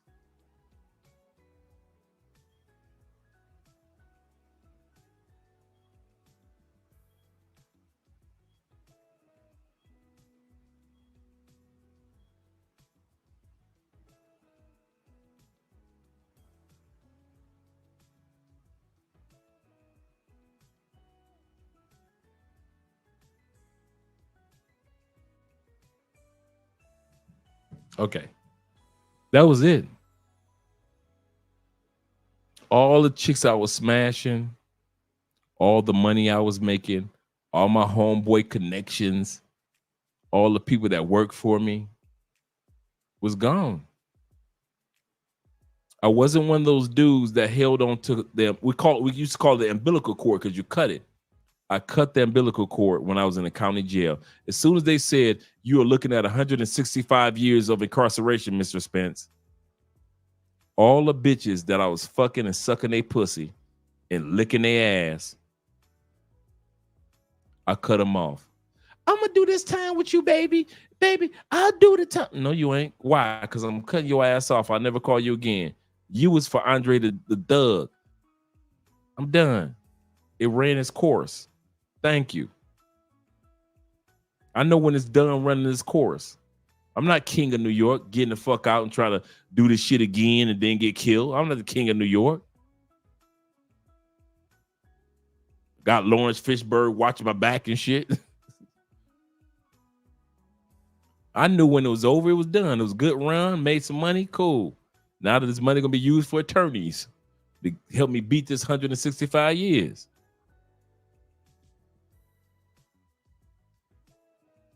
Kid you guys not, man. So fast forward. Here we go. You ready? Fast forward. With my passport, I know how to cut the umbilical cord to the United States. So a lot of times, I don't mean to be offensive to you guys. I just don't, when I cut the umbilical cord like I did in prisons, I don't know when y'all talk about stuff. I don't know y'all gossip. I don't know y'all, do y'all know in the last, a true story, in the last 6 to 7 years, there is not one female other than Cardi B, because Cardi B is Dominican, so they play her music in Spanish. I'm gonna tell y'all something, how I got turned on to Cardi B. Not that shit that y'all listen to in the States. Cardi B got Spanish songs that are 100% Spanish, no English. That's how I found out about Cardi B. Not Carly, but Cardi. Cardi B. None of this shit that blew up in this, none of that shit. She had already blew up in the States before she had already blew up in other countries by doing duets in Spanish. Like the person would be the singer and she would be the rapper. She was doing that shit in Spanish before she even did that shit. I like it like that. The red bottoms and all that shit. She already had Spanish songs out. That's how I know about Cardi B. Not like y'all. Why? What I'm about to say, other than Cardi B, I have not listened to a full song of a R&B, of a neo soul, of a female rapper in the United States in 6 years. I can't tell you what the fuck y'all listening to. I haven't listened to, like, y'all got that one singer called Her, won the Grammy. I can't tell you what the fuck. I have never heard her song. Beyonce and her daughter won a Grammy, and dude, I've never heard the song ever. I'll be finding out shit like 6 months later. Like Beyonce and her daughter won a Grammy. I'm like, when the fuck Beyonce come out with a song with her daughter? If y'all think I'm like you, see, you would keep up with the States. because you love what the bullshit music that's going on in the States. So instead of going to another country and embracing the culture of that new country, you would try to pretend I'm only going to clubs of hip hop clubs in Medellin where bitches scoping my. When the last, okay, here we go. Y'all ready? When the last time y'all saw a bunch of brothers from the States get scopolamine in Medellin coming from a salsa club?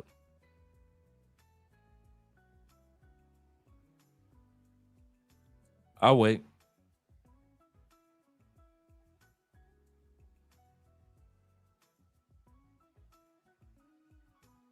When was the last time y'all saw a dude from Europe, Canada, Mexico, United States, Australia get drugged by a female that they met in a ranchero or a cumbia music club?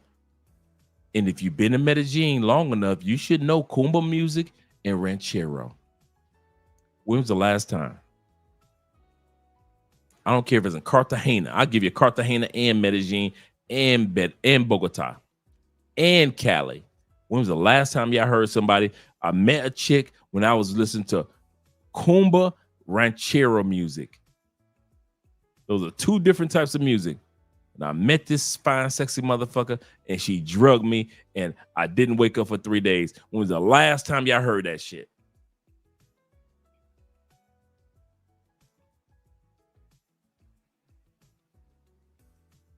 Come on. You got comments? Put in the comment. Y'all got stories to tell. I ain't cutting your story short. Come on. Put in the comments. Oh, nobody that listens to Colombian music got drugged in a Colombian club? Now, here we go. You ready? When was the last time you heard a motherfucker got drugged in a reggaeton or a hip hop club? All the goddamn time.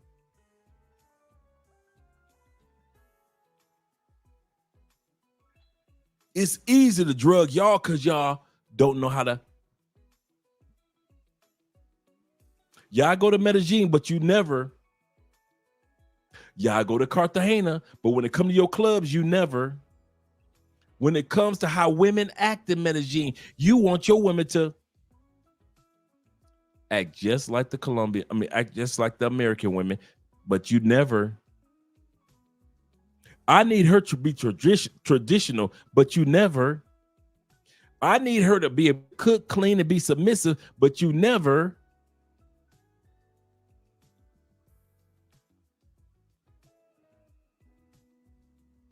I couldn't tell you what the fuck is going on in the States because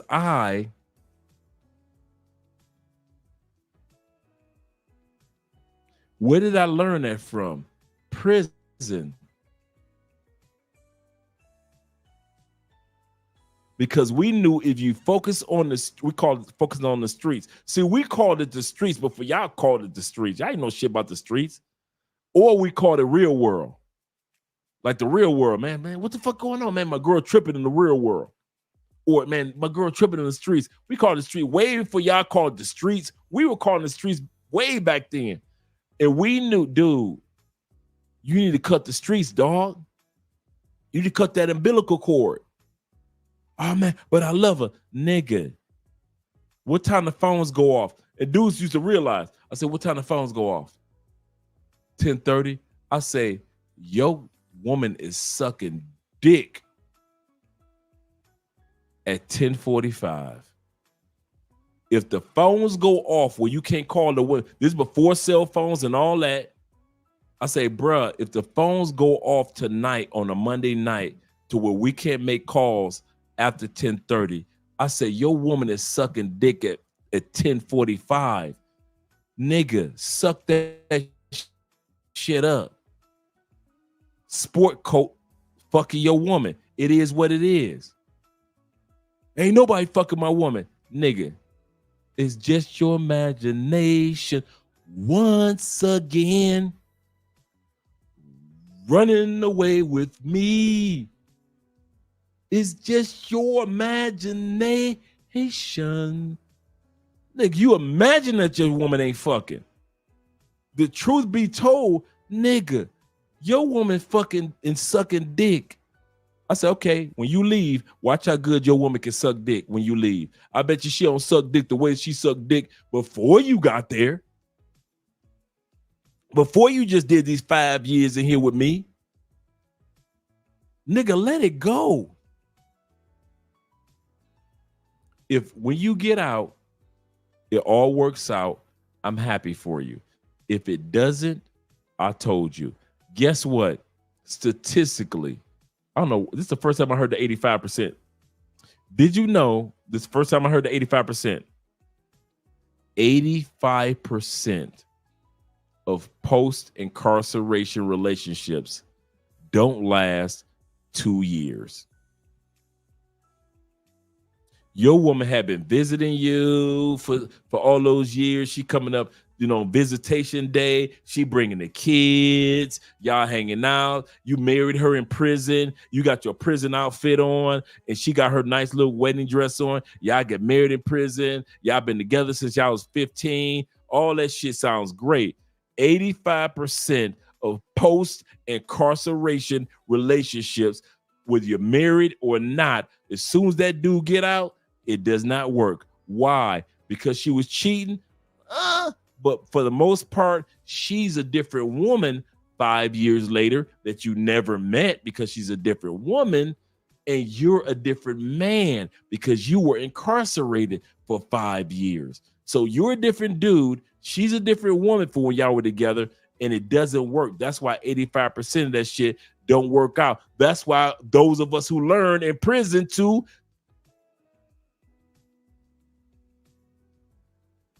And when it comes to United States, that's why dudes like me are at peace, because we learn to.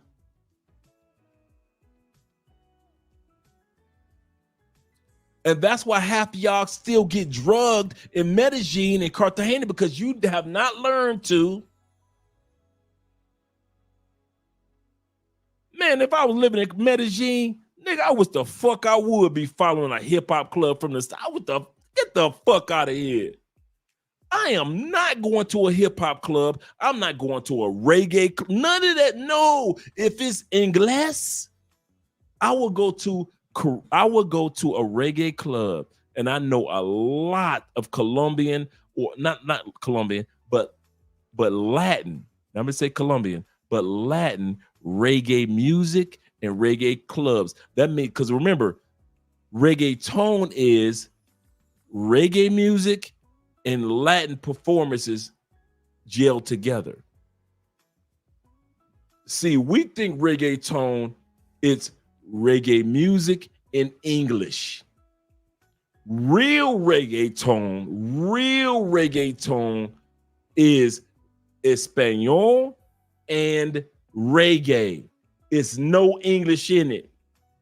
It's no English in it. So when I go to a reggae club, it's all Spanish. It'll be a little bit of, here and there.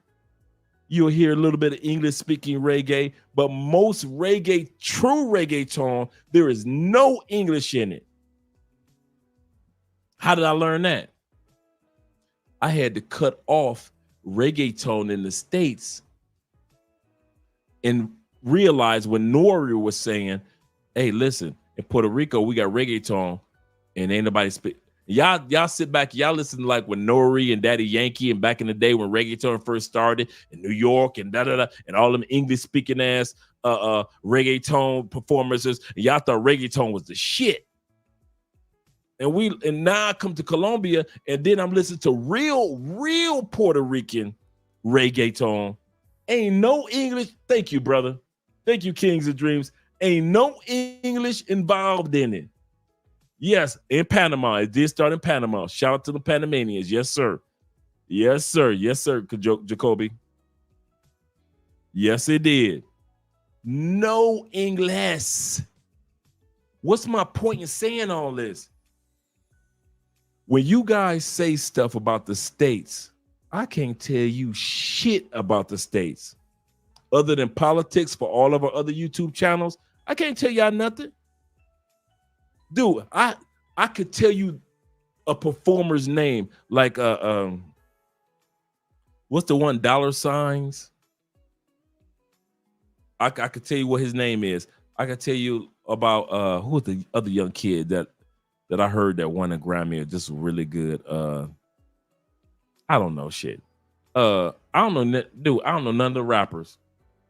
I have never listened to a whole what's the trio that's out of Atlanta and the one kid got killed. Amigo. I've never listened to Amigo song. I don't know. I can't tell you shit about them kids. I can't tell you. I probably listened to a couple Future songs before I left. That was it. Since I left, I can't tell you shit about Future. Bruh, I have not listened to a full Drake song in 6 years. Kendrick Lamar, because the only person that I can tell you, Migos, thank you very much, brother. The only brother that I could tell you I listen to a whole song or a whole album because he reminds me of like a West Coast Nas, meaning that he is the gel between old school hip hop and new school hip hop, is Kendrick Lamar. Now I could tell you about a whole Kendrick Lamar songs because he's old school hip hop and he's new school hip hop gel, just like Nas was for New York. He's old school back in the day 80s hip hop, but yet he's been, from the time that Nas has been around, he's been new school hip hop. That's the only reason why I can tell you about Kendrick Lamar, because he's a gel between two generations. Other than that, I can't tell y'all shit about the last maybe 3-4 Drake albums. I don't know that shit. I do not know. I don't know fucking Justin Bieber. Man, I could tell y'all more about the Imagine Dragons than I could tell. And I ain't heard Imagine Dragons shit in about 4 or 5 years. Man, I was a Imagine Dragon, them white boys fan. I don't know shit about, dude. I'm in a new country trying to learn new shit, and I can't do like in prison. I cannot do my bit. Here we go. Y'all ready? I'm gonna talk like a prisoner. I can't do my 30-year bit in Colombia. This is my bit. I'm doing time. All you dudes that's been in prison, all you COs, all you hacks. I know y'all hate that shit when we call y'all hacks. Hacks is when you call a county jail security guard a hack. That means hired asshole carrying keys. A hack. So police hate when you call them a hack. Hey, hack, come here for a second. Did you call me a hack? Hack means hired assholes carrying keys, right? In the county jail. I don't care if you're a hack, a CO, whatever. Correctional officer, meaning that you're a guard and shit.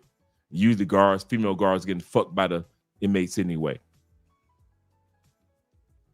I can't tell you shit about stateside. Hold on for a second. This is Andre. Hey, sexy boo. I don't know. I kept getting a call from the security downstairs. I thought it was you. That's why I was like, let me check and see. Okay.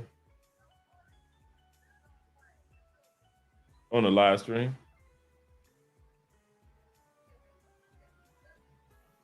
What y'all up to? Oh, that's what you're chewing on. Okay, I got you. They got that's what I'm about to say. They got veggie burgers. Bring me a veggie burger. All right, sexy boo. Love you. Okay, cool. All right. So when I was in prison, I wasn't focusing on fucking what's going on in the States. Because if I do, it would drive you crazy. So that's why I learned. Now I'm an expat. Don't focus on the state shit. Man, I can't tell y'all nothing. Dude, I have not heard a Beyonce song like all of them. We gonna get fucked up tonight. Dude, that's the only part I know this song. That's the only part I ever heard that song. Ever. I've never heard and I hear like a few seconds of it, and because they play it like on Instagrams and y'all do y'all little dances to it and shit. That's all I know. I can't tell you shit about Beyonce. Nothing. No comments. I ain't seen Beyonce. Dude, Beyonce can have black hair right now for the last 3 years, and I wouldn't know shit about Beyonce. I kid you. I am not like you dudes. You dudes sit back and think I would do what you would do if you lived in another country. I'm going to say that again. You think I and all these other brothers that I'm cool with all throughout Cali, you think we would do the shit that you would do if you were in our shoes. That's you would hold on and listen to stateside shit, go to American clubs, go to reggaeton clubs, and they only sing English reggaeton, and you do American shit in Medellin. That's you. Us. We realize we are in a new country, so therefore we gonna learn new shit. We're not gonna hold on to the old country except for that's our lineage. Once again, we hold on to America as our lineage. I'm all Afro-American, yes, but as far as following the music every time y'all drop a song, get the fuck out of here. Ain't nobody about to sit up here and waste years following what the fuck going on in the States. No. I can't tell you who got killed, who was born. I'm Ecclesiastics. There's a time to be born. There's a time to die. There's a time to tell the truth. There's a time to lie. There's a time to be happy. There's a time to sigh. There's a time to don't do it. There's a time to try. I'm Ecclesiastics chapter 3, bruh. I'm Ecclesiastics chapter 3. There's a time to give a fuck about what y'all doing in the States. There's a time to... Where y'all think I got so much peace? I don't know what the fuck y'all do in the States. Dudes always do that shit. Hey, Dre, did you hear about... Dude, no, I didn't hear about it. Other than politics, think about it. Politics impact me. Regular shit? Fuck on. No. Sorry, gentlemen. No. And that's how you guys should be. The greatest peace that you would have is not trying to pretend you are in the States. I remember Austin said this, and a few other brothers have said this to me, not just Austin. Yeah, when we get to Brazil, we're gonna build like a community like America, you know, like Chinatown. Like they have Chinatown in the United States. We're gonna build Chinatown. We're gonna be a black American town in Brazil where it's just all black people. And I've heard a couple of you dudes say that, not just Austin. So let's not put this on Austin. I've heard a couple of you brothers say, when y'all get to Thailand, we're gonna have our own community of Afro-Americans in Thailand, and we're gonna be it's gonna be Afro Town. Get the fuck out of here. You know why if you do your homework, why they had to build Chinatown? Because white people and black people and everybody else were treating Asians after the Civil War. They were treating them like shit, even though they were the ones that were helping building the railroads across the United States. Do your homework. So they ended up building Chinatown because they were not regular ass white Americans and black Americans and Native Americans and Hispanic Americans were not feeding them and taking care of them. So they were like, shit, we ain't gonna starve to death. So they built Chinatowns in San Francisco's and other locations as they were building the railroads across the goddamn country after the Civil War. Do your homework. That's how Chinatown got started. Not because they were like, we're gonna build our own version of a town in America.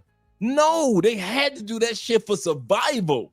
What the fuck y'all thinking? Do your fucking homework first before y'all say some shit. We going to Brazil and we gonna make a black town in Brazil. In a country that's already has 14.5 million black people, and here your happy ass gonna come and make a black America town like you doing some new shit in a country that's got more black people than America got. How the fuck you gonna make a black town in a country full of black towns? You see what I'm saying about maturity and immaturity? Answer that one. All you brothers like, yeah, we're gonna build in DR, we're gonna build a black town where it's all black. How the fuck you gonna build a black town on an island full of black people?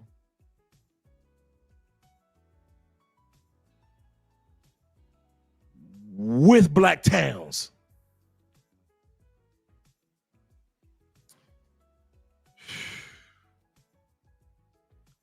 Man, boy. And they say Americans are not smart. I understand.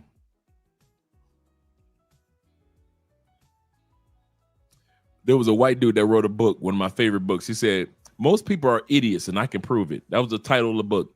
Most people are idiots, and I can prove it. And I kid you not. Since I've been gone from the States, that's how I feel about most people in the West. Not just the States, in the West. Most Westerners are idiots, and I can prove it. Y'all want to build black towns in black countries full of black towns.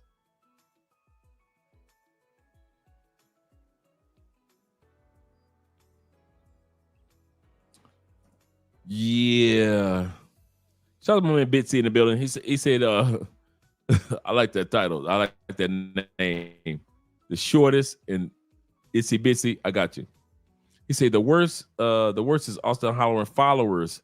Most of these new travelers are goofies. Bruh. I was telling Austin the other day,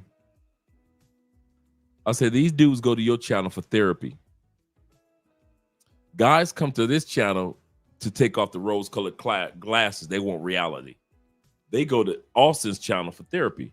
But here's the problem. They want therapy from a 25-year-old young man who hasn't even lived life yet. He's not like the YouTuber Ask an Older Man. I've been trying to my best to find out the link to reach out to Ask an Older Man. I don't know if he has an Instagram channel or what. If he has an Instagram, I would love to get his Instagram. If you guys run across the Instagram of Ask an Older Man, put it in the comment. I would love to reach out to that dude and get him on the channel. I love his content, man. Island brother, good dude. But not Austin, but his audience thinks that they could come, oh my God. You know how, here we go. Y'all ready?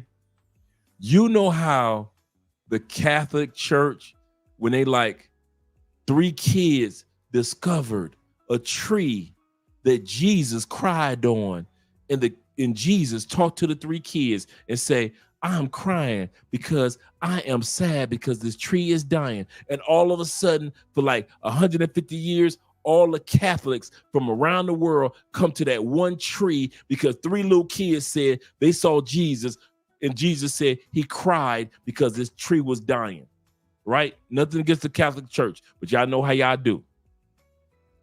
That's how dudes treat Austin. As if Austin is that damn tree that everybody can run to and be like, Austin, and you could be 50 and you can name off you can tell all your goddamn divorce issues and the reason why your woman left you shit and the reason why your kids don't like you shit and the reason why you lost your job shit, and you can tell all that to Austin Holloman, a fucking 25-year-old. Okay, let me turn that back on. 25-year-old. You know how many times I had to tell Austin, don't sweat it. It's going to be all right. You're only 24. How many times I had to tell him you're only 23? Don't sweat it. You're going to be all right.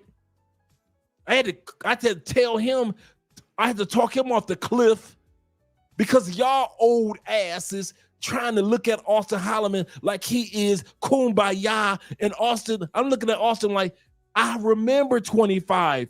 I was in federal prison at 25.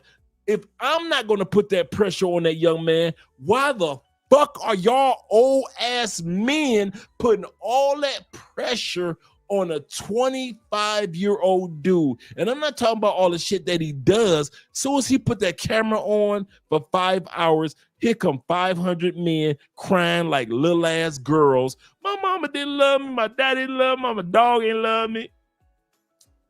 Austin, here's a super chat. My wife left me, Austin.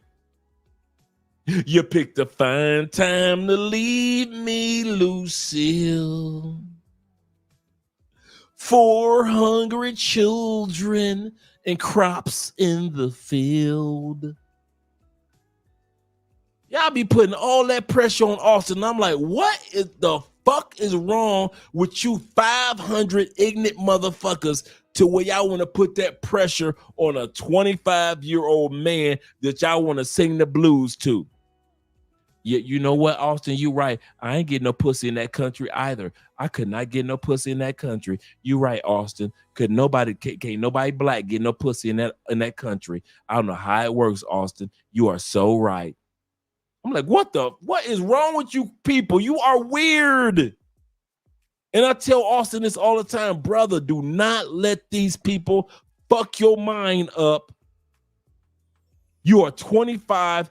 Live your 25-year-old life. I say, Austin, you are 5 years away from 30. Enjoy your life, brother.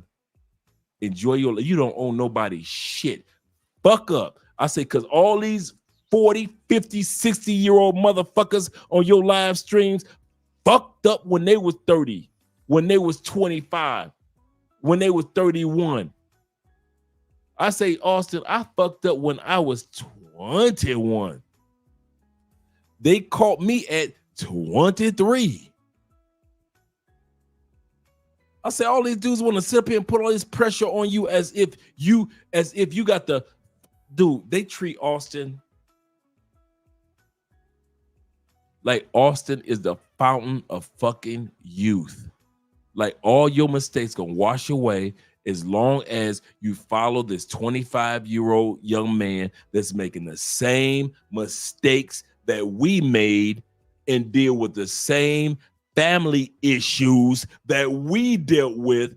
Everybody want to judge Austin's mama and judge Austin, but you don't want to admit all the shit that you went through with your mama.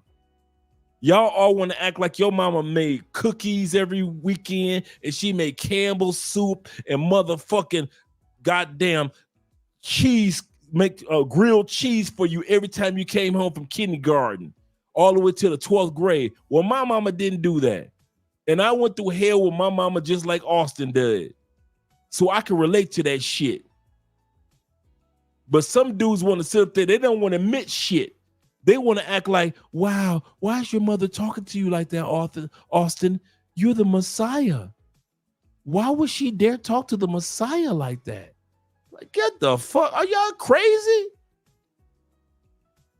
How old are you? I'm 62. If your 62-year-old ass don't stop trying to live vicariously through a 25-year-old young man that's still trying to discover life. I'm serious, man. God damn, sit your asses down. IQS says this. Who is this in the chat? I don't know who it is in the chats. That's why all you moderators are there. Here's what we're going to do. Moderators, I'm glad we had a moment in time with IQS. If you guys, and I'm talking about from the history of this channel, from now on, this day, from now on, if several of you guys notice somebody in the chat that is just talking reckless and they have no business being talking reckless, and it's not necessarily towards, it ain't hurting anybody, that's one thing. It ain't hurting nobody, let them talk. But if you notice that they're just talking reckless after reckless after reckless, Y'all responsibility as moderators is to send their ass to the stratosphere. I will never question you. It will never be a why. If they question me in an email, why'd they send me out? Because you must have been saying some shit that the moderators did not agree with. I will never go against you guys' judgment unless it's something that's unnecessary. I'll tell you what I mean by unnecessary. Some of us have dark humor. Like my man Charles, he's a moderator. Charles got dark humor. I'm a dark humor type of guy. I'm a dark humor like 9/11. Did you see that motherfucking white boy try to surfboard the building before he crashed? That's dark humor. Most of y'all be like, damn, that's 9/11, dog. I'd be like, man, stop lying, man. Go rewind. It was a white dude that jumped out the window and he tried to surfboard the building before it crashed. That's dark humor. Y'all might not think it's funny, but those of us that got dark humor, we be like, damn, now I'm looking back at the video, white dude did try to surf the building before it crashed. The building was crashing over sideways, and the white boy jumped on the building and tried to surf it. Don't delete them dudes. We dark humor dudes. But you guys are grown. You know an asshole when you hear or notice an asshole constantly back and back and back to back to back, greasy ass comments. Send that motherfucker to the stratosphere, never to be seen again. I will never question you guys. I never ask why you did that. That's what moderators are for. You are the other side of this channel. Don't you guys ever think that Andre would question you? Man, send a motherfucker. Get the fuck out of here. I will never question you dudes, man. Never. If a dude is thinking so serious that they got sent out to the stratosphere, email me. Let them dudes email me if they want to get back on the channel. Dre, I don't know what was going on. I made a comment and your guys sent me out to the stratosphere. Then I'll do the research and find out if the dude was honest or not. But if you guys see back-to-back bullshit, man, send that dude out, man. And I mean from now on, and I mean that from the bottom of my heart, that's what moderators are for me not to have to look in the comment section to see if somebody on some bullshit. Y'all see bullshit. Don't be like, Andre, this guy's on bullshit. No, send him on this. Oh, poof. No oxygen. Let his ass float into the stratosphere toward the sun. Directly toward the sun into the stratosphere. I would never question you guys. And I mean that. I meant to have this meeting with you guys anyway. I would never question the moderators. That's one thing I would not do. And if a person really wants to sit back and say, Dre, that was some bullshit, they got my email. They got my email. They can email me and say, Dre, I got put onto the stratosphere and, I don't think it was fair. And then I'll purposely online, because I ain't got no problem with that, make sure that person I'll make sure that they get back in if it was unfair. And I'll apologize on behalf of the moderators if I see that it was unfair after I did the research. But if you moderators see somebody back to back to back to back to back saying snide shit, send that person in the stratosphere. Don't waste your time. You ain't got to sit back and be like, should I do something? Should I not do something? Should I wait for the next moderator? No, you ain't got to wait for nobody. If you're the only moderator that sees somebody on some bullshit to where they got to say some slick shit, send their ass on, man. Don't waste your energy. That's serious. Do not waste your energy on if you're the only one that noticed that person said that 3 times. If you're the only person that noticed that they said that shit 3 times and ain't no other moderator noticed it, send their ass to the stratosphere. We'll work on the back end. Shout out to Mr. Darkest Navigator. Shout out to Mr. Darkest Navigator with the fro in the building. Shout out to you, kind sir, for being here. Appreciate you. Appreciate you.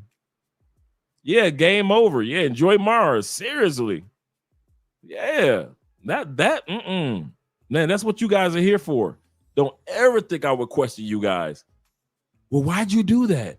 Nope, I'll check it out on the back end. I'll go back over the video and I'll look at the comments. And if that person was saying some crazy, stupid, ignorant shit, and you caught them and you were the only one that saw it and ain't no other moderators saw it and you sent their ass to the stratosphere, they'll never think I'm going to take away your wrench. Get the fuck out of here. No, I'm not like that. I don't take away the wrenches because I know the responsibility of a moderator. I'm a moderator on at least 10 different YouTube channels, and I know what it's like to send a motherfucker out in the stratosphere. Let his ass float with no oxygen. For real. I got y'all backs in all sincerity. Shout out, we got 100 people still in the building. And shout out to my man DeMarcus once again. Darkus once again. Appreciate you, brother. Okay, before we go, gentlemen, we are going to go over the list of why or how we started this on how I stay out of bullshit when it comes to the YouTube and jealous dudes and things like that. Y'all ready? I'm not going to go into really deep details, but this is important. This is how you're going to stay out of some mess and you won't end up in the Zoom to Thailand mess.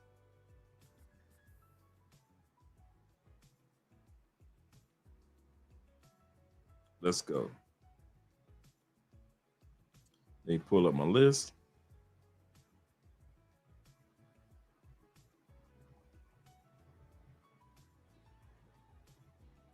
I got everybody else but me.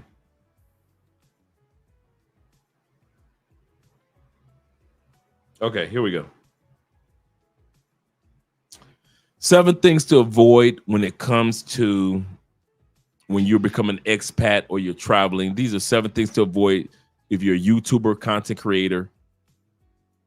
They're going to come, okay? It's going to happen. It's going to happen to me. I get along with everybody. That's why it's going to happen to you, because you like me. You get along with everybody. And that's why it's going to happen to you. This is how you avoid it. First thing, avoid. When you notice that men are gossipy, if you notice that there are some gossipy men, avoid them. Walk away. Go get you a drink. You ain't got to be like, damn, why y'all gossiping and shit? When you know that when you don't know the full facts of the Richie Mack situation, for example, don't give any commentary. You might just, oh man, wow, I hate to hear that.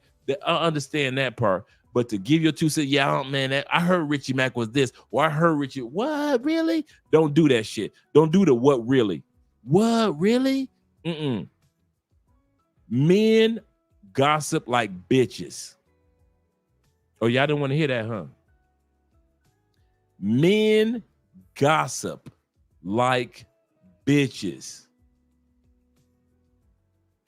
Men don't want to admit that. Men think that gossip is just a woman thing. That ain't in the Bible. The Bible says, yeah, men be gossiping like women. That's what the Bible said. Men be gossiping like bitches. Now, the Bible don't say that last part, but so when you are traveling, when you see men that are gossipy, walk somewhere, get you a bottle of water, a drink, a soda, something to eat, or you look out the window. If you're in an Airbnb and men are gossipy, walk your ass to the balcony. Walk somewhere else. Walk into your room in the Airbnb. Don't be around gossipy. What? Nigga, you lying. No. Get away from them motherfuckers. That's how I've stayed out of trouble. Half the stuff, remember I just told y'all for the last 20 minutes, half the stuff in the States I never hear. Why? Because I stay away from. And when it comes to here, half the stuff that dudes go through, I can't tell you nothing about half the stuff dudes go through. Why? Stay away from gossipy men. Number 2, passport pookies. You know that they exist. You know that they're here. A lot of dudes try to sit back and say, there's no difference between the passport bros or the men that use or expats and the passport pookie. Shit. That's like saying there's not a difference between a black man and a ninja. And we know them ninjas out there. And we know there are black men out there. We know that there are black men that are hardworking, good, positive dudes. We're not perfect dudes, but we're positive and good energy dudes. When you walk up on us, we got good energy. And we know ninjas that are hood, ratchet, disrespectful, make us look bad no matter where we are. even if they in Colombia fighting and shooting up the club, they are just 100% on BS. They throwing money in the clubs. Those are pookies. And stop pretending like there's no difference. And the only people that says there's no difference between passport bros and passport pookies are passport pookies. Them the only dudes. You never see a passport bro says, you know, I'm a passport bro. And well, there's no such thing as a passport pookie. No, only passport pookies say, man, I'm gonna tell you now, ain't no such thing as a passport pookie. We all the same in this game. Yeah, spoken like a true pookie. We all ain't throwing money in the air. We all ain't getting arguments with chicks over pay for play. We all ain't getting scoped. Scopolamine, that is. We all ain't sitting back getting robbed. That's you pookies that get set up like that. Well, I know some brothers that have a MBA and they got robbed. I know some dudes that got an MBA. I'm gonna say it again. I know dudes with an MBA, with a PhD, with an ME, with an MA, all of the degrees behind. And I know you Negroes are motherfucking pokies when you go to other countries. You do this stupidest shit as if you never earned a degree and you was raised in the projects. So let's be real. I'll say it again. There are some of you dudes that have excellent education. You got money in the bank. And you the fastest motherfucker to get robbed this side of West Texas. You a pookie. It's some of you dudes that you finally got your big break. You've been saving. You got to do a good job. You making money and stacking it. You stacking that money. And you going to Cartagena. Cartagena. Oh, in the words of brothers that don't speak Spanish, Cartagena. Cartagena.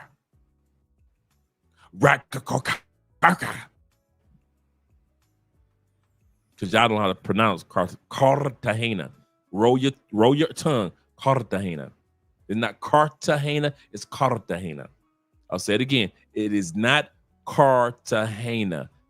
It's Cartagena. Cartagena. For all you dudes, it's like, Andre don't know Spanish. I know enough how to say Cartagena. Bet that. And you got money. As soon as you get to Cartagena, you the dumbest motherfucker that ever walked the earth over pretty pussy.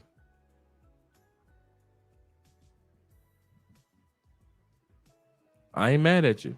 I ain't no hater. But according to this list, number 2, you verify as a passport pookie. What does that mean? That you are successful in your endeavors in the States. Yes, you are. Your vernacular is grandiloquent. But at the end of the day, you just another nigga with some money trying to buy some pussy and you fucked it up. Let's be real. Passport pookies. Numero 3. Haters in the passport game. If you think that they ain't coming along, it is what it is. If you plan on using a passport and live your life your way and enjoy yourself as a single man or a married man or just in a relationship, dude, somebody gonna hate on you. Stop that shit pretending like it's not gonna happen. Yes, you are going to get a hater. I get a hater. Richie Mac's gonna get a hater. BMT's gonna get a hater. Average everyday dudes that never had a YouTube channel. You are going to get a hater as soon as somebody from the States, at least you got 5 brothers from the States that know that you are down in Cali, Colombia for the last 25 years and you've been living your life and you ain't been bothering nobody. And you've been happily married. You got 2 kids in Colombia. Do you not know that somebody's going to hate you in Colombia. Be ready for it. Let me do a quick break. Let me give us a quick break real quick. Here we go. Here's the latest. Come on, come here, boy. Come on. You freaky dog. I don't need to analyze every word that comes out is a lie. Make you look like you're so ice. You won't make it to the finish line. Now if you gotta know the truth was gonna let you go. You was fine, never mind, unpredictable. Fade out if they come, you ain't no one. You a star, blew it up like supernova. In the nighttime, hit my hotline. Sharing secrets, you was really was part your life. Basic bullets, with no bullets. Does your wifey know you're begging for my notice? Promise you're the same, running for the meds. Show you like my vibe, that's my candy on my wrist. Bad habits, little rabbit. Now sit down, you can have it. I see it when you walk my way. Nice big head, come and play with me. Freaky dog. Got a whole lot of love for my dog. I see it when you walk my way. Nice big head, come and play with me. Freaky dog. Now show how freaky you are. So I'm just gonna be away for 1 hour. Please don't break anything. And I might have a surprise for you. Give me a miracle. I need a syllable. Talking about big cash, that's the minimum. I'm done with this trash. Talk to be critical.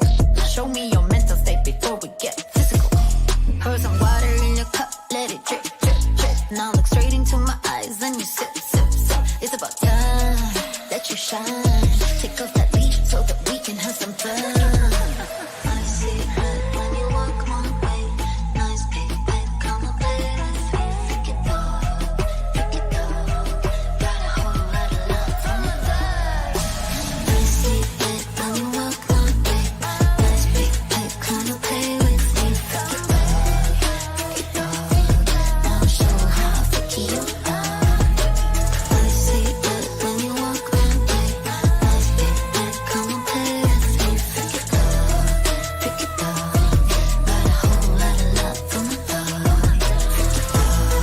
Freaky dog. Got a whole lot of love for my dog.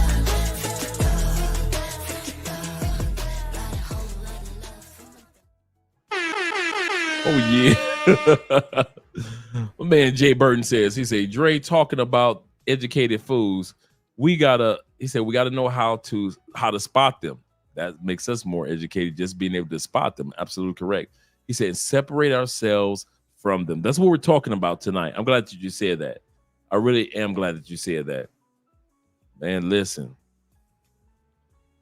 Man, I was one of them dudes like, is this woman built for damage?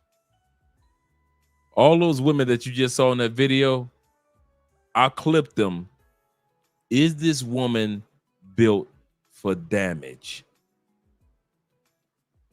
Notice, I didn't say they are built for violence, but are they built for damage? I'm attracted to a woman such as my wife, a woman that's built for damage. Like, girl, you ain't ready for these pretzel moves I'm about to come with. Some of you guys are just like me. Don't act like you ain't like that. You looking at the women like, oh, I need a woman that's built for damage. I'm not violence, but damage. He said, are you still going to do the Corey Holcomb breakdown? Yes, I am. I'm going to do that next week. I'm going to do that next week. And I have so next week is going to be Corey Holcomb. Is going to be the membership only one. Shout out to Dave. And the membership only when we talk about Petronio Alvarez one. I've got that one, and I've got one more that I'm going to be doing this next week. So I got some videos already set up for next week. Yeah, like a woman that's thick nasty for real. Don't run now, girl. Don't run now. Listen, I'm Dre, aka Michael Myers. I'm gonna walk up on you. Believe me, boy. Woo! I'm happy for you, single brothers. I ain't gonna even lie. The curves that y'all get to enjoy. You know what? I can say this too.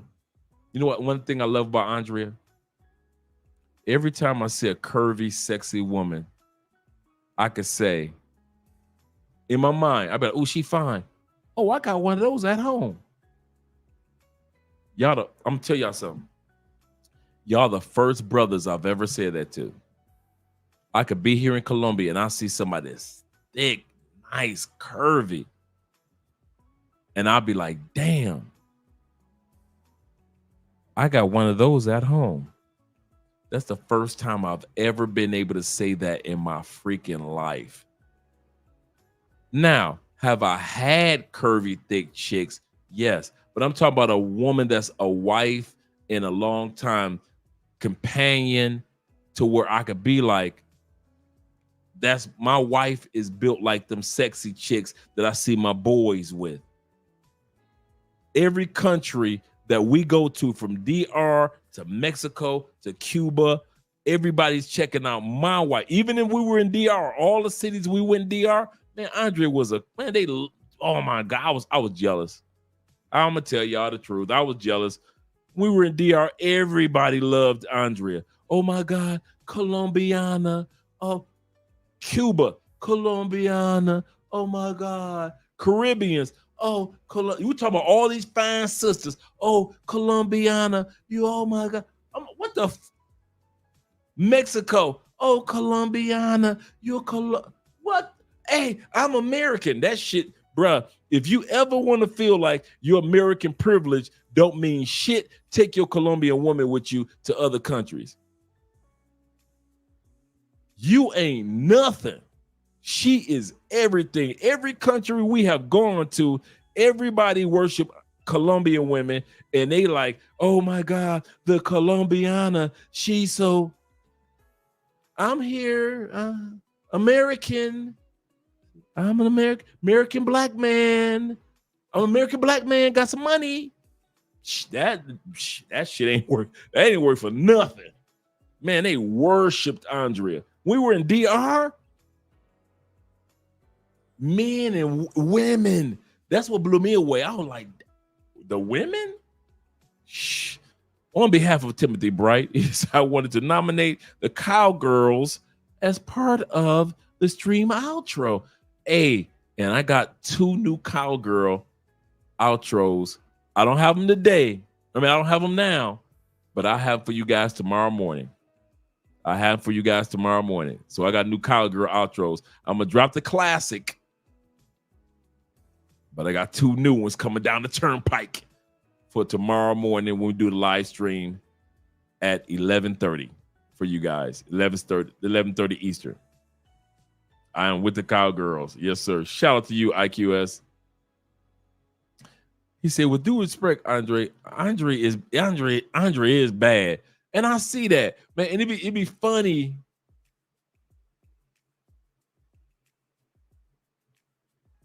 It's funny how 5 years later, I still know and I appreciate my wife for being a baddie.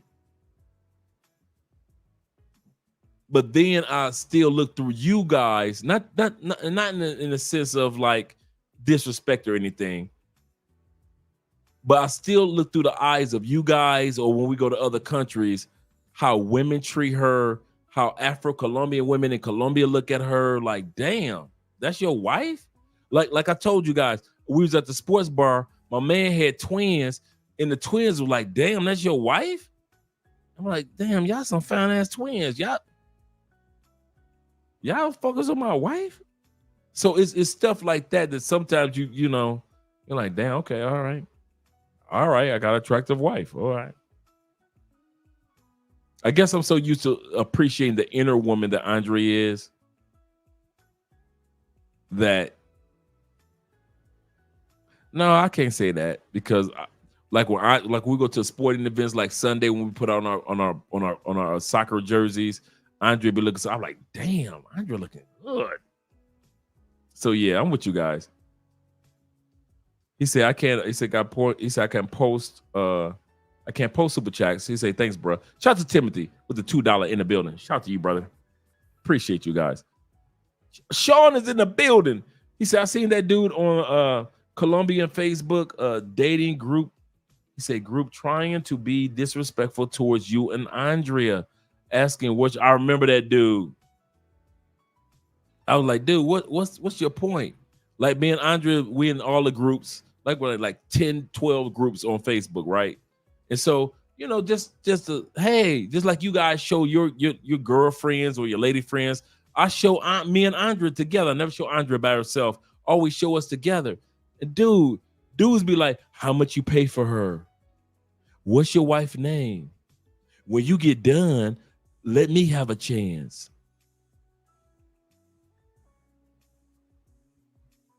And mind you, 80% or 85% of dudes be like, dude, y'all need to shut that shit up. That's that man's wife, blah, blah. So a lot of dudes come to Andrea and I defense, but it's always some hateful ass dude. That's why I say you guys think that on YouTube is the only place where there are some hateful ass black men. Man, dude, go on Facebook. YouTube ain't got shit on Facebook when it come to black men hating on black men. Shit. Okay. I'm not black, I'm OJ. Okay, it's going on 5 hours. So I'm gonna shut this one down because we're gonna meet up tomorrow morning. So I'm gonna let you guys get some sleep. Shout out to Jay being in the building. Yeah, I know, right? For real. Hey, it is what it is, bro. I ain't even mad at it. Because, you know, I'm snide, so I got to, you know, I'm a Libra because I'm always sarcastic anyway. So I respond to some cracks. Oh, here we go. Let's go down the list. My bad. Let's go down the list real quick before we leave out and do the outro. Okay. These are the 7 types of men that you should avoid when you're traveling. 7 types of men you should avoid when you're traveling. When you're traveling, avoid men that gossip. Number 2, avoid passport pookies. You'll thank me. Avoid hater ass men. They're going to always be everywhere. I'm not talking about hater ass women. I'm talking about hater men that hate that you got money in your pocket, that you are traveling, and most of all, you ain't doing stupid shit. There are men that will hate you for not in getting involved in stupid shit along with them. Number 4, broken brothers. I didn't say broke brothers. I said broken brothers. There are brothers that got passports before they even got on the plane. Their lives were fucked. I tell dudes on Facebook, man, don't get mad at me because you need to start your life over again. I'll say it again. I tell dudes on Facebook all the time, don't get mad at me because you discovered that you fucked up this life and you need to start your life over again. There are broken men that have money. They ain't broke, but they are fucking broken. They went through a divorce. They lost a lot of this and a lot of that. They lost their kids. They didn't give a fuck about the money. They kept money, but they lost their kids. They lost their wives. Now they lost their house. Now their wife is getting fucked good by a dude like I used to be. And I mean fucked good on the stairs that they paid for. There's some broken brothers that hate you guys for being happy. Number 5, people with no purpose. If you got a passport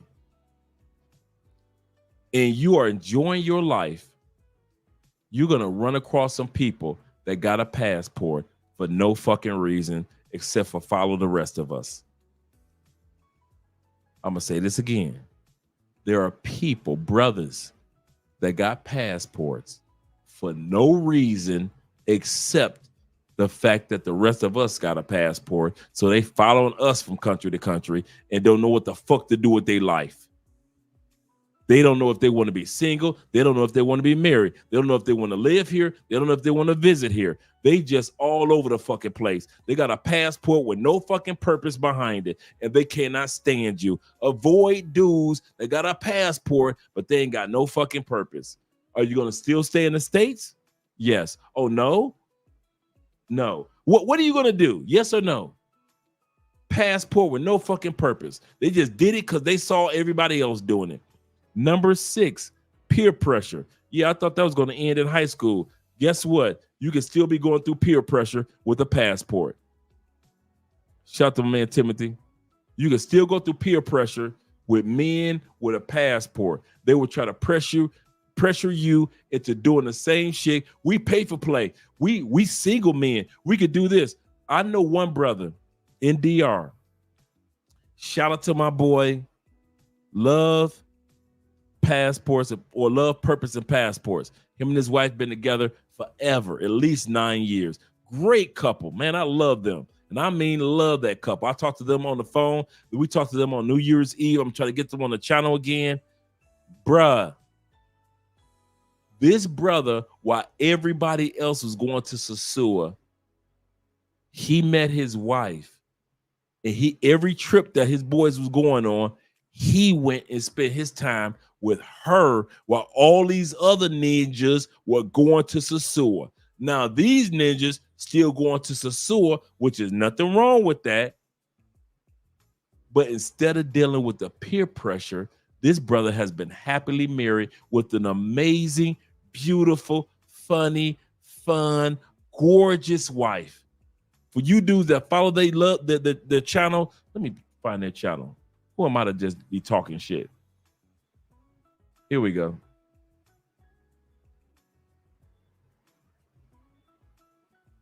Love, Purpose, and Passports.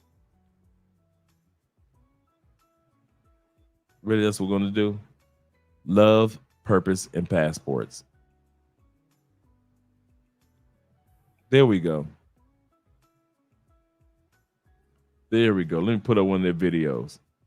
I mean, they are just and they are right around our age. They're not young or nothing. They just a cool couple. Hold on. Let me pull them up real quick. Make sure you guys subscribe to their channel. Thank you very much, IQS. Let me do a screen share.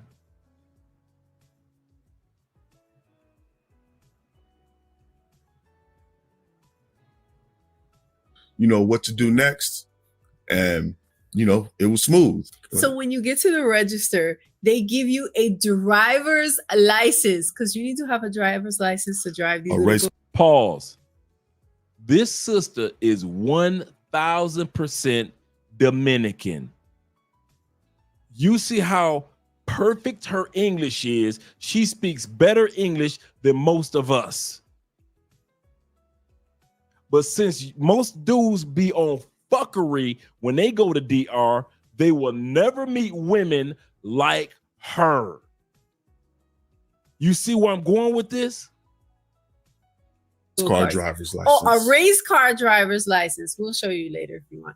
And then after they give that, they tell you, okay, you get registered, and then they tell you your wait time because there's a lot of people waiting to drive. It's fun. Everybody's like dying to drive. Yeah. And this was prime time Saturday night. We got there after 9 o'clock at night because we thought it was like late. It was popping late night, but we didn't expect the late night line. I want to pause up for a second. It took this couple 7 years to come together on a regular. It took me and Andrea two years to where I was fully living over here instead of just coming back and forth like 6 times a year. 2 years. Tailor-made dreams between Atlanta and DR full time, about 2 years, 2.5 years, almost 3 years. Ace Live to fully be outside the United States. instead of just coming in and out? Almost 3 years. This couple and other couples I know, but I know this couple, 7 years. He was going back and forth, while the rest of his boys were running their happy ass to Sosua. He was heading to Santo Domingo. Fuck the peer pressure. I'm going to say this again. Dudes that you should avoid are your peer pressure. Some of y'all think that was ended in high school. Nope, it didn't. You thought it was going to end in college. Nope, it didn't. Some of you dudes follow the peer pressure, and your experience in DR is fucked because you follow the peer pressure in Colombia. So that's why your experience in Medellin ain't shit, because you follow what other niggas be doing, and they get bullshit women, and you get bullshit women because you keep following the peer pressure. If I would have followed what you Negroes do, or if this brother would have followed what you Negroes do in Sosua, he would not be with his wife today. I would not be with my wife today because of number 6, peer pressure. So do not think that peer pressure does not exist among dudes that travel, because you will try to pressure your boy into some shit that you like to do, but that ain't his style. It is only a few of us brothers that got the balls enough to tell you, go on, brother, go on. Y'all have some fun, dog. I'm with you, dog. Y'all, look, I'll meet y'all back at the Airbnb. Go and do your thing, brother. I'm with you. I got you, dog. You'll do your thing. Oh, y'all got some bitches? Go and do your thing, man. Y'all some nasty motherfuckers. I know what y'all doing. Go ahead, dog. See y'all later. Why? Because I'm about to go this way. Like my man did. He went this way while everybody else is going that way. But he wasn't hating on all the dudes and all his partners that went to Sosua. He wasn't hating. I don't hate on all my boys and partners that decide to stay in Medellin and Cartagena. I ain't no fucking hater. Do your thing, player. Do your thing. I support all you dudes in Medellin and Cartagena and all the other parts. But as for me, I know what I was looking for. And I wasn't going to be following the peer pressure of what y'all were doing. So I lose out on what I really want. That brother didn't lose out on what he really wanted. Y'all with me? So number 6 is peer pressure. And that's why I pulled them up, because that's a good couple. I talked to them on New Year's Eve. You can tell me shit. That's a good couple right there. We can finish. You know what? Let's watch a few more minutes of the video. Let's watch a few more minutes of the video. Y'all always hear Andre running off at his mouth. Let's listen to this couple. Yeah, this is our first time going there, and we didn't realize how many people were going to be waiting to go online. But there's some cool stuff that you could do while you wait. So, when you go karting on a Saturday night, it's probably going to be an hour to 2 hour wait. You just cut, that's on the 3rd floor. You just come downstairs to the 2nd floor, and it's bowling and everything going on, but you can chill and just enjoy the vibe down here, you know, that's on. It's probably.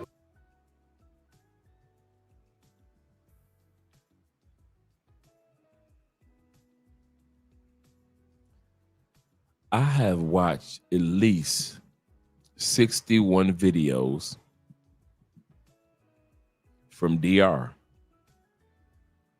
from the mayor to Sosua, Tailor-Made Dreams, the white Australian guy, Mr. T, my man, Black Men's Travel, Aaron. Ain't none of y'all showed me that is bowling in DR. Ain't none of y'all showed me regular ass people living regular ass lives in DR. Y'all show me bitches to buy, but you ain't never showed me just regular ass people doing regular ass life in DR, because there are some brothers like me that want to see regular life, regular people, because that's all I want with my last 30 years is just a peaceful, regular ass life. Y'all don't never show that shit on video. Y'all always want to show bitch, party, party, party, party. Y'all don't never talk about no damn go-karts in DR. Y'all don't never talk about no damn going to the damn bowling in DR. But y'all will show me all the bitches in Sasua and Puerto Plata Plata in DR. Fucking hypocrites, man. I swear. And y'all want to talk about all the women in DR like that. Are they really? All the women in DR ain't shit, huh? So he just became lucky and just looked up on the one woman in DR, the only one that knows English, huh? The only one that knows English better than all of us that know English. Notice I said this. Don't let that shit slide by. She knows English and is more fluent in proper pronunciation than all of our asses on this live stream put together. And she's born and raised in DR. Y'all ain't gonna never show me that shit. If it wasn't for this brother, I would never know that shit. Maybe my boo was in DR. Maybe she was. Of course not, because my boo was in Colombia. But my point is, some of y'all boo might be in DR. But because of all the other videos that have been put out, you would have never known. You would have never known that there are good quality women listening to the peer pressure. So let's finish off, listen to a little bit more what they have to say about the bowling in DR. Down here. If we have time, we're going to go bowling too. But we'll see. So we did not have time to go bowling too. You know why? There was a 2-hour waiting list down there as well. 2 hours and 2 hours. You know what I mean? Look, man, just get there. Get there and do one, and then you can go downstairs, chill out. I mean, you can definitely, get distracted downstairs, bowl, with the bowling. You can watch the ambiance, watch everybody having fun. Have a few as drinks. You'll see, have a few drinks. Yeah. And enjoy your company. You know what I mean? He's over there with something nice, you know what I'm saying? You over there with something that you just, feeling good with. It's date night. Enjoy your date. But just so you know, come downstairs, chill, you can have you some drinks, you can order a few things, and then you can go down the way, you can take the stairs straight up there, you can take the elevator. They also have some fun video games. They have those virtual reality games that you can play. It's a lot of cool stuff that you can do. They have that basketball thing, shoot. It's fun. They have all kinds of things. You bring your chica here. She's gonna enjoy herself. And on top of that, like we say, ain't no tourists here. Family friendly too. We got some little known Dominican history over here. What I just showed you right now, who did that look like? Who was that? Wow, I thought that was her. But we know who that was. Pablo Escobar. We're gonna show you Pablo Escobar bowling here. In the DR. In the Wow. DR. That's a little known fact. Pablo Shout out bowling to in DR. Pablo. He came to the DR to bowl. Been to that bowling alley, you know what I mean? It was doing his thing and, had him something nice with him when he came through. You know what I'm saying? I think he went and go-karted afterwards just like we did. I'm sure, with his security. Pablo. Pablo was moving and grooving. He came through, you know what I'm saying? He came through the same reason y'all come through. Pablo Escobar was over here bowling. Hey.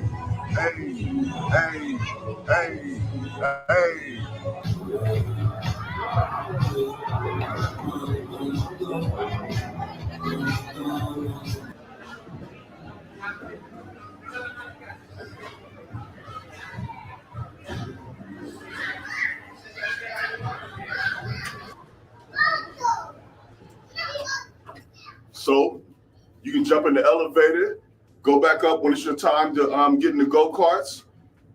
Second floor to the third floor. Easy money.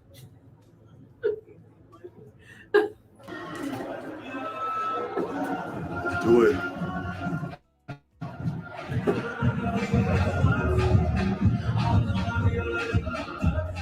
Back. There we go.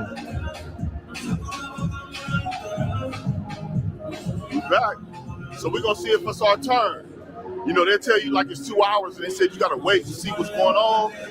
And so let's see if it's our time to go. What do you think? How you feel? I know, right? That's what I thought. Track, I thought the that's same like the thing. left turn. Everybody that crashes, they crash there. Let's see how I do. I don't know. I'm gonna try. In Cali, we call it dead man's turn because they get busy. You know what I'm saying? We're about to find out. It's almost our turn. Let's do it. So it looks like it might be on. You know what I mean? Good, they're coming through. You know what I mean? They are such a good couple. I love them. It's about to go down. It's about to go down. Let me tell you this, though. You have to come up and check on your own. Don't wait for them to call you over a loudspeaker. You get down there in the bowling alley, you get to sipping and lose track of time. It's better if they say 2 hours. Go up there in an hour and a half, you know what I mean, and see what's up because you don't want to miss it. You know what I mean? Yeah, I don't think we waited 2 hours. I think it was before 2 hours. Yeah, it was about pretty, an hour and a half. Probably about an hour and a half. We went up there to check and see what was up, and you know, at least you know because you've already paid. So don't get lost downstairs. Find your way back upstairs because, like she said, it's about to go down. Don't get lost in the bowling sauce. No, don't get lost in the bowling sauce. Don't get lost in that bowling sauce down there because it's live. It's live. Look, we wanted to go bowling. We were going to go bowling again, but also they closed at 12 as well. Yeah. Yeah. So like we'll do go-karting, 3, 4 in the morning. Something. No, get there earlier. Yeah. That's what you do. You get there earlier. You can start off maybe bowl a little bit, have fun like that, and then go upstairs, finish it off with go-karting, and you're good. Go-karting got serious. Go-karting did get serious. Uh-huh. My master been crazy.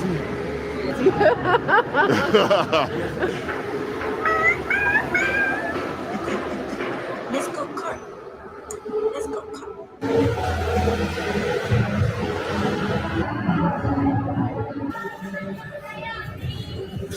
I know IQS.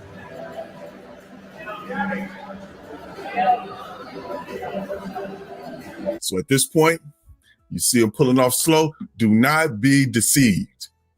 It goes down on that track. Come out there trying to lollygag a pussyfoot, you know what I'm saying, on that gas, and they be serious out there. You know, the whole thing, when we got ready to go out there, I told her, I said, look, you pull out, I'm going to be behind you, and, you know, we'll just start off slow. I'm like, okay, we're just going to start off, you know, I make sure she's safe and everything. You know what I mean? I'm behind her. I see these dudes was kind of getting, you know, kind of aggressive behind us or whatever. So I end up bumping into her twice, trying to, you know, keep them away. Man, I said, all right, it's time to go. I had no idea what was going on. She ain't seen nothing. Yeah, she was doing her thing. I swerved around her and it was on. You know, for I don't even know how many laps we did. It was so crazy out there, you know, because I drive. Put that S on the end. That's right. Got the putting around. My goal was to not embarrass myself. I said, okay, I made a mistake. I put on heels.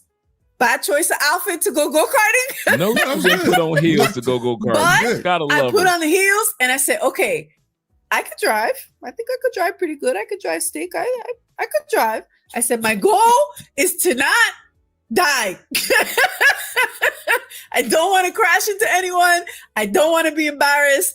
I don't want the crew to have to come out and turn my car over and like push me to the side while everybody's flying past me. I said, okay, this is my goal for today. And I did very good. Nobody crunched me. Well, you crunched me. Well, he crunched me. That was I saw they was getting. I'm like, oh, this is what they trying to do. He said he saved my life. He crushed me to save my life. Yeah, I had to bump her out the way. He crushed me to save my life. I was trying to get, man, I said, okay. I bumped her one more time and swerved around her and it was on. I was getting sideways around every corner out there. You know, couldn't record it though, but next time we're going to go one at a time where she can record me and then I record her and we have some good footage for you. What happened was there were other people that they wanted to race against each other. There was a pre-existing battle Nah, you don't that know was what's going on. Look, And then when we got there, he got included into the battle, I and don't they play all that. started fighting with each other. And you saw the go-karts going, and All right, everybody brother. leaning to the side, Hopefully and they I'll see you leaned to the other tomorrow side. I morning. was like, "Who was that just passed by me? Me? What was that?" me, Hey, Jay. And I people were wasn't having swerving, it. and they were going to the side, and they were doing this, and I'm like, I'm just trying to pass. I don't want to die. Like, it's crazy. Don't And they come were out flying there by me thinking so that fast. when you see this, that it's just Right, going to right. be, because here's Actually, another thing. I loved You don't it, know, though. yeah, you don't know which group you're going to get It when was it's your time an to race. aggressive group. And so we got the late night group, you know, the fellas must have came out there and thought, yeah, they thought something. They ain't know Crenshaw Boulevard was going to be out there. Mr. Crenshaw himself. There you go. Yeah, well, I had them dudes spinning out, you know what I'm saying? They was doing everything they trying were to keep crashing up with with me. each other. People were Man, flying please, by. I It was was drunk, man. I crazy. ain't play that. I got done. My adrenaline. So I'm an adrenaline junkie. They picked the wrong one right here. I ain't had a good dose of that adrenaline in a minute.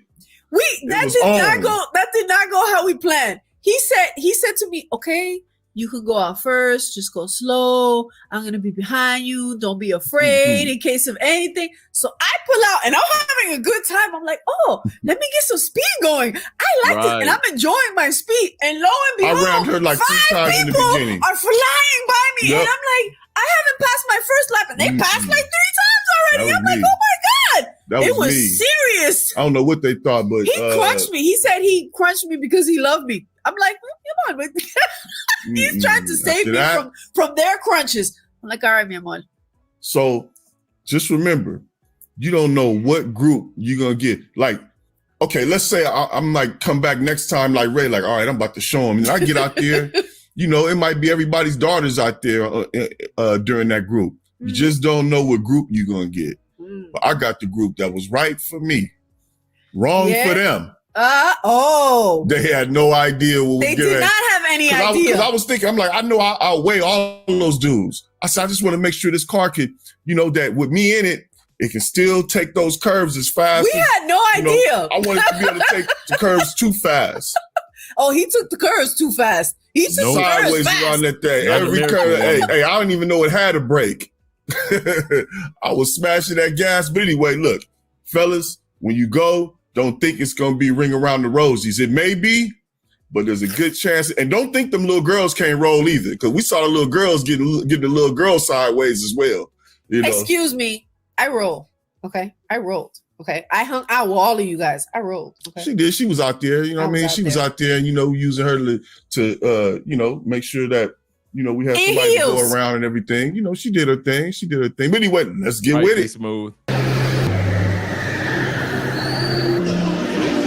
For real.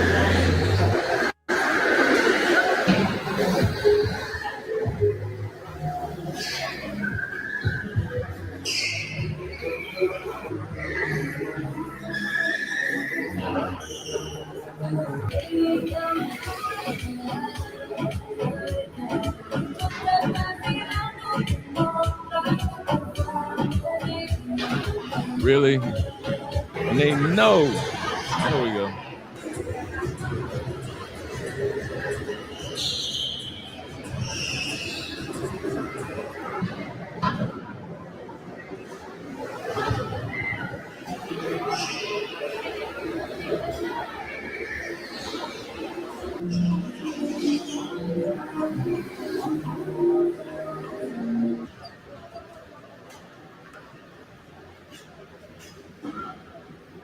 We did our thing. It was on, but it got serious out there. And I had to make sure, you know, I represented for that love, purpose, and passport, baby. So as y'all can see, I don't know if you heard, I was a little winded because I ain't had a dose of adrenaline like that in a minute. That was You know, awesome. it was on for me. I That couldn't was see awesome. nothing. I had so much fun. We were ready to go again. Oh yeah, I had we ready a to great go time. again. You It's know? a great date. Oh, we It had so much is. fun. It is. It's a nice spot. Shout out to Nobody St. James. We saw you. You know, we know you guys got there before we did. Look like y'all enjoyed yourself. So, you know, we had to enjoy ourselves. It looked We enjoyed fun. ourselves. Oh, it We didn't looked get fun. the bowl though, because we know y'all bowl. We didn't get the bowl, but next time we gonna bowl. For sure. We doing both next time though. We gotta do both because we can't show up and don't we gotta go see those go-karts again because you know, we got our name on those now. But I'm going back ready for with a different attitude. Okay? She was all worried last time and got out there and now she wanna go ahead, girl. I don't want the car to like go sideways and be embarrassed in front of everyone, and then the crew has to come out and like push the car out of the way. I'm like, I can't do that. But he's like, don't worry about it. I'm gonna be behind you. Behind me? He crushed me twice. I never saw him again. But yeah, but at least you know, I think I did that be more. Like, I had a great time. The fellas, those was the homies. The homies was out there trying to kick up dust. I was like, oh, that's what y'all trying to do. After it, they all had like a guy moment. You know, when everybody gets out and guys like look at each other, they do this. It's like a guy moment. I'm like, oh brother, oh brother. So, what's the name of the mall? This is in the mall. What's the name of that mall? La Bolera, Plaza Bolera. That's what it's Plaza called. Bolera.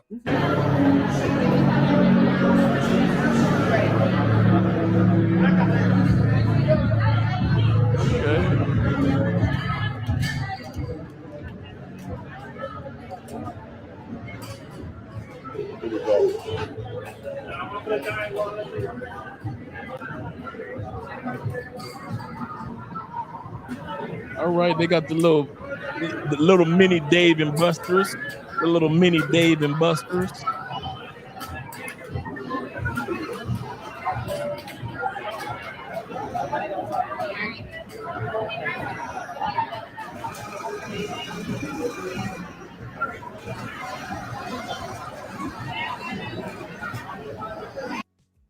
Shout out to them. Shout out to them. All right, guys, I'm gonna let you guys get you some rest. I'll be seeing you guys tomorrow morning. Let's get ready for this outro. Let's do the cowgirls. You guys requested the cowgirls skedaddle.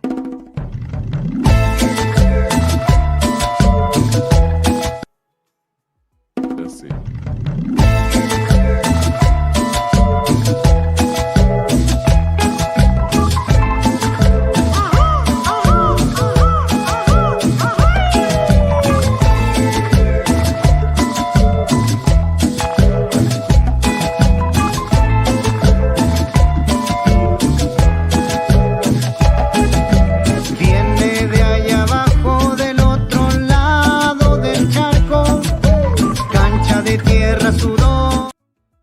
We had to stop that for a minute. I had a couple of super chats I didn't get to.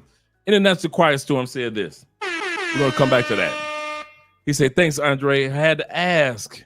Every content creator is different in their criteria and to get rid of trolls. Yeah, this is true. And disrespectful people. I enforce accordingly. And I agree with that. So how Richie handled it may be different from how I may have handled it, but I may, in a different scenario, may handle it like Richie handled it. So absolutely correct. And so on behalf of Timothy Bright, I want to nominate we went through that Cowgirls and IQS. Okay, cool. He said, I cannot post a super chat. Okay, we did that. So let's go back to the video. We're going to bring it back. Bring that beat.